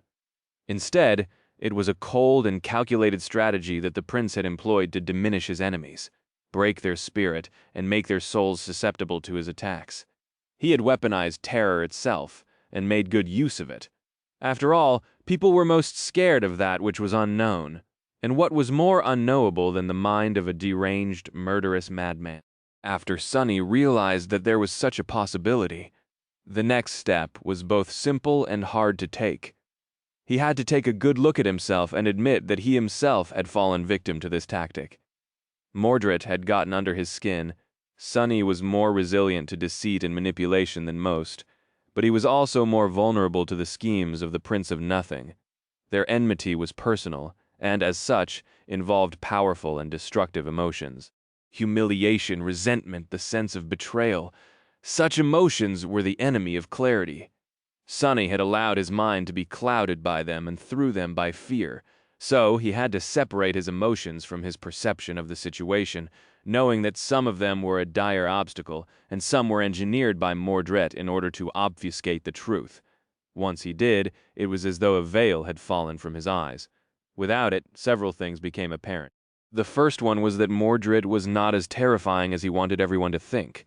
Sure, he was astonishingly powerful for an awakened, and equally as lethal enough so for Sonny to suspect that the prince possessed a divine aspect.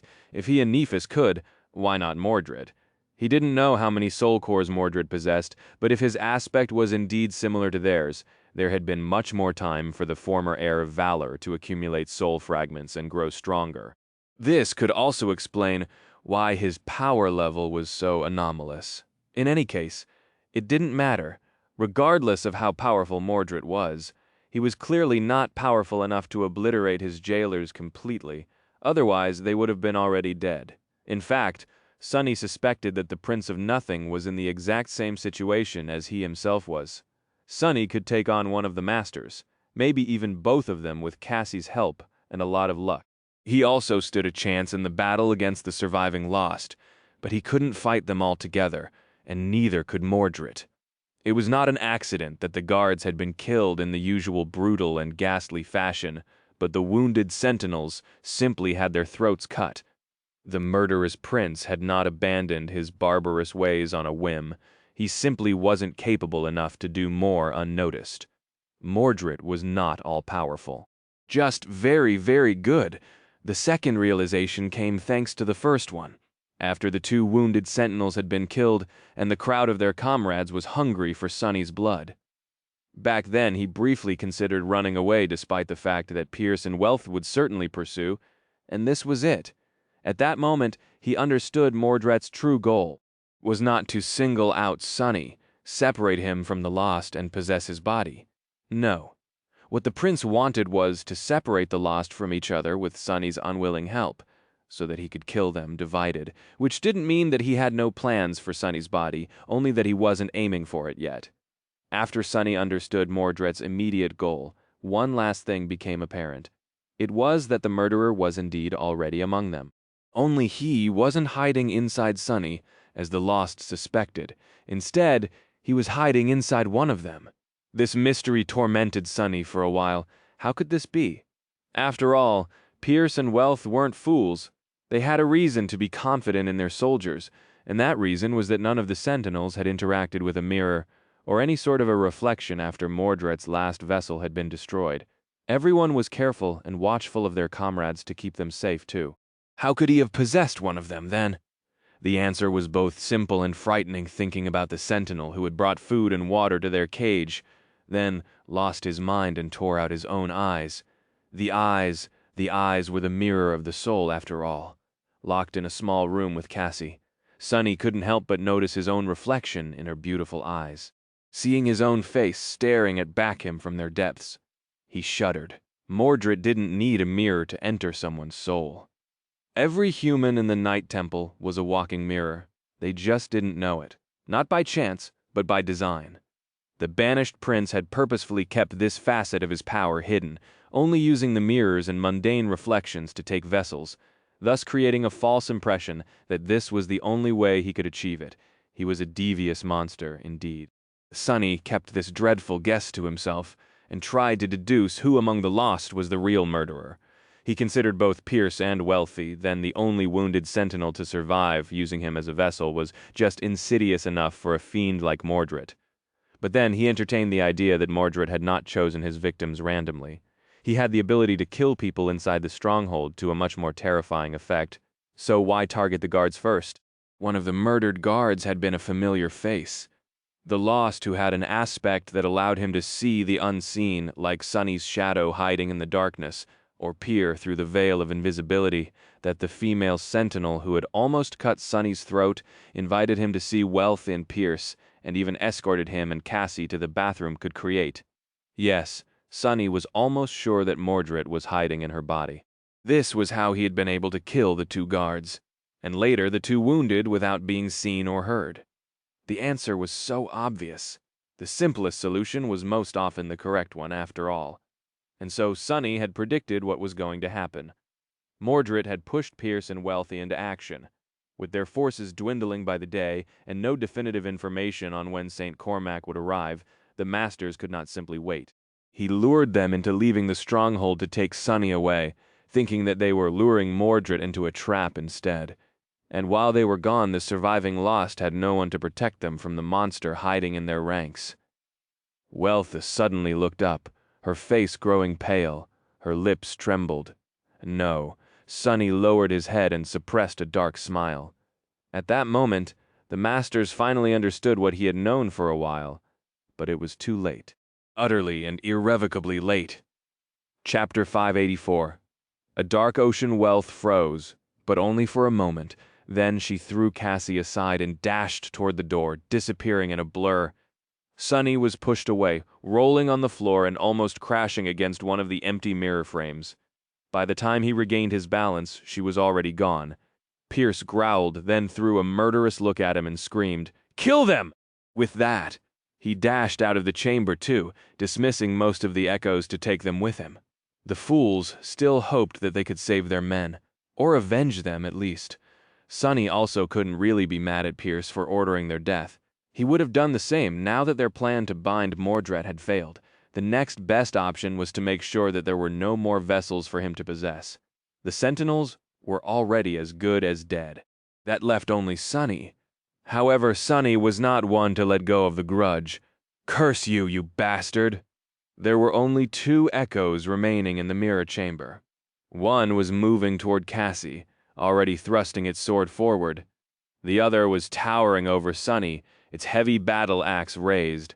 Sonny glared at the echo, not amused. In the next moment, a Stygian serpent appeared from the shadows behind the creature, wrapping its long and powerful body around the macabre effigy. Then, its head shot forward, the maw opening to a terrible width.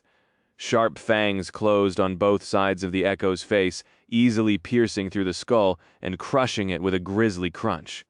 At the same time, Cassie rose to one knee and deflected her enemy's sword with a long dagger. A slender rapier flashed from behind her, piercing the creature's neck and emerging from its other side in a shower of blood. Both echoes fell to the floor, disintegrating into a rain of sparks. From start to finish, they had not made a sound. Sonny rushed to Cassie and bent down, trying to ascertain the severity of her wound. His voice sounded tense and worried. "Are you okay?" There was blood flowing down her delicate neck, but the cut seemed shallow and not at all dangerous. A sense of profound relief spread through his chest. The blind girl nodded. "I'm fine. Go. There won't be another opportunity." He hesitated for a moment, then rose without saying a word and stepped into the shadows. Cassie was right. There would not be another chance. They were faced with 2 equal threats.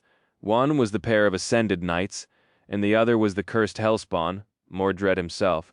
Sonny had to make sure that all 3 died today. Well, 2 of them. He didn't know how to destroy the mirror fiend, so leaving Mordred without a vessel was going to have to suffice. Previously, Sonny had left one of his shadows at the precipice of the stairway and then commanded it to hide. Now, he appeared out of it, turning into a shadow himself, just in time to see Wealthy and Pierce shoot past him. Fast, most of the Night Temple was submerged in darkness, now that no one was alive to keep the lanterns aflame.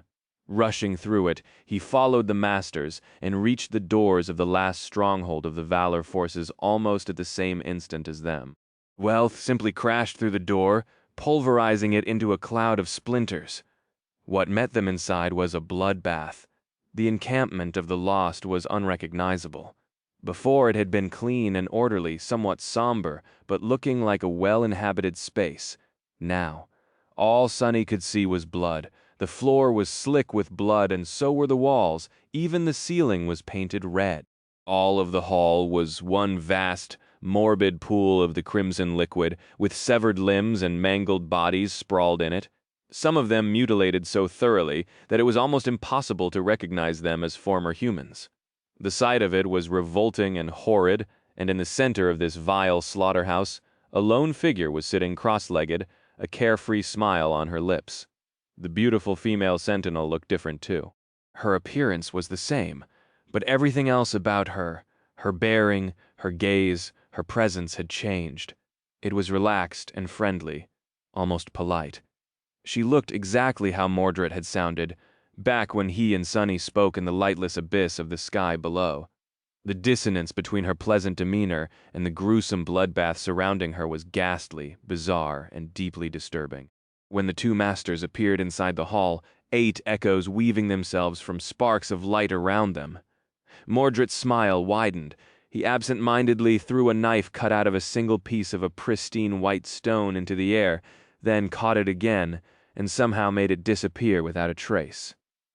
"Ah, Sir Pierce, Lady Wealth, you have finally made it!" Then he shifted his gaze and looked directly at Sonny, who was hiding in the shadows near the door. "And you, Sunless?" "It's such a pleasure to finally meet you face to face." "Well, I guess we've already met a few days ago. Still, what an occasion. I've waited for it for a long, long time." He looked back to Wealthy and Pierce, his smile remaining the same, but his eyes growing cold and frightening, as though there was a dark ocean of unfathomable depth hiding beneath their surface, full of harrowing terrors. But not as long as I've waited to meet the two of you. Pierce growled, taking a step forward. You bastard! Mordred threw his head back and laughed. What? Don't you like my handiwork? I've tried so hard just to impress you. He grinned, then slowly rose to his feet, the friendly smile disappearing from his face. Instead, an expression of dark, cold, murderous wrath appeared on it. 6 years, 6 long years you have kept me in that empty mausoleum, you and the rest of the great, noble, illustrious clan Valor. The female sentinel outstretched her hand, summoning a simple sword from the thin air. You destroyed my body, stole my birthright, you even destroyed my reflections. Ah, but no matter, I had plenty of time to think of ways to repay your generosity. The things I have in store for you, oh my. When I am done with Clan Valor, the word itself will gain a new meaning. Even the gods will look up from their graves and tremble. Mordred smiled, then said evenly, not moving his gaze away from Pierce and Wealthy. What do you think, Sunless? You and I have no quarrel. Well, unless you are still angry about that little deception of mine. I can't really blame you, these two. However, we'll never let you leave this place alive. Shall we join forces, deal with them, and then escape together? Ah, I could be lying, of course. Maybe I'll just use you again, then kill that little oracle of yours and take your body. Who knows? Sunny lingered for a moment, then stepped out of the shadows, appearing between Mordred and the masters. Wealth glanced at him with a hint of concern. Pierce grimaced, then uttered through gritted teeth, Don't do anything stupid, boy. This thing isn't even a human. I don't know what was done to him, but he had not been a human for a long, long time. He will consume your soul and wear your body like a suit, and even then it won't be of any use. Once Lord Cormac returns, even that which remains of you will be obliterated. It's not too late. Join us, and together we can stop this demon. Sunny stared at him for a bit, then glanced at Mordred. Finally, he sighed, took a few steps, and stopped beside the female sentinel. Saint and the Soul Serpent appeared from the shadows to his left and his right. Together, the four of them, Sunny, Mordred, and the two shadows, faced the two knights of valor and the 8 human echoes. Sunny smirked. I am somewhat of a demon myself, you know. Chapter 585 Clash. As the cruel edge started to manifest itself from swirling dark mist, and the helmet of the undying chain was being summoned into existence, Sunny had a moment to evaluate their chances. The result wasn't too good.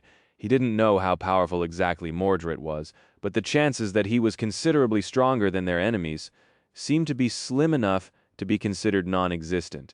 Otherwise, the banished prince would not have had to rely on his cunning so much from how they were positioned. And the little details of everyone's gazes, Sunny knew that Wealthy was aiming for Mordred, and vice versa. That meant that he was going to have to face Pierce, while Saint and the Serpent would be tasked with holding back the echoes. He wasn't too worried for Saint, who was an ascended and excelled in defense and durability. The Serpent, however, would have to be really careful.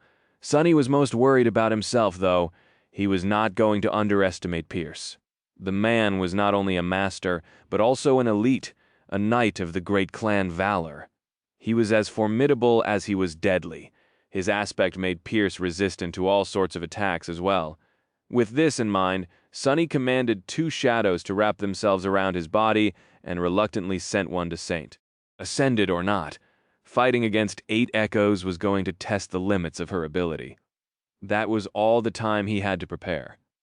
Long before the cruel edge finished weaving itself from mist, the blood-soaked hall of the somber cathedral exploded with violence and motion. Wealthy's eyes suddenly shone with a hypnotic scarlet light, and Mordred staggered as he was dashing forward. A pained groan escaped from his lips, and his movements slowed down considerably. In the next moment, the body of the female sentinel shimmered and disappeared. Moving with terrifying speed, Wealthy lunged forward, then spun, her slender saber colliding against something midair. The clashing of blades echoed amid the black stones, and two fissures appeared on the layer of blood covering the floor as if someone was sliding back, pushed away by the force of the impact. At the same time, the 8 echoes attacked. The creatures moved with the frightening precision of soulless machines, coordinating their assault with enough cohesion to make them a fearsome threat. Although their intelligence couldn't compare to actual humans, the morbid effigies retained enough of the skill of their originals to fight almost as human warriors would. Each of them possessed an aspect, too. Saint collided with their formation, like a demon born out of darkness, her kite shield receiving a rain of blows as the midnight shard shot forward. The soul serpent submerged into the shadows and flowed through them, appearing behind the 6 advancing echoes to lunge at the 2 whose aspect abilities allowed them to perform ranged attacks. And lastly, there was Sonny Pierce descended upon him like a siege ram, bringing down his longsword with enough force to make the whole hall tremble, even augmented by 2 shadows. Sonny was still unable to compete with the Master in terms of physical ability, but the gap between them wasn't large enough for him to be instantly overwhelmed. Sidestepping, he received the edge of the enemy's sword on the vambrace of the undying chain, angling it in a way that allowed for most of the force to be deflected instead of absorbed, and threw his other hand forward, the ghostly blade of the moonlight shard glinting dimly as it appeared out of nowhere, aimed at Pierce's throat. The Master simply lowered his head, allowing the tip of the stiletto to slide off the cheek guard of his helmet, and pushed the hilt of his sword forward, trying to deliver a crushing blow to Sonny's chest. Sonny jumped back, not at all disappointed by the failure of his treacherous blow. It had not been meant to do any damage anyway. It just had to buy the cruel edge to finally manifest itself into a material form. And now, it had. Sonny thrust the somber spear forward, forcing the enemy to dodge out of the way and give him a moment to breathe. Strong. The bastard is just too strong. Through the inside of Shadow Dance, Sonny could see and understand some of the Ascended Knight's battle techniques. Pierce possessed explosive strength and enough agility to channel it into almost inescapable attacks. His understanding of combat was tremendously deep, sharpened by years upon years of relentless training and countless battles. A warrior of such skill was not going to be led into an easy trap. His control of soul essence was also on a completely different level. From what Sonny could perceive, the Master was using it with terrifying efficiency, achieving results that he himself couldn't even dream of, especially without the help of Soul Serpent. That was the core difference between them, and his main disadvantage. The only advantage he had, really, was the undying chain. The transcendent armor was durable enough to withstand a few blows from Pierce, and his high divine affinity only made it stronger. He just had to make sure that he doesn't receive the brutal blows directly. His body beneath the bleak steel was not as resilient. Neither he nor Pierce possessed aspect abilities capable of dealing direct damage, so this fight was going to be decided by skill, cunning, and the hidden aces they were saving for the right moment. Problem was, Sonny didn't really have any aces left. At least none that would work on the fearsome Master. He was already going all out. Sonny had a split second to check on how the others were doing before resuming the deadly dance of death with Pierce. He quickly glanced to the side and saw the Soul Serpent entangled with the 2 echoes, dodging destructive attacks as it slithered around them. Saint was forced into a defensive stance, being barraged by constant strikes, as she somehow managed to deflect all of them with the patient Avenger and the Midnight Shard. Mordret and Wealth seemed to be at a temporary stalemate, too, or at least that was how it seemed. The second Master was moving too fast, and their battle was too bizarre to really tell. Sonny gritted his teeth. Curses. He couldn't divide his attention anymore if he wanted to win against Pierce.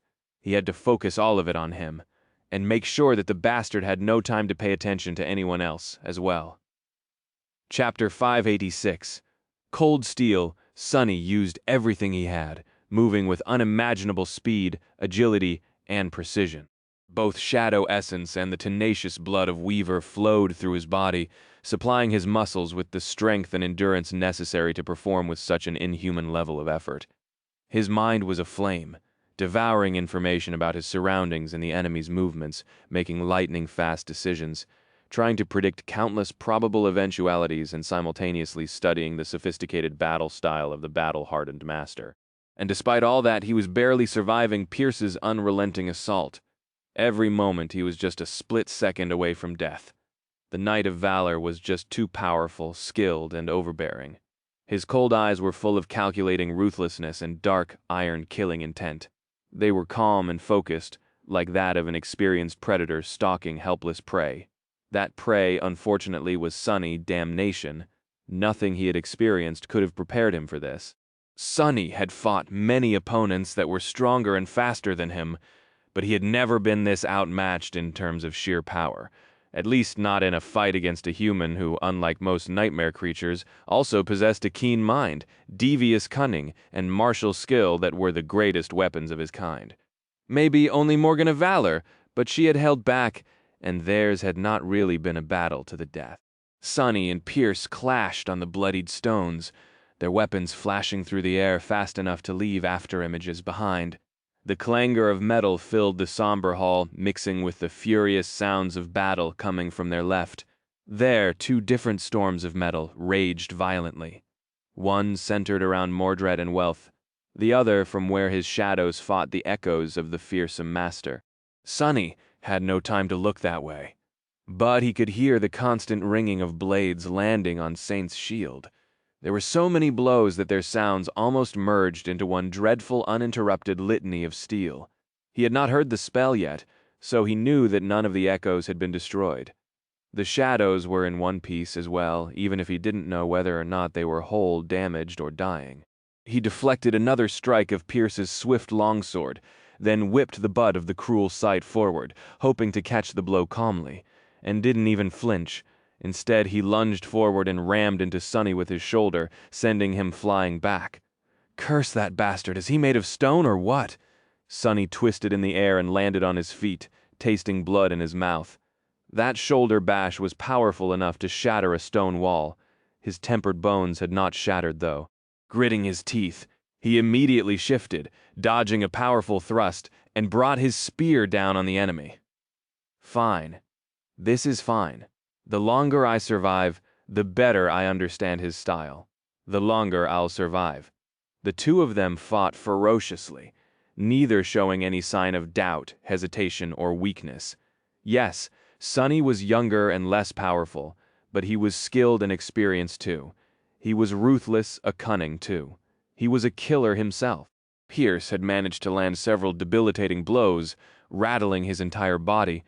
The undying chain held, but beneath it, Sonny was bruised and battered. However, he had been able to break through the knight's defense and deliver a few strikes of his own.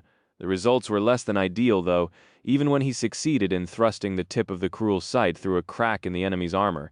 It was like trying to cut through a monster's hide. He only managed to burn the bastard a little and make a few drops of blood roll down. Why was divine flame not as destructive as it should have been? What was wrong with this monster? Pierce pushed him away, briefly glanced at the shallow wound, and grinned darkly, not showing any indication of being bothered by it. Is this all you can do? Not enough. Not nearly enough, little rat. Sonny growled, "Shut your mouth. You suddenly have time to waste breath." With that, he attacked again, this time switching the enchantment of the mirror blade from incandescent flame to invisible, insidious soul damage. Pierce snarled and deflected the blow without too much effort. It was almost time, though. When the master decided to speak, without doubt aiming to distract and agitate the opponent, Sonny had a split second to steal a glance at how his shadows were doing. The serpent was on the verge of destroying one of the echoes, and had already wounded another. Saint was doing worse, faced with 6 opponents. She couldn't launch a successful attack. Some of the echoes surrounding her were severely wounded, but none seemed to be close to death. That was not her task, though. Actually, Sonny preferred that she didn't eliminate any of the echoes. He wanted them all in one piece, constantly attacking the taciturn knight, landing more and more blows on her shield. The patient avenger. By now, its surface was glowing with an angry orange light, as if there were furious flames burning beneath the cold steel. And there were, in a sense, a string of runes surfaced in his memory. Cold steel enchantment description. This shield can store a portion of impact damage it receives to augment another weapon of its wielder, or unleash an immolating wave of fire. Well, by now, the patient Avenger received more than enough impact damage to unleash an ocean of flame. A few more strikes, and it was going to overload, sending all that fire outward. Just as Sunny thought that 2 more strikes landed on the shield, and the angry orange glow turned brighter, slowly turning incandescent white.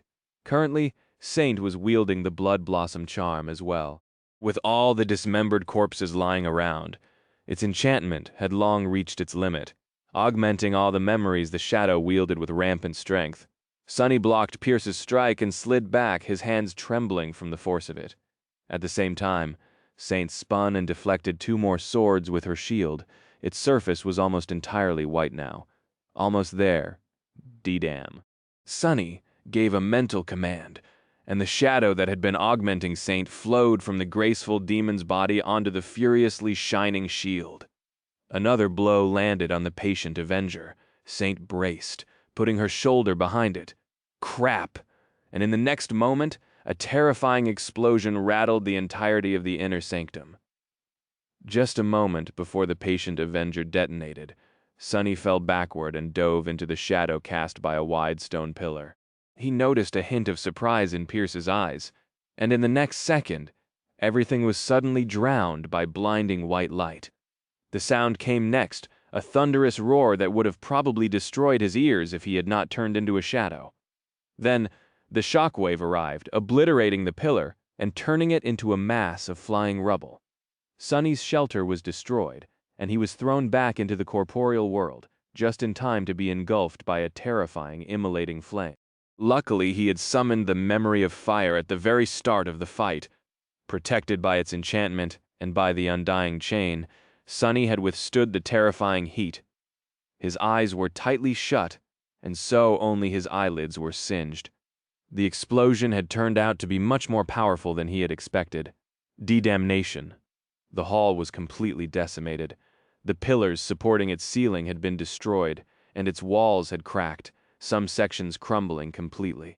The bodies of the murdered lost were practically erased from existence, and everything was obscured by a cloud of stone dust mixed with thin crimson mist, which had appeared after the pool of blood had evaporated. In all this mayhem, Sunny was able to sense a few familiar shapes. The serpent had merged with the shadows before the explosion had hit, too, so it was unharmed. Saint, however, was not as lucky. Her entire left arm had been torn off at the shoulder, the onyx armor mangled and revealing scorched alabaster skin. Fine ruby dust was flowing from the terrible wound, falling to the floor like a stream of a morbid hourglass, as if counting off how long she had left to live. That was the result of augmenting and overloading an ascended memory. Even the wielder was not safe from the consequences, as it turned out. Sunny's mouth twitched, and he immediately dismissed the taciturn knight, then called back his third shadow. In the short moment before it reached him and wrapped itself around his body, he managed to sense the rest of the devastated hall. The echoes seemed to be obliterated. Wealth was kneeling at a distance, shaken and superficially wounded, but still alive. Mordred was sprawled on the floor, seemingly thrown out of his invisibility. Only Pierce was still on his feet, as if not affected by the explosion at all. His armor was battered and scorched, wisps of smoke rising from the cracks, but the master himself appeared unperturbed. In fact, his murderous intensity only grew more suffocating. He was like an impregnable stone cliff that could never be brought down by the raging winds. Not wishing to reveal himself, Sunny suppressed an infuriated growl and silently dashed forward. The silver blade of the cruel sight whistled quietly, shooting toward the bastard's heart, however. At the last moment, Pierce shifted and easily deflected the blow with his sword, throwing the spear off course. His armored fist flashed flying toward Sunny's head. When the blow connected, Sunny was blinded for a moment. His eyes were still closed, but it was as if something exploded behind his eyelids, and at the same time, his mind blanked. He only felt the world spinning. Disoriented, Sunny continued his lunge and collided with the fearsome master. The impact threw them both to the ground in a clatter of metal. They flew back, then collided against the stone floor. Pierce grabbed Sonny by the throat and drove a knee into his abdomen, causing another explosion of pain to spread through his body and sending him rolling over his head and away. But not before Sonny's free hand snaked toward one of the cracks in the Ascended Knight's armor and planted something deep into his flesh. A long, narrow needle forged out of black steel, with gold wire wrapped around one of its ends.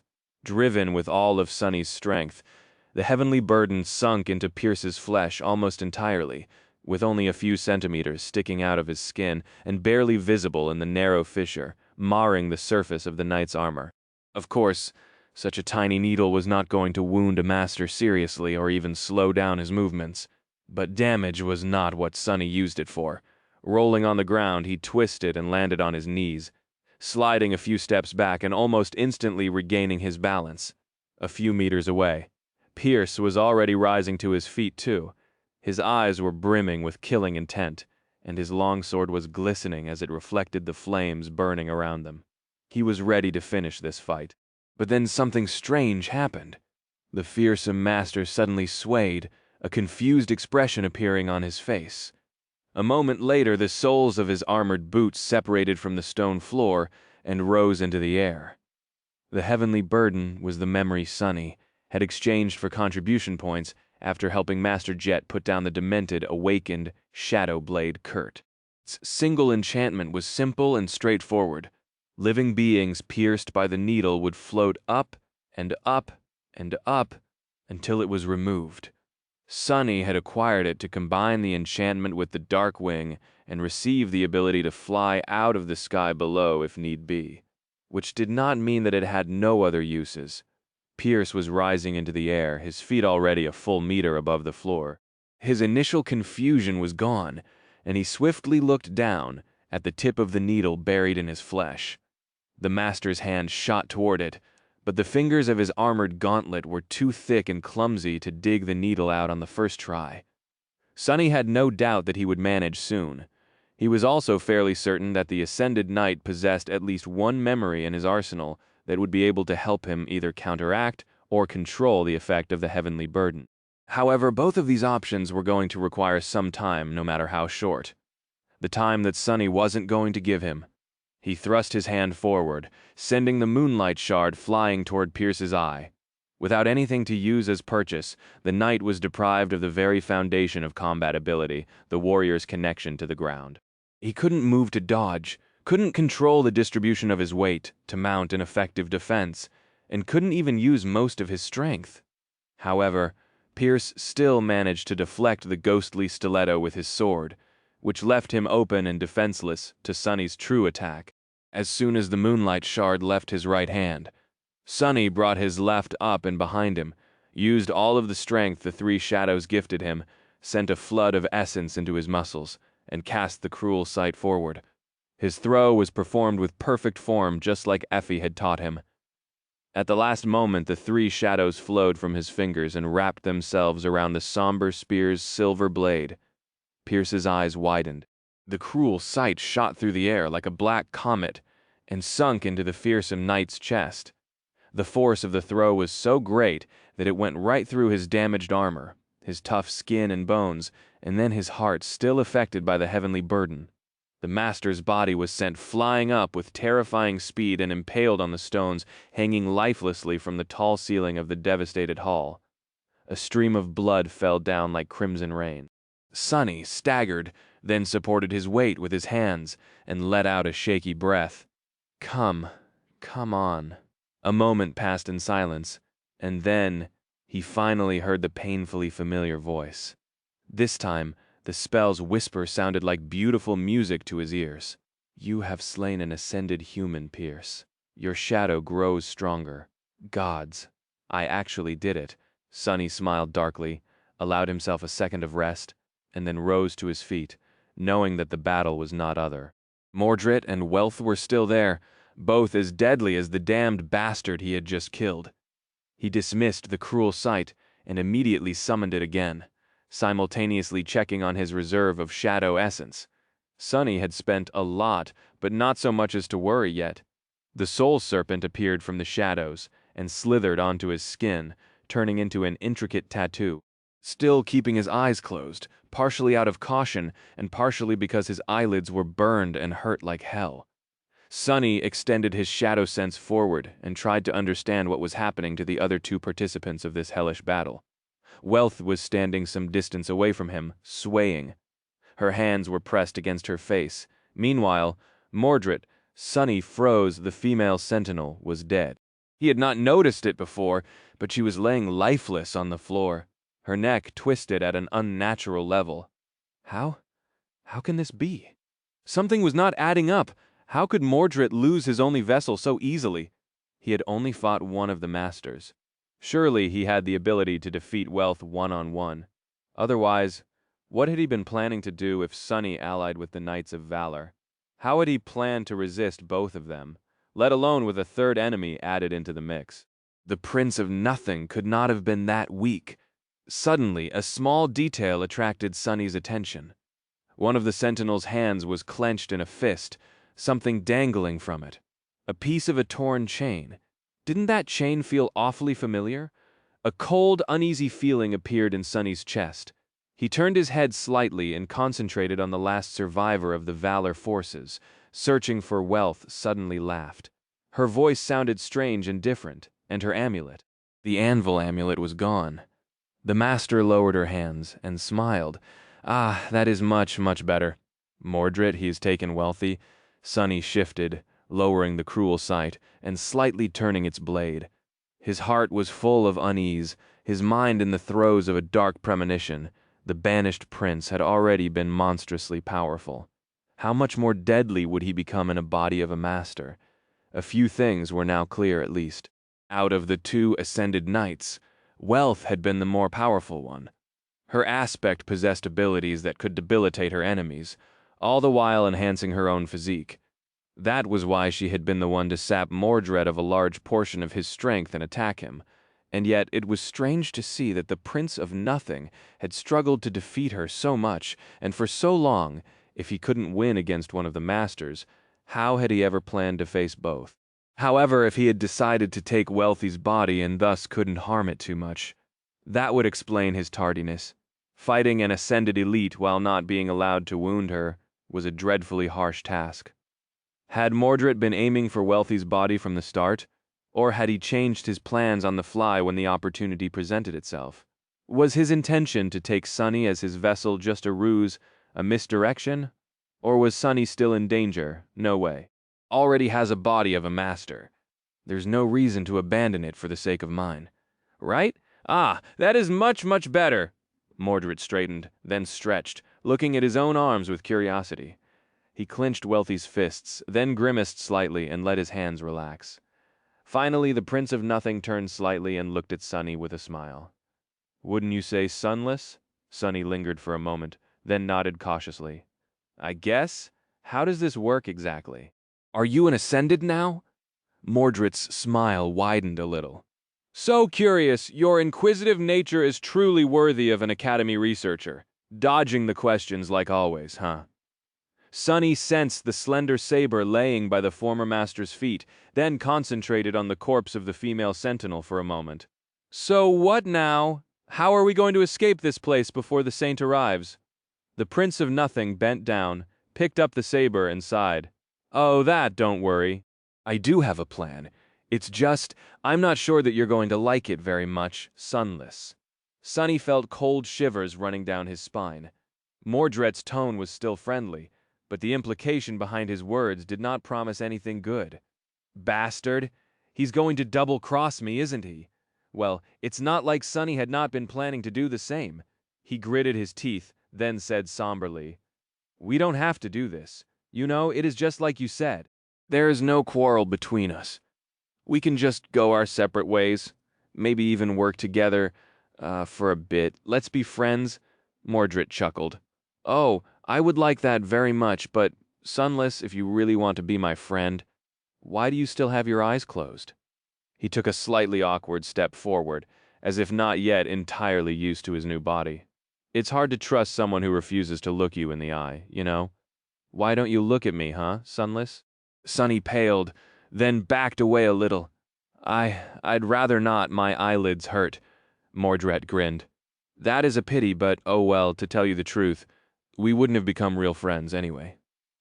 Sunny took another step back, then asked tensely, "Oh yeah, why is that?" The Prince of Nothing stopped smiling. When he spoke, Wealthy's voice sounded cold and insidious, full of endless darkness. "Do you take me for a fool? Did you really think that I would not smell the stench of Dreamspawn on you? Huh. You better tell me, Sunless, why did Asterion send you to the Chained Isles? Why hunt down my beast? What is that abomination scheming now?" Sunny scowled. What? He was genuinely confused. If his eyes weren't closed, he would be blinking in surprise right now. Did Mordred really lose his mind?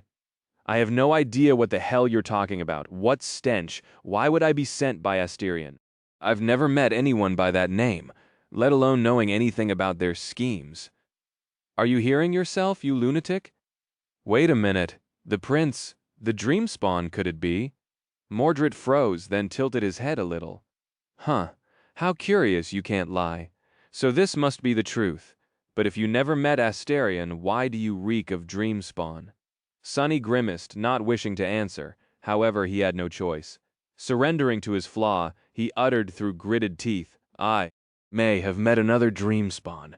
The Prince of Nothing raised his eyebrows, surprised. "Really? Who, goddammit?"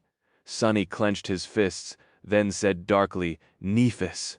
Mordred frowned. "Nephis? Nephis of the Immortal Flame Clan? Wait, she is still alive?" Sunny nodded, and the banished prince threw his head back, laughing. Oh my so! There is another Dreamspawn walking the Dream Realm, and she is the daughter of Smile of Heaven and Broken Sword. This must be fate. Ah, I wonder. Not because of this sudden outburst, but because of what the Prince of Nothing had said right before. You can't lie, so this must be the truth. How does he know that I can't lie? Since when had Mordred known about his flaw? Had he simply figured it out after watching Sunny for a few months? No, that wasn't possible. Sunny had not spent that much time in the Dream Realm after escaping the sky below, and especially not communicating with a lot of people outside of selling them real-world items. He had not done anything to compromise himself. What was going on? For a moment, Sunny's heart grew heavy, his mind consumed by murderous darkness. He thought that he had been betrayed again. There were very few people in the two worlds who knew the secret of his flaw. Nephis was one, but she was far away. Kai and Effie probably had their guesses. However, they chose to remain silent out of respect for his unwillingness to speak about this matter. That left only Cassie, who was right here in the Night Temple and had already turned on him once. But after thinking about it a little, Sunny realized that there had been another being who possessed the knowledge of his aspect. The problem was that it had been dead for a long time. The Mirror Beast.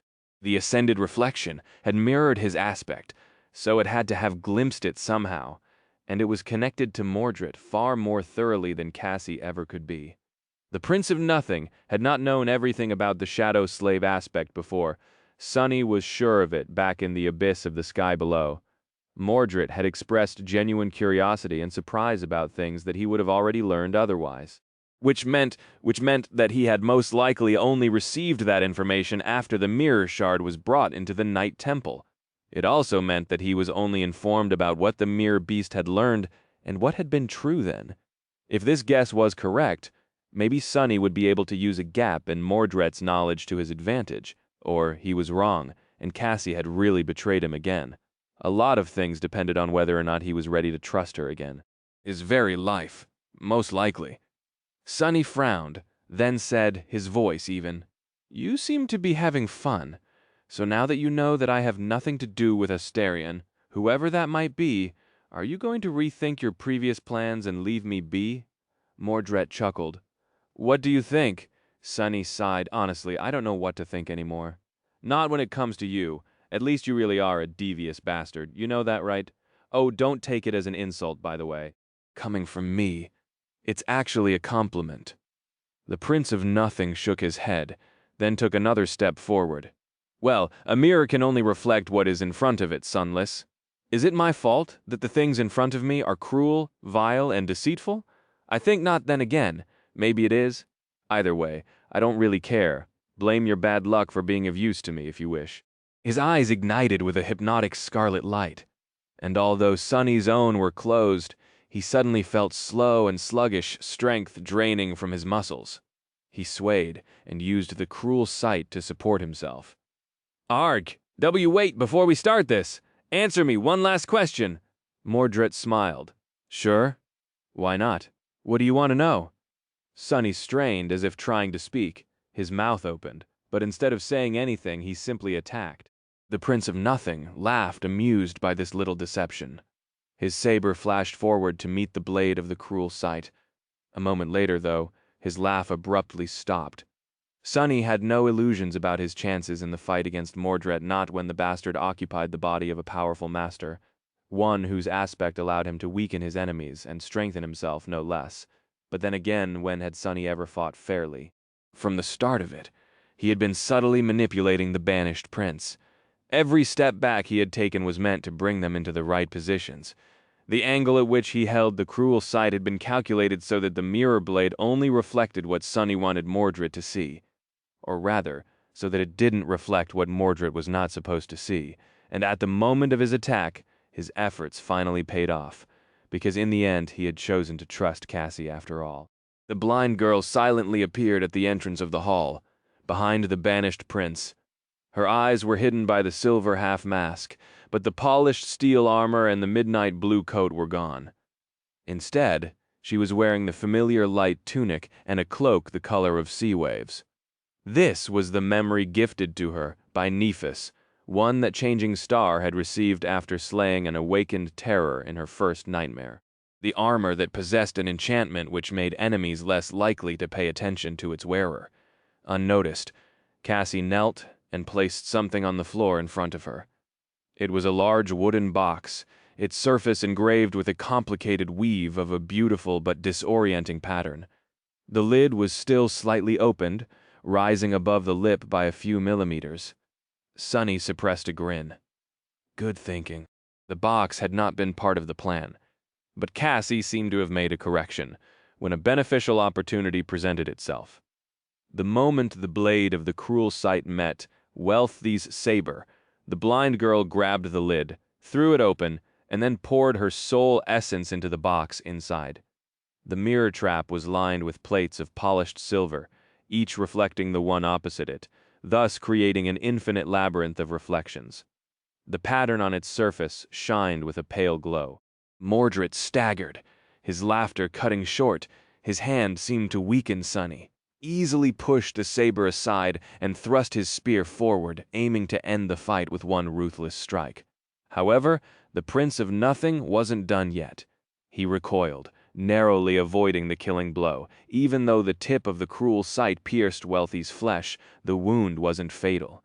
In the next moment, Mordred disengaged, jumping back and staggering as he raised the saber into a defensive stance. His eyes darted toward the wooden box. That cursed thing. Blood was streaming down his side, but the banished prince didn't seem to care. Neither did Sonny. He dashed forward, feinting a downward slash, then turning it into a swift thrust. Who knew how long Mordred would be slowed down by the mirror trap? It hadn't helped the forces of valor. He had to finish this fast. Mordred barely deflected the attack, moving with visible strain. His mouth twitched. "Hey, Sunless, why don't you go and destroy that box?" Sonny pushed forward, closing the distance between them and simultaneously turning the cruel sight into a sword. It flashed through the air, but was deflected once again, even with his powers reduced so direly. The prince was still a formidable fighter. Mordred bared his teeth. "No? Ah, but I must insist. Why don't you go and kill that little oracle of yours?" His eyes gleamed with vicious amusement. "Lost from Light? That is your true name, is it not? Do it." Sonny froze. His sword trembled. Then, as his face became pale as a ghost, and his pupils widened in horror, he slowly turned, facing Cassie. A strange sound escaped from his lips. Mordred smiled, slightly relaxing his guard. It was at that moment that the cruel sight shot toward his body, easily sliding past the slender saber. Sonny scoffed. "Why don't you go to hell? I already have a master." Indeed, it was as Sonny had thought. Mordred had learned his secrets from the mirror shard, left behind by his beast. He didn't really know of his aspect. He only knew of its reflection, and that reflection was incomplete. That was why the cunning prince had assumed that he would be able to enslave Sunny by using his true name. Of course, Mordred would have been careful, taking the possibility that Lost from Light already had a master into account, but Sunny was half a step ahead. He had doused that caution by being ready to pretend to be enslaved, and then attacked. The cruel sight shot forward, narrowly avoiding the mirror fiend's saber and sinking deep into his flesh. It cut through the enchanted black tunic, pierced Wealthy's body, and emerged from her back. Mordred's face contorted, his eyes full of shock and pain. Sunny, of course, couldn't see it, since he was still relying on shadow sense to navigate the world. All he felt was a tremble that went through his enemy's body. A moment later, the Prince of Nothing groaned, a stream of blood escaping from his mouth. Then he lashed out with the saber, forcing Sunny to stagger back. The cruel sight slid out of the terrible wound, wreaking more damage on its way back. Sunny was slightly disappointed that he had not been able to end the fight right there and then, but it hardly mattered. The wound he had delivered was not immediately fatal, but deadly. Nevertheless, now all he had to do was wait for the enemy to bleed out. Even a master's body was not resilient enough to stem the flood of blood he had caused. Mordred, it seemed, realized the same and dashed forward in a desperate attempt to kill Sunny before the blood loss made him too weak or so. Sunny thought, what? Instead of attacking with the saber, the Prince of Nothing used it to push the cruel sight aside and continued to move forward, eventually colliding with Sunny and grabbing him by the throat. Is he crazy? At such a close distance, Sunny had all the advantages. Mordred couldn't slash with the saber, but he could easily bring his short sword back for a killing thrust, long before anyone would have been able to strangle him. This attack made no sense. However, in the next moment, he felt that something was wrong. And then, his chest was pierced by a blinding explosion of pain. Sunny screamed and staggered back, falling to the floor. Somehow, against all logic, the Prince of Nothing seemed unscathed again, the bloody gash on his torso gone. Instead, it was as though Sunny had run himself through with a sword. He could feel a deep wound in his chest, even though the surface of the undying chain remained unbroken. Curses. Fighting through the pain. He rolled away, dodging the descending saber. Luckily for him, Mordred did not pursue, instead choosing to dash toward Cassie in the mirror trap. Damned Wealthy! Although Sunny was not entirely clear on what had happened and how he had ended up with a hole in his chest, he had an inkling. Wealthy's aspect seemed to be all about devoiding the enemy of their power, while enhancing your own almost as if transferring it. A master had 3 aspect abilities. Was her third ability capable of transferring wounds from her body to that of others? If so, was he going to die by his own sword? No, he wouldn't. Unlike Mordred, Sunny was not going to bleed to death. In fact, he was barely bleeding at all. His body was pierced and heavily damaged, but fortunately, blood loss was one of the 2 causes of death he was practically immune to, the other being broken bones. The evolved weaves of his body would not allow such a thing to happen. Arg. Growling from pain, Sunny stood up and swayed slightly. He didn't feel too well, in fact, he felt pretty terrible. Every breath was torture, and his heartbeat was strange and irregular. Every contraction sent a pulse of suffering rolling through his body. It's all right, I've been through worse. I think Sunny willed the Midnight Shard to manifest itself into existence, and tried to assess what was happening around him. Mordred was already upon Cassie, his saber flashing toward her neck. The blind girl met his attack with a skillful block, the quiet dancer ringing clearly as it deflected the enemy's blade. The blind girl survived, however. She was pushed back away from the mirror trap. As soon as her hand left the surface of the wooden box, and the flow of soul essence was interrupted, the glow of the engraved pattern shimmered, dimmed, and was then extinguished. Mordred sighed. Not bad, guys. Truly a valiant effort. He glanced at the mirror trap, and then brought the saber down on it, turning the box into a pile of splinters and mangled silver plates. Sunny shuddered, crap. Released from the burden and back to the full might of his stolen body, the Prince of Nothing inhaled deeply an expression of delight on his face. Then he turned to Sunny and smiled amicably. Now, who should I deal with first? At that moment, the austere Tachi finished manifesting itself into existence. The unbroken enchantment activated, filling him with newfound power. Its effect wasn't as incredible as when he had been a mere sleeper, but still quite pronounced. Holding the midnight shard in one hand and the cruel sight in another, Sunny willed the mirror blade to ignite with the incandescent light of the divine flame, and grimaced. "Come here, your royal highness. I can promise to kill you quickly." With Sunny in front of him and Cassie behind, Mordred laughed. "So fun. Ah, what a pity. I'm really going to miss you, Sunless." With that, he blurred and was suddenly just a step away, the slender saber falling down with terrifying speed. The two of them clashed, with one attacking and the other desperately trying to defend. The ringing of steel merged into one deafening sound. Sunny cursed, although it seemed like an eternity. In fact, just a second had passed. The quiet dancer had not even had time to reach them from the other end of the hall to help. And he really needed help. Perhaps, if he had not been wounded and under the debilitating effect of Wealth's aspect, Sunny would have been able to hold his ground against the deadly prince. With 3 shadows wrapped around his body and the gift of the unbroken, his prowess would not have been much less than that of a master. But as things stood currently, fighting against Mordred was like trying to fend off a tornado. He barely managed to deflect the killing blows, but couldn't do anything against the rest of the rain of ruthless strikes. The Prince of Nothing fought with terrifying skill and purpose, not leaving Sunny any chances to retaliate well. What else did he expect from the heir of war god? The bastard truly lived up to his lineage. The undying chain held, for now, but Sunny knew that it wouldn't be able to protect him much longer. Even when the quiet dancer joined the fray, things didn't change much. Sunny thought feverishly, trying to come up with some trick, some way for him to survive and prevail. But no matter how hard he tried, he couldn't think of anything he could do to win this fight. It all seemed hopeless. Slowly, a creeping fear settled in his heart. Ignoring the terrible pain nesting in his chest, Sunny gritted his teeth and continued to resist with all his might, all his cunning, and all his will. And it was then that Cassie's voice suddenly reached his ears. "Open your eyes," he shivered, suddenly experiencing a feeling of a terrifying déjà vu. What has she lost her mind? Open your eyes, open them, Sunny. Was Cassie hysterical or planning to kill him? Why else would she give him such stupid advice? Sunny couldn't come up with one logical reason to listen to her. In the end, it all came down to a question of blind trust.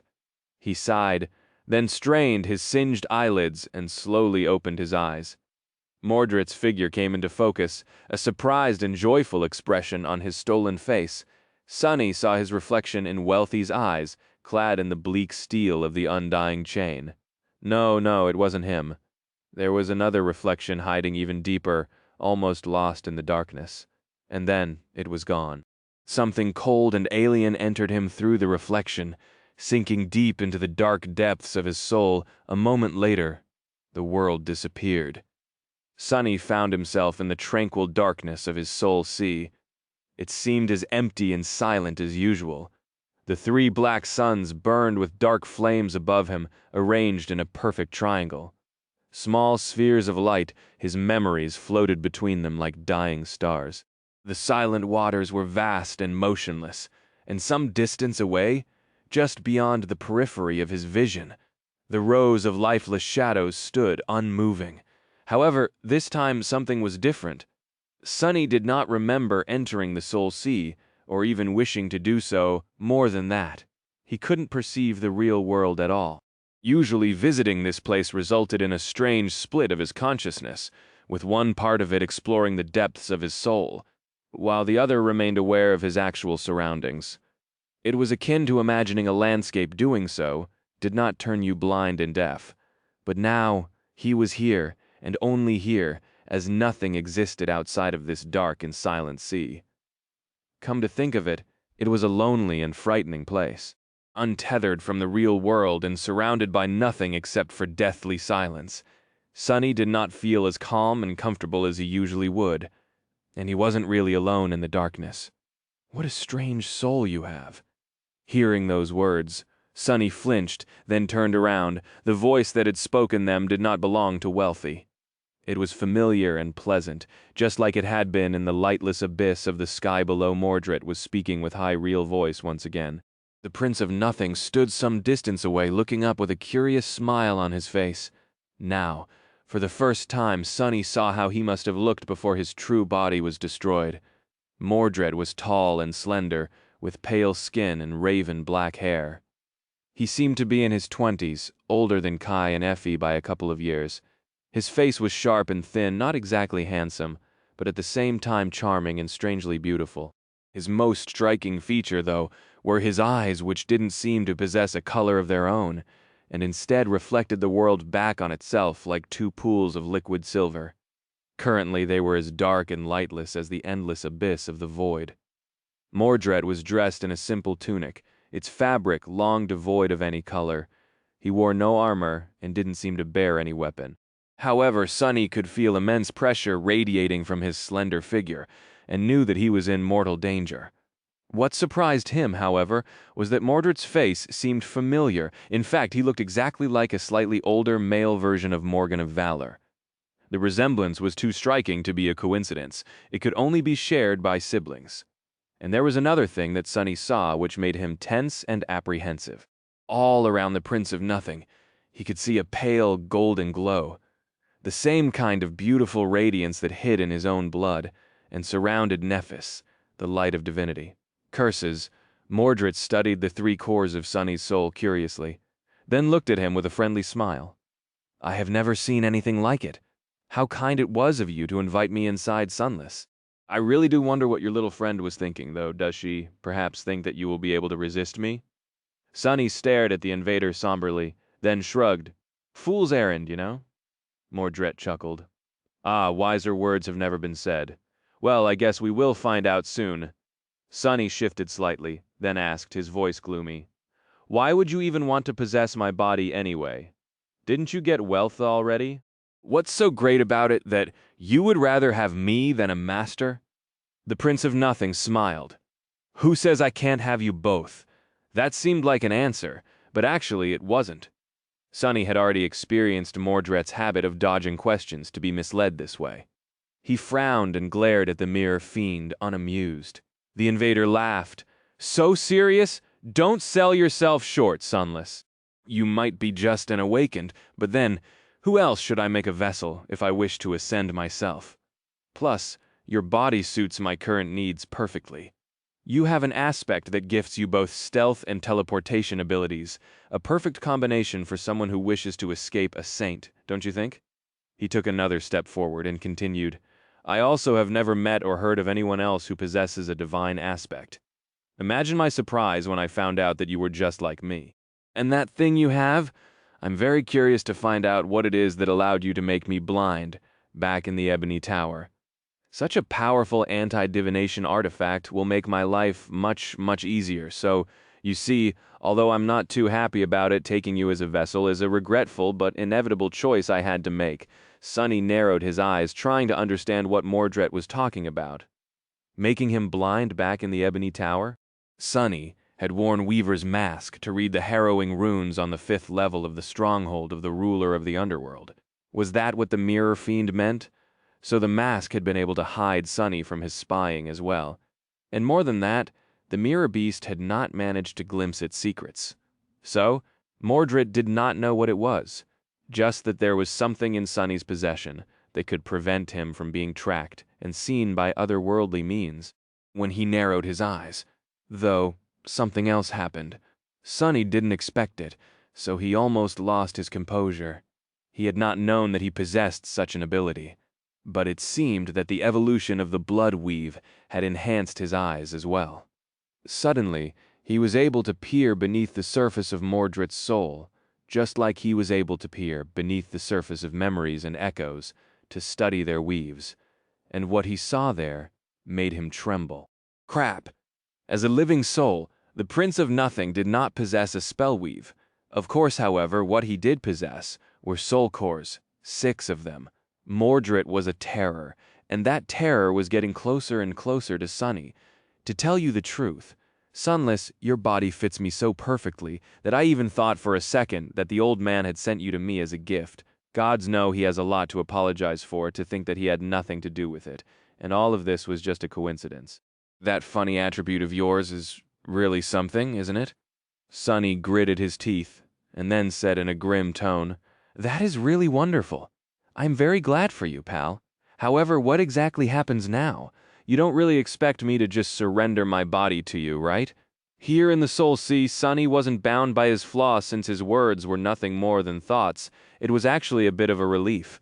Mordred stopped, now just a few steps away from him, and smiled. "Now? Why, what else, now? I am going to destroy your soul, of course." Chapter 592, Soul Slayer. Sunny looked down on himself, evaluating his own state. The wound in his chest was gone. However, it wasn't as though he was unscathed. His body, or at least this manifestation of it, seemed battered and beaten. However, it was also full of ferocious strength and vigor, as well as feeling light, as if a tremendous weight had been lifted off his shoulders just a few moments ago. He didn't know how exactly this battle of the souls was supposed to work, but suspected that his current form was a representation of his spirit.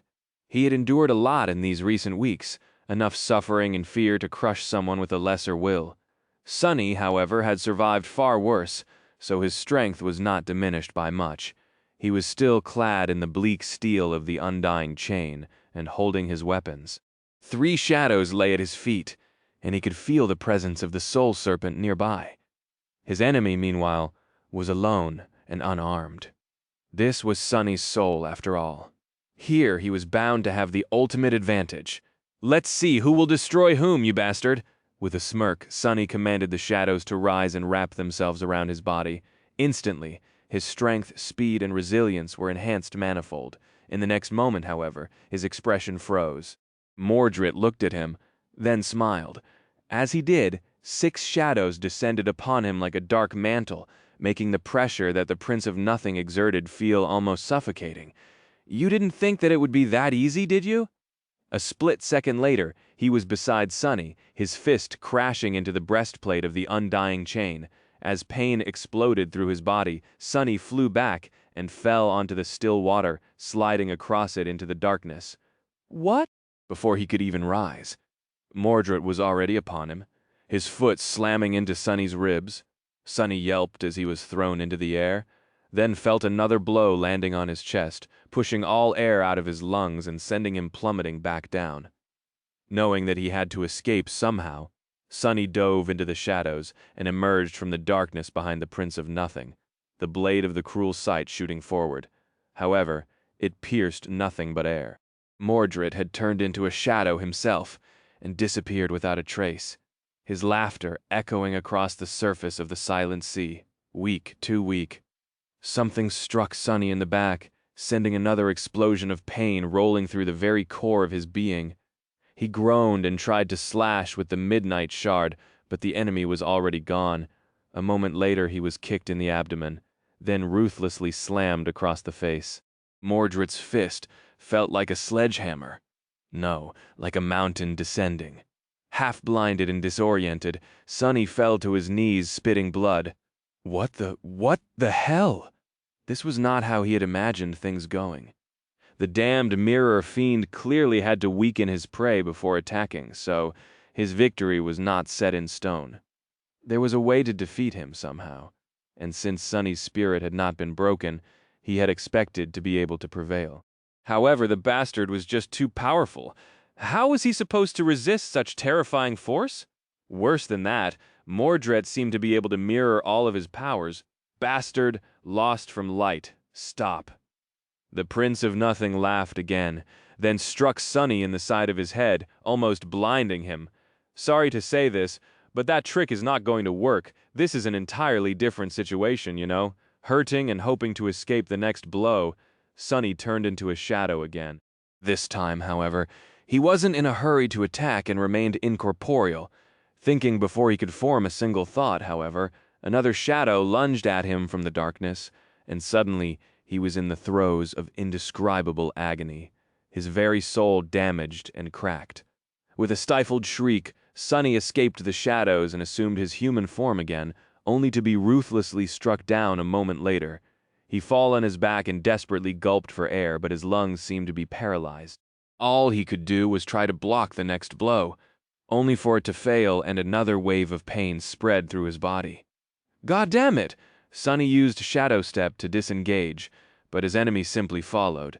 He deflected one strike, almost managing to cut Mordred's forearm open, but the Mirror Fiend was just too fast, strong and skilled. No matter how hard Sonny fought, it was all useless. No matter what strategy he tried to implement, Mordred saw right through it. Fighting against the Prince of Nothing was like fighting against death itself. He was terrifying, inevitable, and final. There was no escape, but Sonny was not going to give up. At this point, he wasn't even sure that he knew how. He gritted his teeth, endured the pain, and fought. After what seemed like an eternity, beaten and bloodied, Sonny was thrown down again. The helmet of the Undying Chain was bent and deformed, pressing into his temple and obstructing his vision. He dismissed it and raised a hand to defend himself, but it was easily wrestled down. Mordred had a few bruises of his own, but looked infinitely better than Sonny, grabbing him by the throat. The banished prince inhaled deeply, and then asked in a somber tone, "Haven't you had enough? Why don't you just surrender? I'm not enjoying this one bit, you know."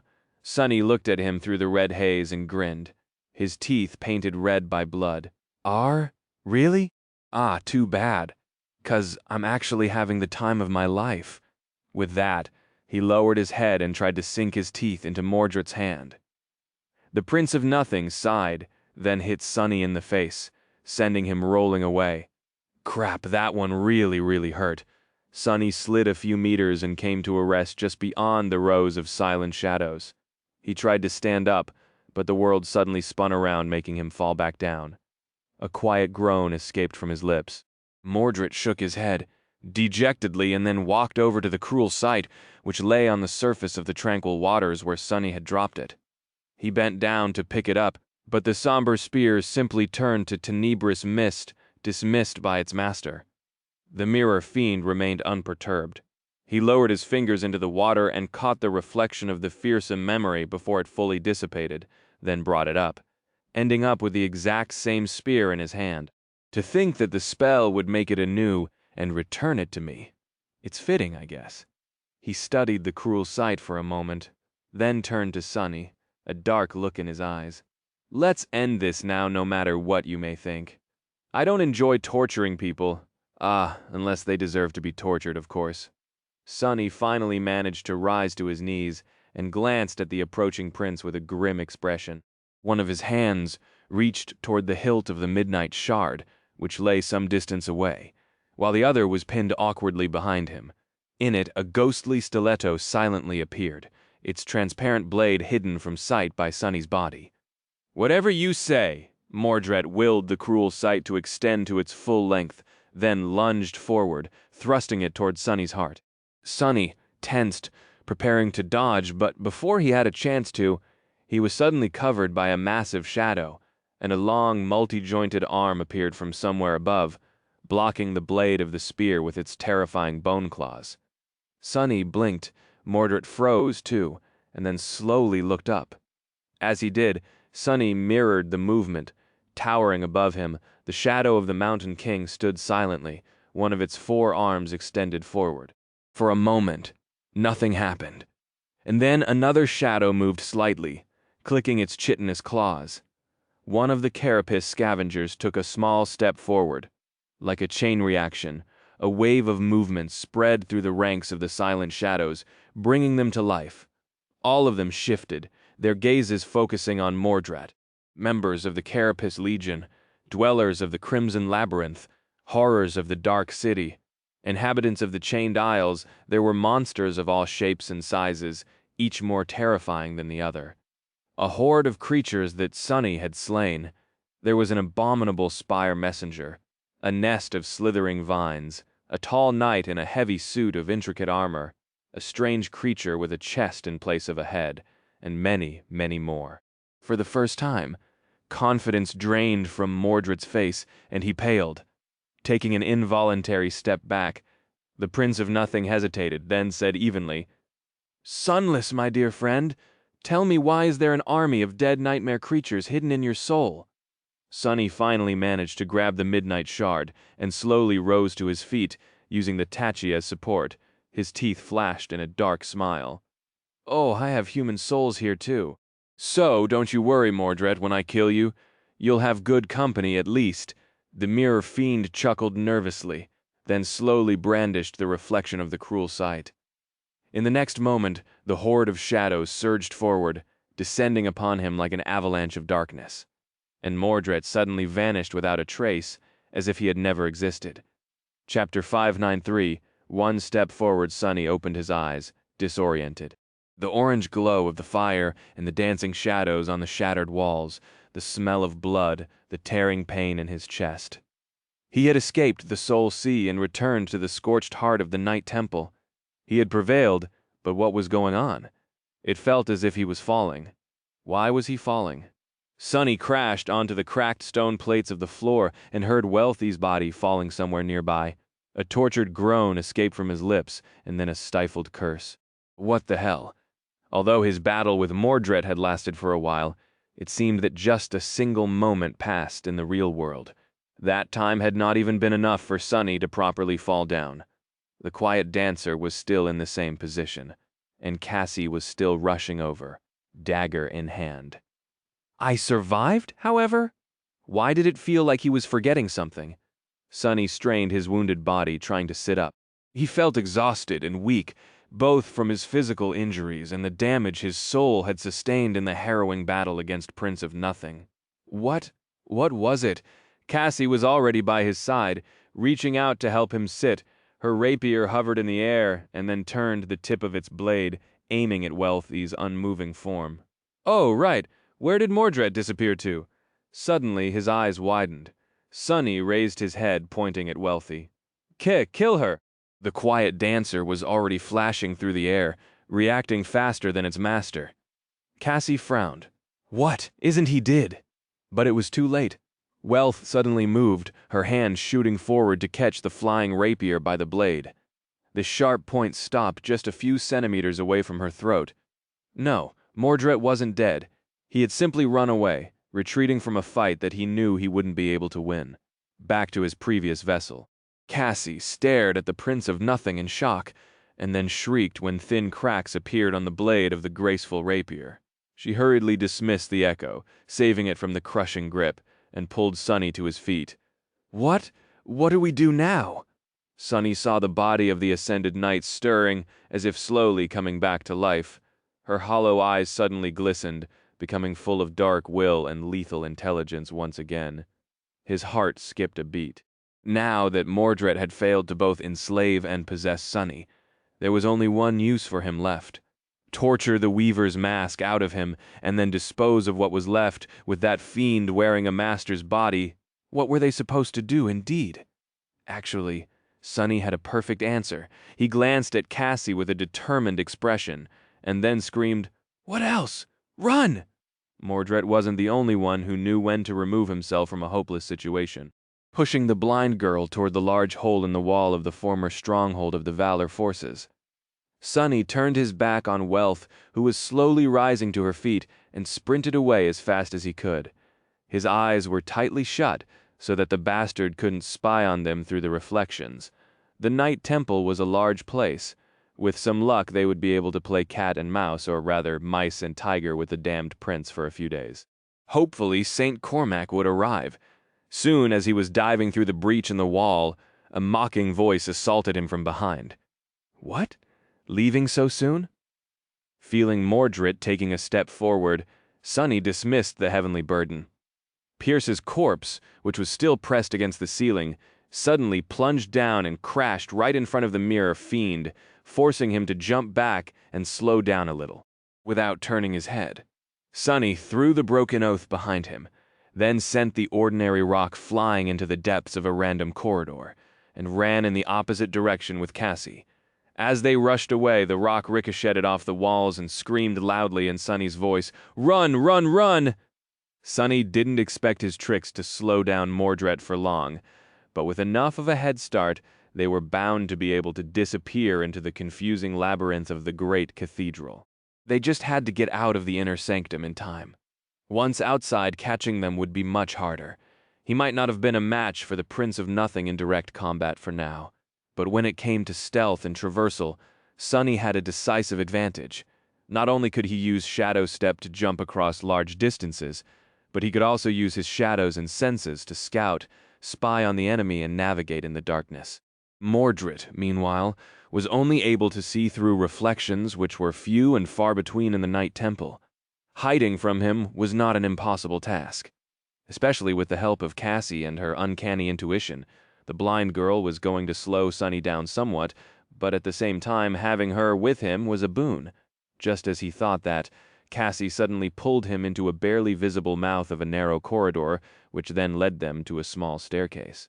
They ascended it and ran through a circular hall, sliding down the domed floor and then climbing back up. As they did, an echo of a deafening crash reached their ears, announcing that the Prince of Nothing was not too far behind.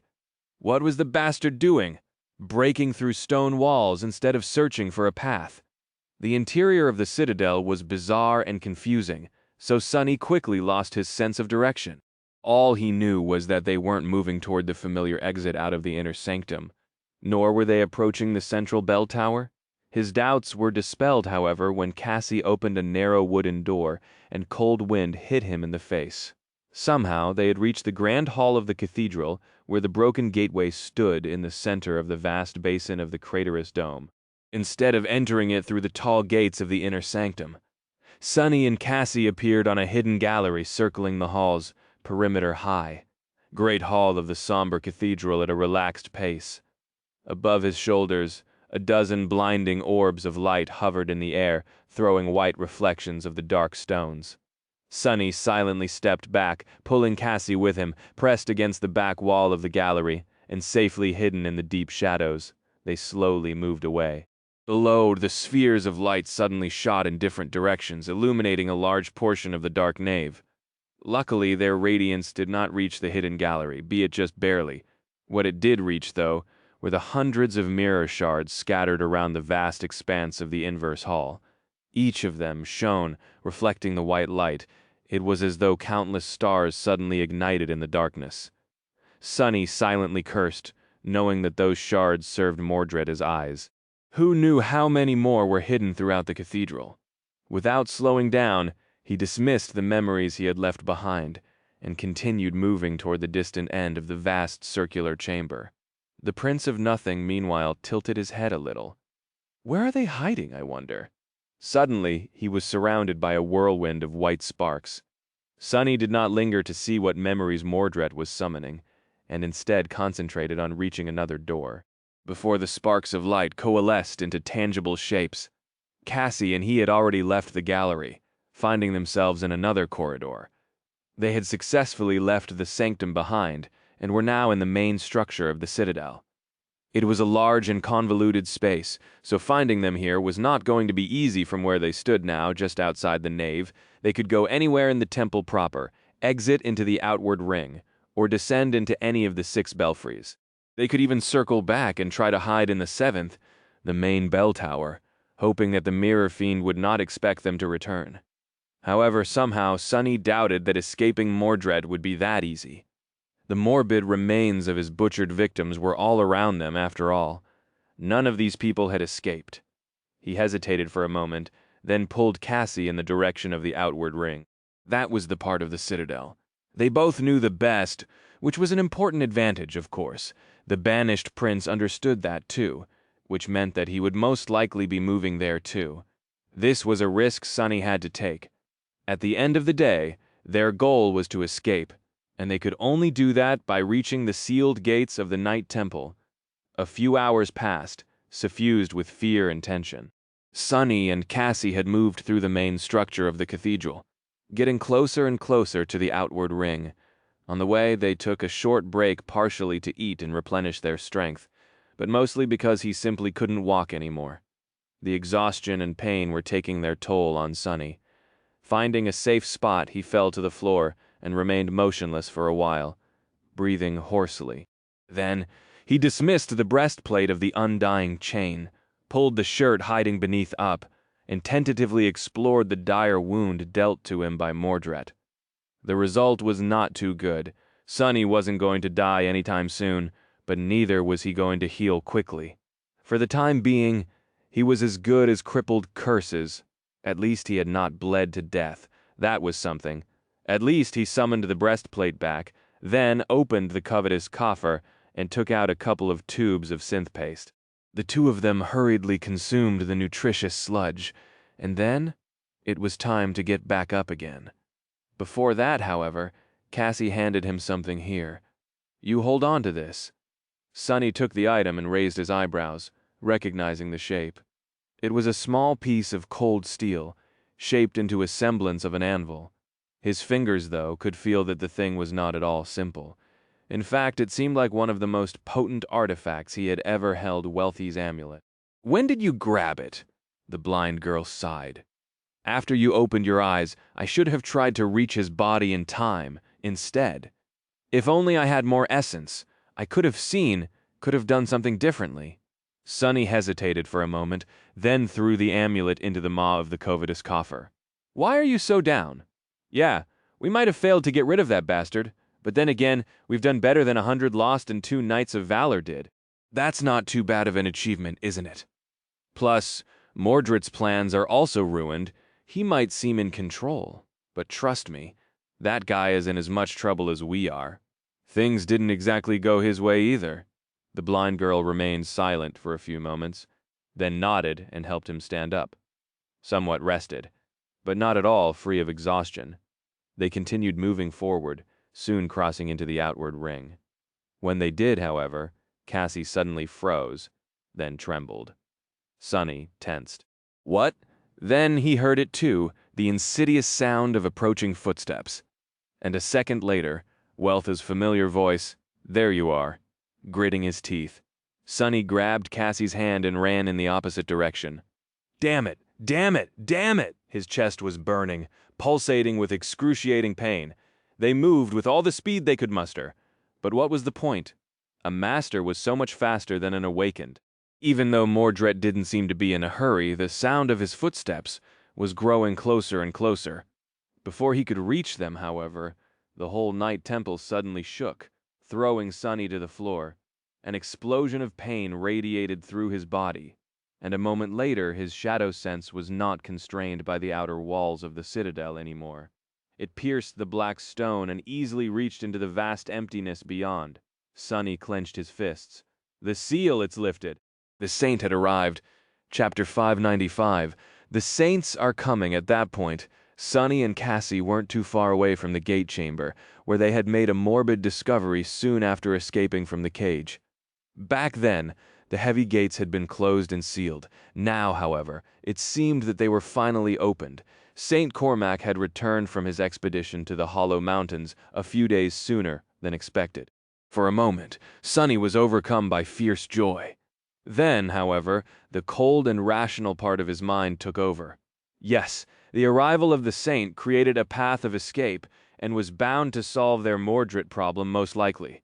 But who was to say that the transcendent warrior would not turn out to be an even deadlier threat?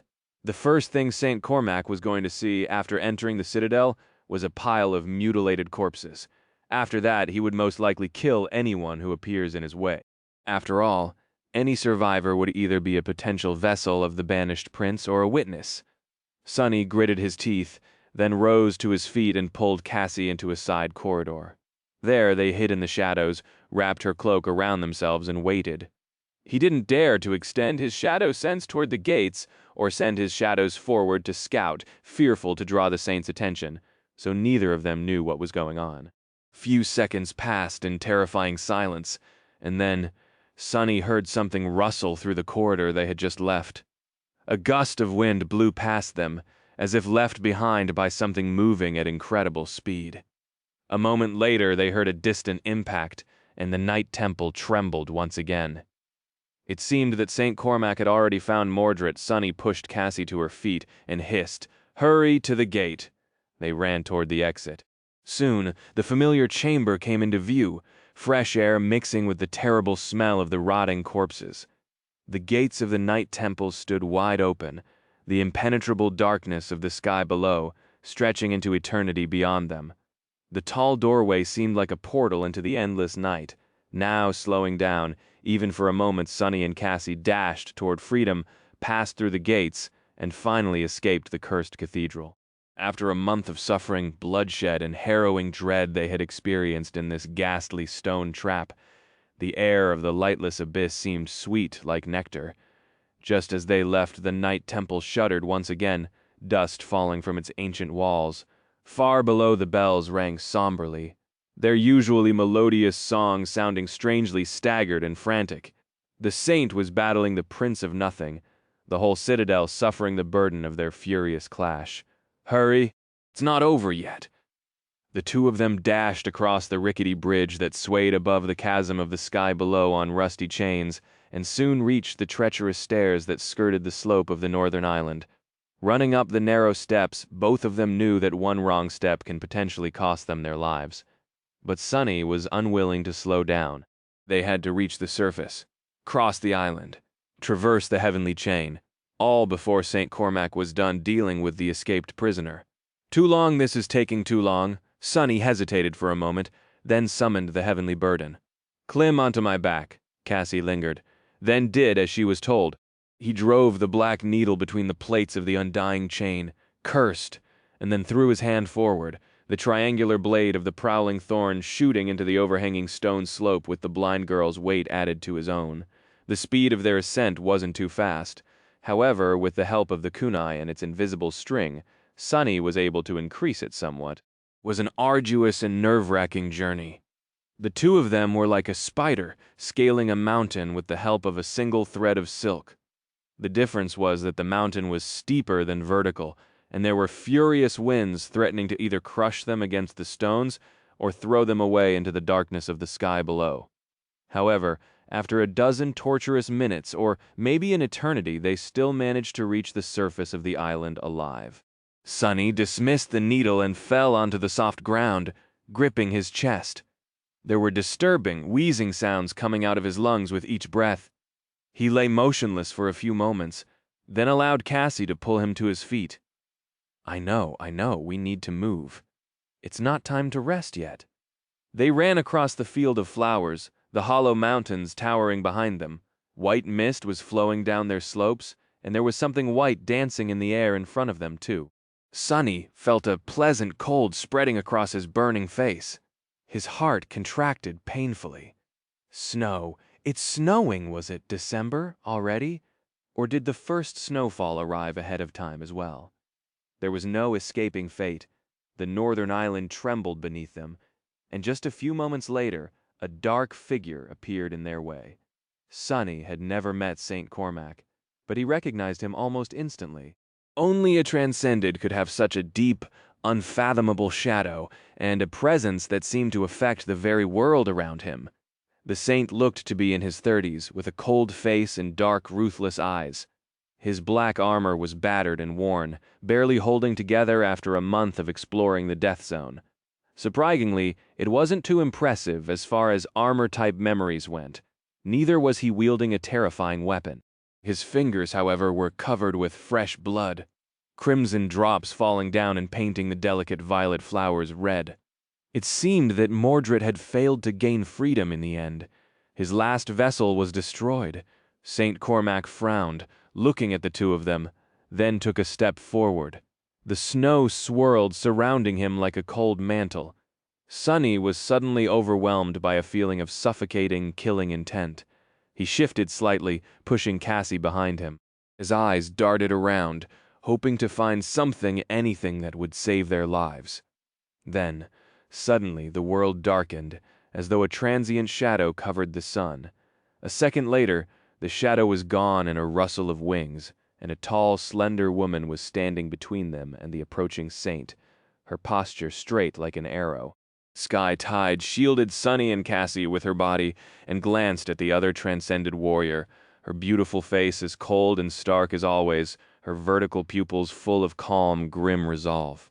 That is enough, Cormac. Turn back, chapter 596, and we were gone. Sunny staggered back, stunned by the sudden appearance of St. Tyrus, A tense, dangerous silence settled over the island after she spoke, with only the wailing of the wind breaking it.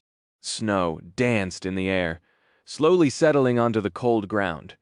His heart was beating like a caged animal. Where did she come from? What is going on, damn it? Cormac scowled and looked at the slender woman with a dark expression on his stern, weathered face. The saint did not seem amused by the sudden appearance of the leader of the White Feather clan. Skytide, stay out of this. St. Tyrus didn't move, still shielding Sunny and Cassie with her slender body. The wind picked up, and the clouds seemed to become heavier, as if expressing her suppressed emotions. Only as Sunny realized, they weren't suppressed at all. Skytide just didn't show them on her face. Instead, the world itself did it for her. I think not, Cormac winced, resentful sparks appearing in his eyes. You don't know what you're interfering with, Tyrus. Get out of my way. This is not your business. She shifted slightly, the howling of wind growing louder. The violet flowers bent, pressed down to the ground. This is my land. These awakened are of my citadel. Anything that happens here, and to them, is my business. The other saint sighed, then took a step forward. The entire garrison of the Night Temple was wiped out. These two are the only witnesses. Are sure that you want to make their fate your burden? Skytide frowned, then spoke, her voice even. If that is true, we can question them together back in the sanctuary. Cormac smiled darkly, then shook his head. I'm afraid that won't be convenient.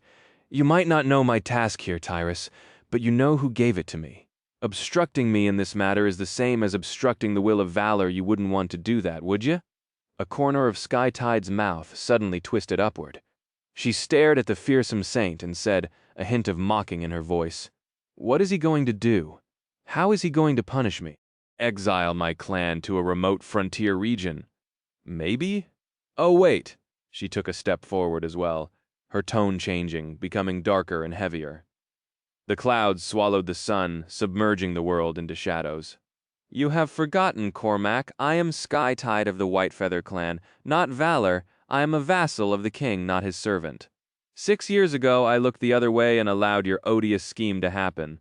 I have regretted it ever since. This is my land, my isles. You are only a guest here. I warn you, do not test the limits of my hospitality. As he spoke the last words, a deafening thunderclap resounded, rolling across the chained isles like a herald of heavenly wrath. Cormac stared at her, unimpressed. An expression of contempt appeared in the depths of his cold, dangerous eyes. The saint moved his shoulders, as if stretching his muscles, and then said darkly, Your arrogance is so tiresome, Tyrus. Warn me? What gives you the courage to warn me? You say that I have forgotten, but it is you who doesn't seem to remember who I am, and what I am capable of. He stepped forward, his killing intent growing thicker and more suffocating, almost palpable. What gave you the idea that this is a negotiation? You will stand down, or I will put you down. Either way, the result will be the same. St. Tyrus lingered for a moment, then looked over her shoulder at Sunny and Cassie. Her gaze was calm and somber. It's time for the two of you to go. Sunny took a step back, his mouth suddenly dry. He opened it, trying to force out a question, but what about Skytide was already looking at Cormac, who was approaching with steady steps. Her hair danced in the wind like a stream of pale gold. Run! You won't survive the fury of this battle. Sunny hesitated for a split second, then grabbed Cassie and ran. They dashed away from the two saints, heading for the distant edge of the island. He didn't know what a fight between transcendents would look like, but had no doubt that mere mortals like the two of them had no place in the middle of it. Crazy, the world has gone completely crazy. A moment later, something collided with a thunderous roar behind them, and Sunny was thrown into the air. A violent shockwave passed through his body, causing a short scream to escape from his mouth. He hit the ground and felt it shifting as if a powerful earthquake was happening. Mere meters away, Sunny struggled to rise back to his feet, then helped Cassie do the same and continued to run. Shards of stone flew past them like bullets, and the snowfall was already turning into a furious blizzard. Behind them, two vast shadows rose into the sky. One was a giant bird of prey, her feathers white, her sharp beak and devastating talons forged out of lustrous, polished steel. Her enormous wings were wreathed in thunderclouds, and bolts of lightning danced around her body like a radiant mantle. The other was a ferocious wyvern, his black scales as dark as the abyss, with mighty muscles rolling under them like iron chains. The head of the creature was crowned with twisting horns, and in his maw, countless sharp fangs glowed darkly, illuminated by immolating red flame burning in the depths of the beast's adamantine body. Tyrus and Cormac flew into the skies, soon disappearing in the veil of storm clouds.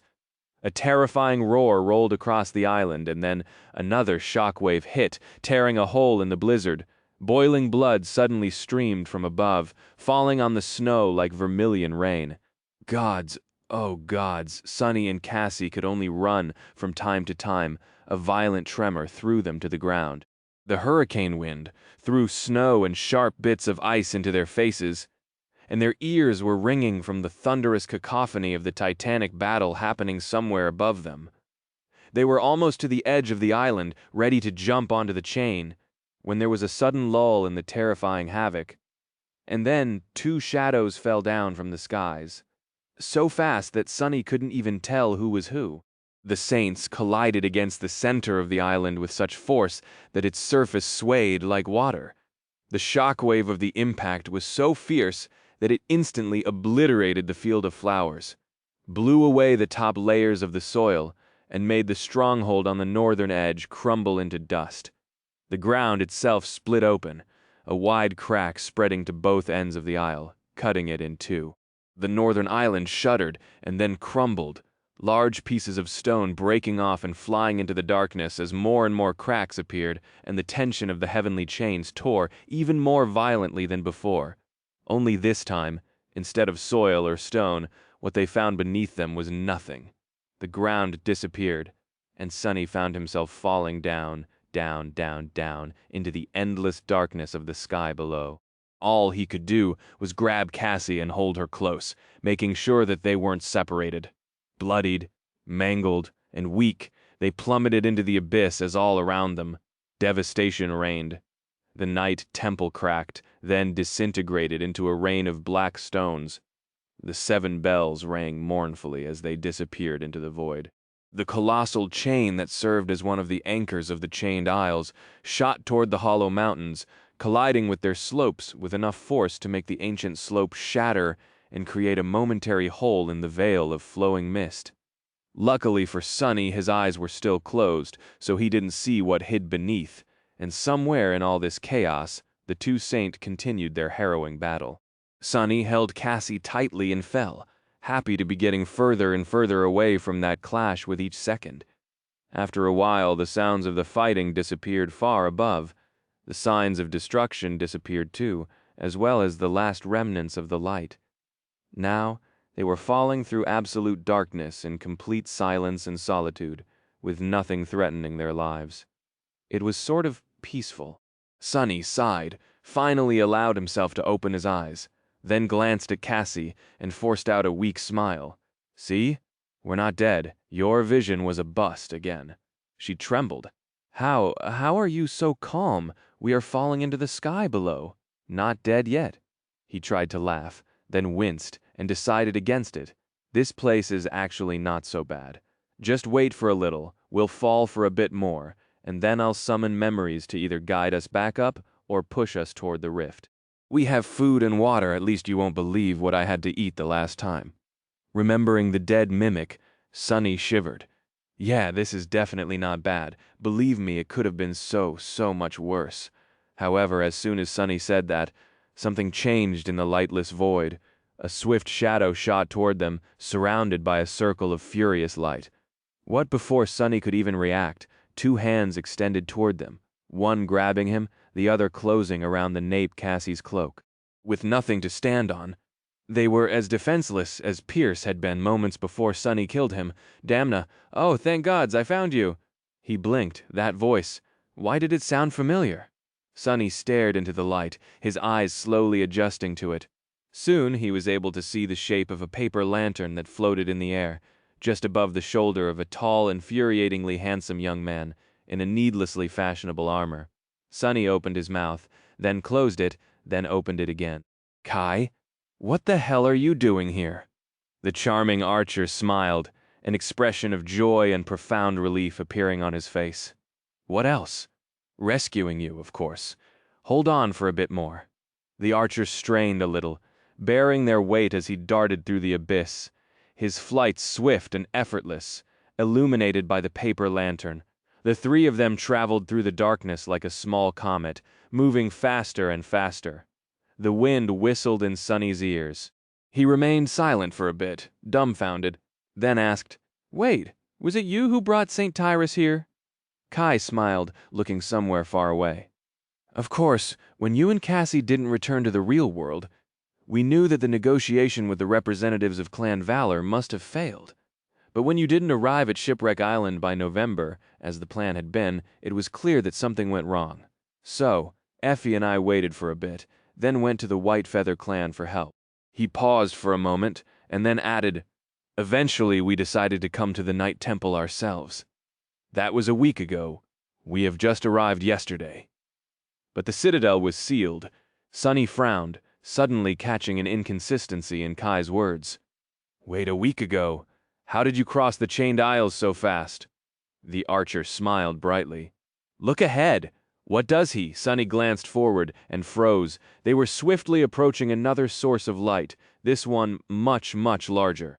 Or rather, it was moving in their direction, even faster than Kai was flying. A few moments later, a graceful shape of a resplendent wooden ship became visible, flowing through the darkness of the sky below as though on water. Its sails were pristine white, and around the main mast, a young tree was growing, its branches brimming with vibrant green leaves. The firekeepers had succeeded in repairing the ancient vessel, after all, it seemed. It looked elegant and swift, its hull devoid of the cracks and breaches that had marred its surface before. A patchwork of replacement boards still stood out on the polished wood, and here and there the structure of the ship seemed rickety and slapdash, especially near the bow, which had been previously almost destroyed. However, overall, the vessel was a magnificent sight to behold. There was a battery of light memories illuminating the ship, an especially bright one burning at the tip of a long and sharp bowsprit. Human figures could be seen on the deck, moving around in a hurry. Sonny stared at the swiftly approaching ship, stunned by the sight of it. It was hard to believe that this had been the same abomination-invested wreck he knew. Now that the ancient vessel was repaired, it looked almost the same as on the golden coins he had sacrificed to the altar of Noctis. Kai accelerated even more, then slowed down and landed on the wooden deck smoothly. Feeling a solid surface under his feet, Sonny swayed a little and looked at the firekeepers that surrounded them. Then he sighed and fell down, instantly losing consciousness. After the terrible day, no, a terrible month he had. Some rest was long overdue. A couple of hours later, Sonny came back to his senses. He was laying near the main mast of the ship, under the branches of the young tree, a soft pillow under his head and a warm blanket covering his body. He still felt terrible, but mostly due to the soul damage Mordred had dealt him, the physical wounds were not bothering him too much anymore. It seemed that while Sonny was out of it, the healer of the firekeepers, Shim, had treated him. "I am actually alive. What a miracle." He grimaced and sat up, then stared into the darkness for a bit. The ancient vessel was swiftly flying through the abyss, descending into its depths. Due to that, his body felt nice and weightless. Sonny dismissed the outer layer of the undying chain, and studied his chest, where the terrible wound had already closed, be it just barely. Now that he was conscious, he would be able to stitch it up, or at least cover the gash with a bandage, as well as properly take care of the countless smaller injuries on his body. Satisfied with his state, Sonny looked around, noticing Cassie sleeping nearby. Her face was calm and peaceful. He remained still for a few moments, coming to terms with the fact that their harrowing adventure seemed to be over. Of course, in the future, he was going to have to deal with its consequences, and even before that, the second nightmare awaited. Perhaps much more terrifying, but at least they were free of the damned Night Temple. Wouldn't get to dwell on his frustration for long. However, because a delicious smell suddenly reached his nostrils, and a few moments later, Effie appeared nearby, carrying 2 plates of somewhat that seemed like real, freshly cooked food. Sonny's eyes glistened and his mouth instantly watered. The huntress grinned and handed him a plate. "Here you go, doofus! Welcome aboard!" He flashed her a smile, and then attacked the food like a ravenous beast. Effie sat down on the deck and placed the second plate near Cassie, who stirred awake soon after. A few minutes were spent in silence, disturbed only by the sound of energetic chewing. At some point, Kai landed nearby and joined them, an easygoing smile on his face. Finally, Sonny was done with his meal and pushed the plate away. "Hey, Effie, about that marriage proposal of yours, I might have changed my mind," she scoffed. "Pff, you wish." He chuckled, then glanced into the darkness that surrounded them from all sides. "From the fact that we're descending, I get it that we are going toward the Ebony Tower." Kai nodded. "Yes, we are moving down and toward the tier, as fast as we can. You will have to guide us to the rift in the flames once we reach them. Whatever had happened in the Night Temple, we thought that ascending should take priority. Not to mention that facing the fallout as masters might change everything." Sonny remained silent for a bit, then smiled crookedly. Good thinking as soon as he said it, though his face darkened. Sonny suddenly looked up and then paled a little. "Get ready, something is approaching." They hurriedly stood up and summoned their weapons. The firekeepers did the same, staring into the darkness with tense faces. A few moments later, something landed on the deck with a wet thud. Sharp fangs glistened, reflecting the light of the lanterns. It was the head of a giant black wyvern, torn viciously at the neck. Its eyes were glassy and empty, and its tongue hung lifelessly out of the terrifying maw, the red flames that had once burned within it, gone. St. Cormac was dead. The realization sent a shiver through Sonny's body, and a split second later, Skytide was suddenly standing above the head of the slain transcendent, her face cold and expressionless. Tyrus looked battered, her graceful armor torn and bloodied. Her golden hair was disheveled, some strands of it painted red. Her presence, however, was unchanged. It was calm and steady. She looked at the 4 of them and frowned. Then her gaze slid lower and focused on the empty plates. "Do you have more food? Bring it. I'm famished." As the saint ate, not at all perturbed by the head of the terrifying wyvern staring at her with dead eyes, the rest of them stood awkwardly and waited for her to satiate her hunger. Sonny observed Skytide with a somber expression, then glanced at what remained of the fearsome transcendent Cormac.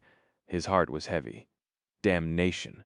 Being the cause of 100 lost and 2 masters dying, one of them by his own hand, no less was already bad enough, not to mention that the whereabouts of the sole prisoner of the Night Temple, Prince Mordred, were currently unknown also as the direct result of Sonny's actions. But causing the demise of a saint was nothing short of an utter disaster. Saints were irreplaceable. In all of humanity, there were just a few dozen. Cormac's death was not going to go unnoticed or unpunished. Would I even be able to return to the real world? Skytide finally finished her meal, then drank some water and glanced at Cassie and him. What exactly happened in the Night Temple? The 2 of them looked at each other. After a few moments, Sonny spoke, his voice somber. "Everything went wrong from the very start. As soon as we arrived, one of the masters discovered a piece of mirror in my belongings. That shard. I picked it up on Reckoning Island. There was apparently a person imprisoned in the Citadel, and he escaped his bindings with the help of the mirror I delivered somehow." He paused and studied the saint's face, trying to ascertain if she had known what would happen. Tyrus certainly knew of the mirror beast, however. She could not have known that Sonny used to carry the mirror shard the creature had left behind. His attempt to read anything on her face failed, so he was left without an answer. With a sigh, Sonny continued, "The masters destroyed the gateway and sealed the temple. After that, the escaped prisoner slaughtered the lost and took possession of a master's body. He even stole the knife from the shattered altar. In the end, it was just the 3 of us left alive, and he would have probably killed us too. But St. Cormac arrived just in time.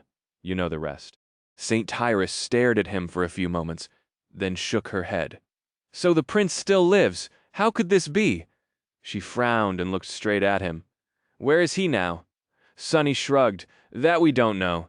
St. Cormac must have destroyed his body, but as to where his soul went, your guess is as good as mine.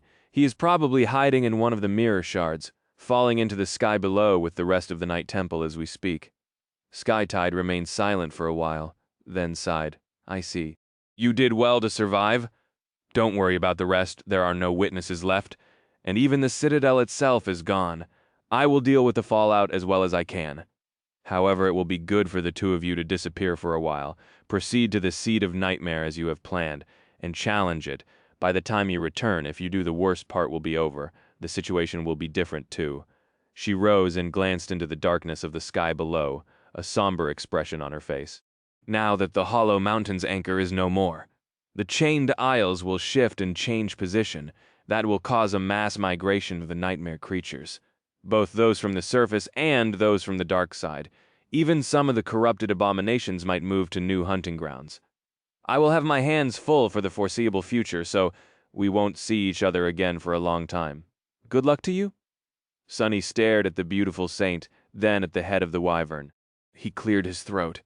I'm sorry, Lady Skytide, but won't you be in trouble? Killing a saint is not something that can be simply forgiven, no matter your status. Right? Tyrus lingered, then shook her head. I will be punished, sure, but not too severely. Do you understand why? Sunny glanced at his friends, who had the same confused expressions. Not really. She sighed. Were 12 saints who swore loyalty to the great clan Valor. One less than those who are sworn to the great clan Song. Now, there are 11, while Song still has 13. With Song Seishin back from the Forgotten Shore, that number will soon increase even further, while Lady Morgan is still too young and lacks the experience to challenge the third nightmare. The balance of power will be broken. Sunny listened to her words attentively. So the great clans are at odds with each other. Two strongest are, at least. Makes sense. Skytide frowned, remained silent for a few moments, and then said, with the gap widening so drastically, Valor can't allow to lose me or any more of their saints. So I will be fine, more or less. That is also the reason why you will be, too. He raised an eyebrow. Us? What do we have to do with any of this? Tyrus smiled slightly, looking at him, Cassie, Effie, and Kai. Right now, the four of you are just people who have raw potential. You are valuable, but not irreplaceable. However, should you survive the second nightmare and ascend, you will prove that you have the courage, skill, and determination to realize that potential. You will prove that you can be saints, and thus become precious. When you return, the great clans will not only be unwilling to eliminate you, they'll be fighting for the right to have you. Sunny scowled, connecting that statement with what Master Jet had told him before. His eyes grew bleak. What if we don't want to be had? Skytide looked at him for a while, then turned away. Her voice sounded even. Then you are out of luck! With that, she jumped up. A gust of cold wind suddenly enveloped the deck of the flying ship, and a moment later, a massive shadow separated from it and shot upward, soon disappearing into the distance. Sunny, Cassie, Effie, Kai, and the firekeepers we left standing in the darkness alone. After some time, the huntress shifted.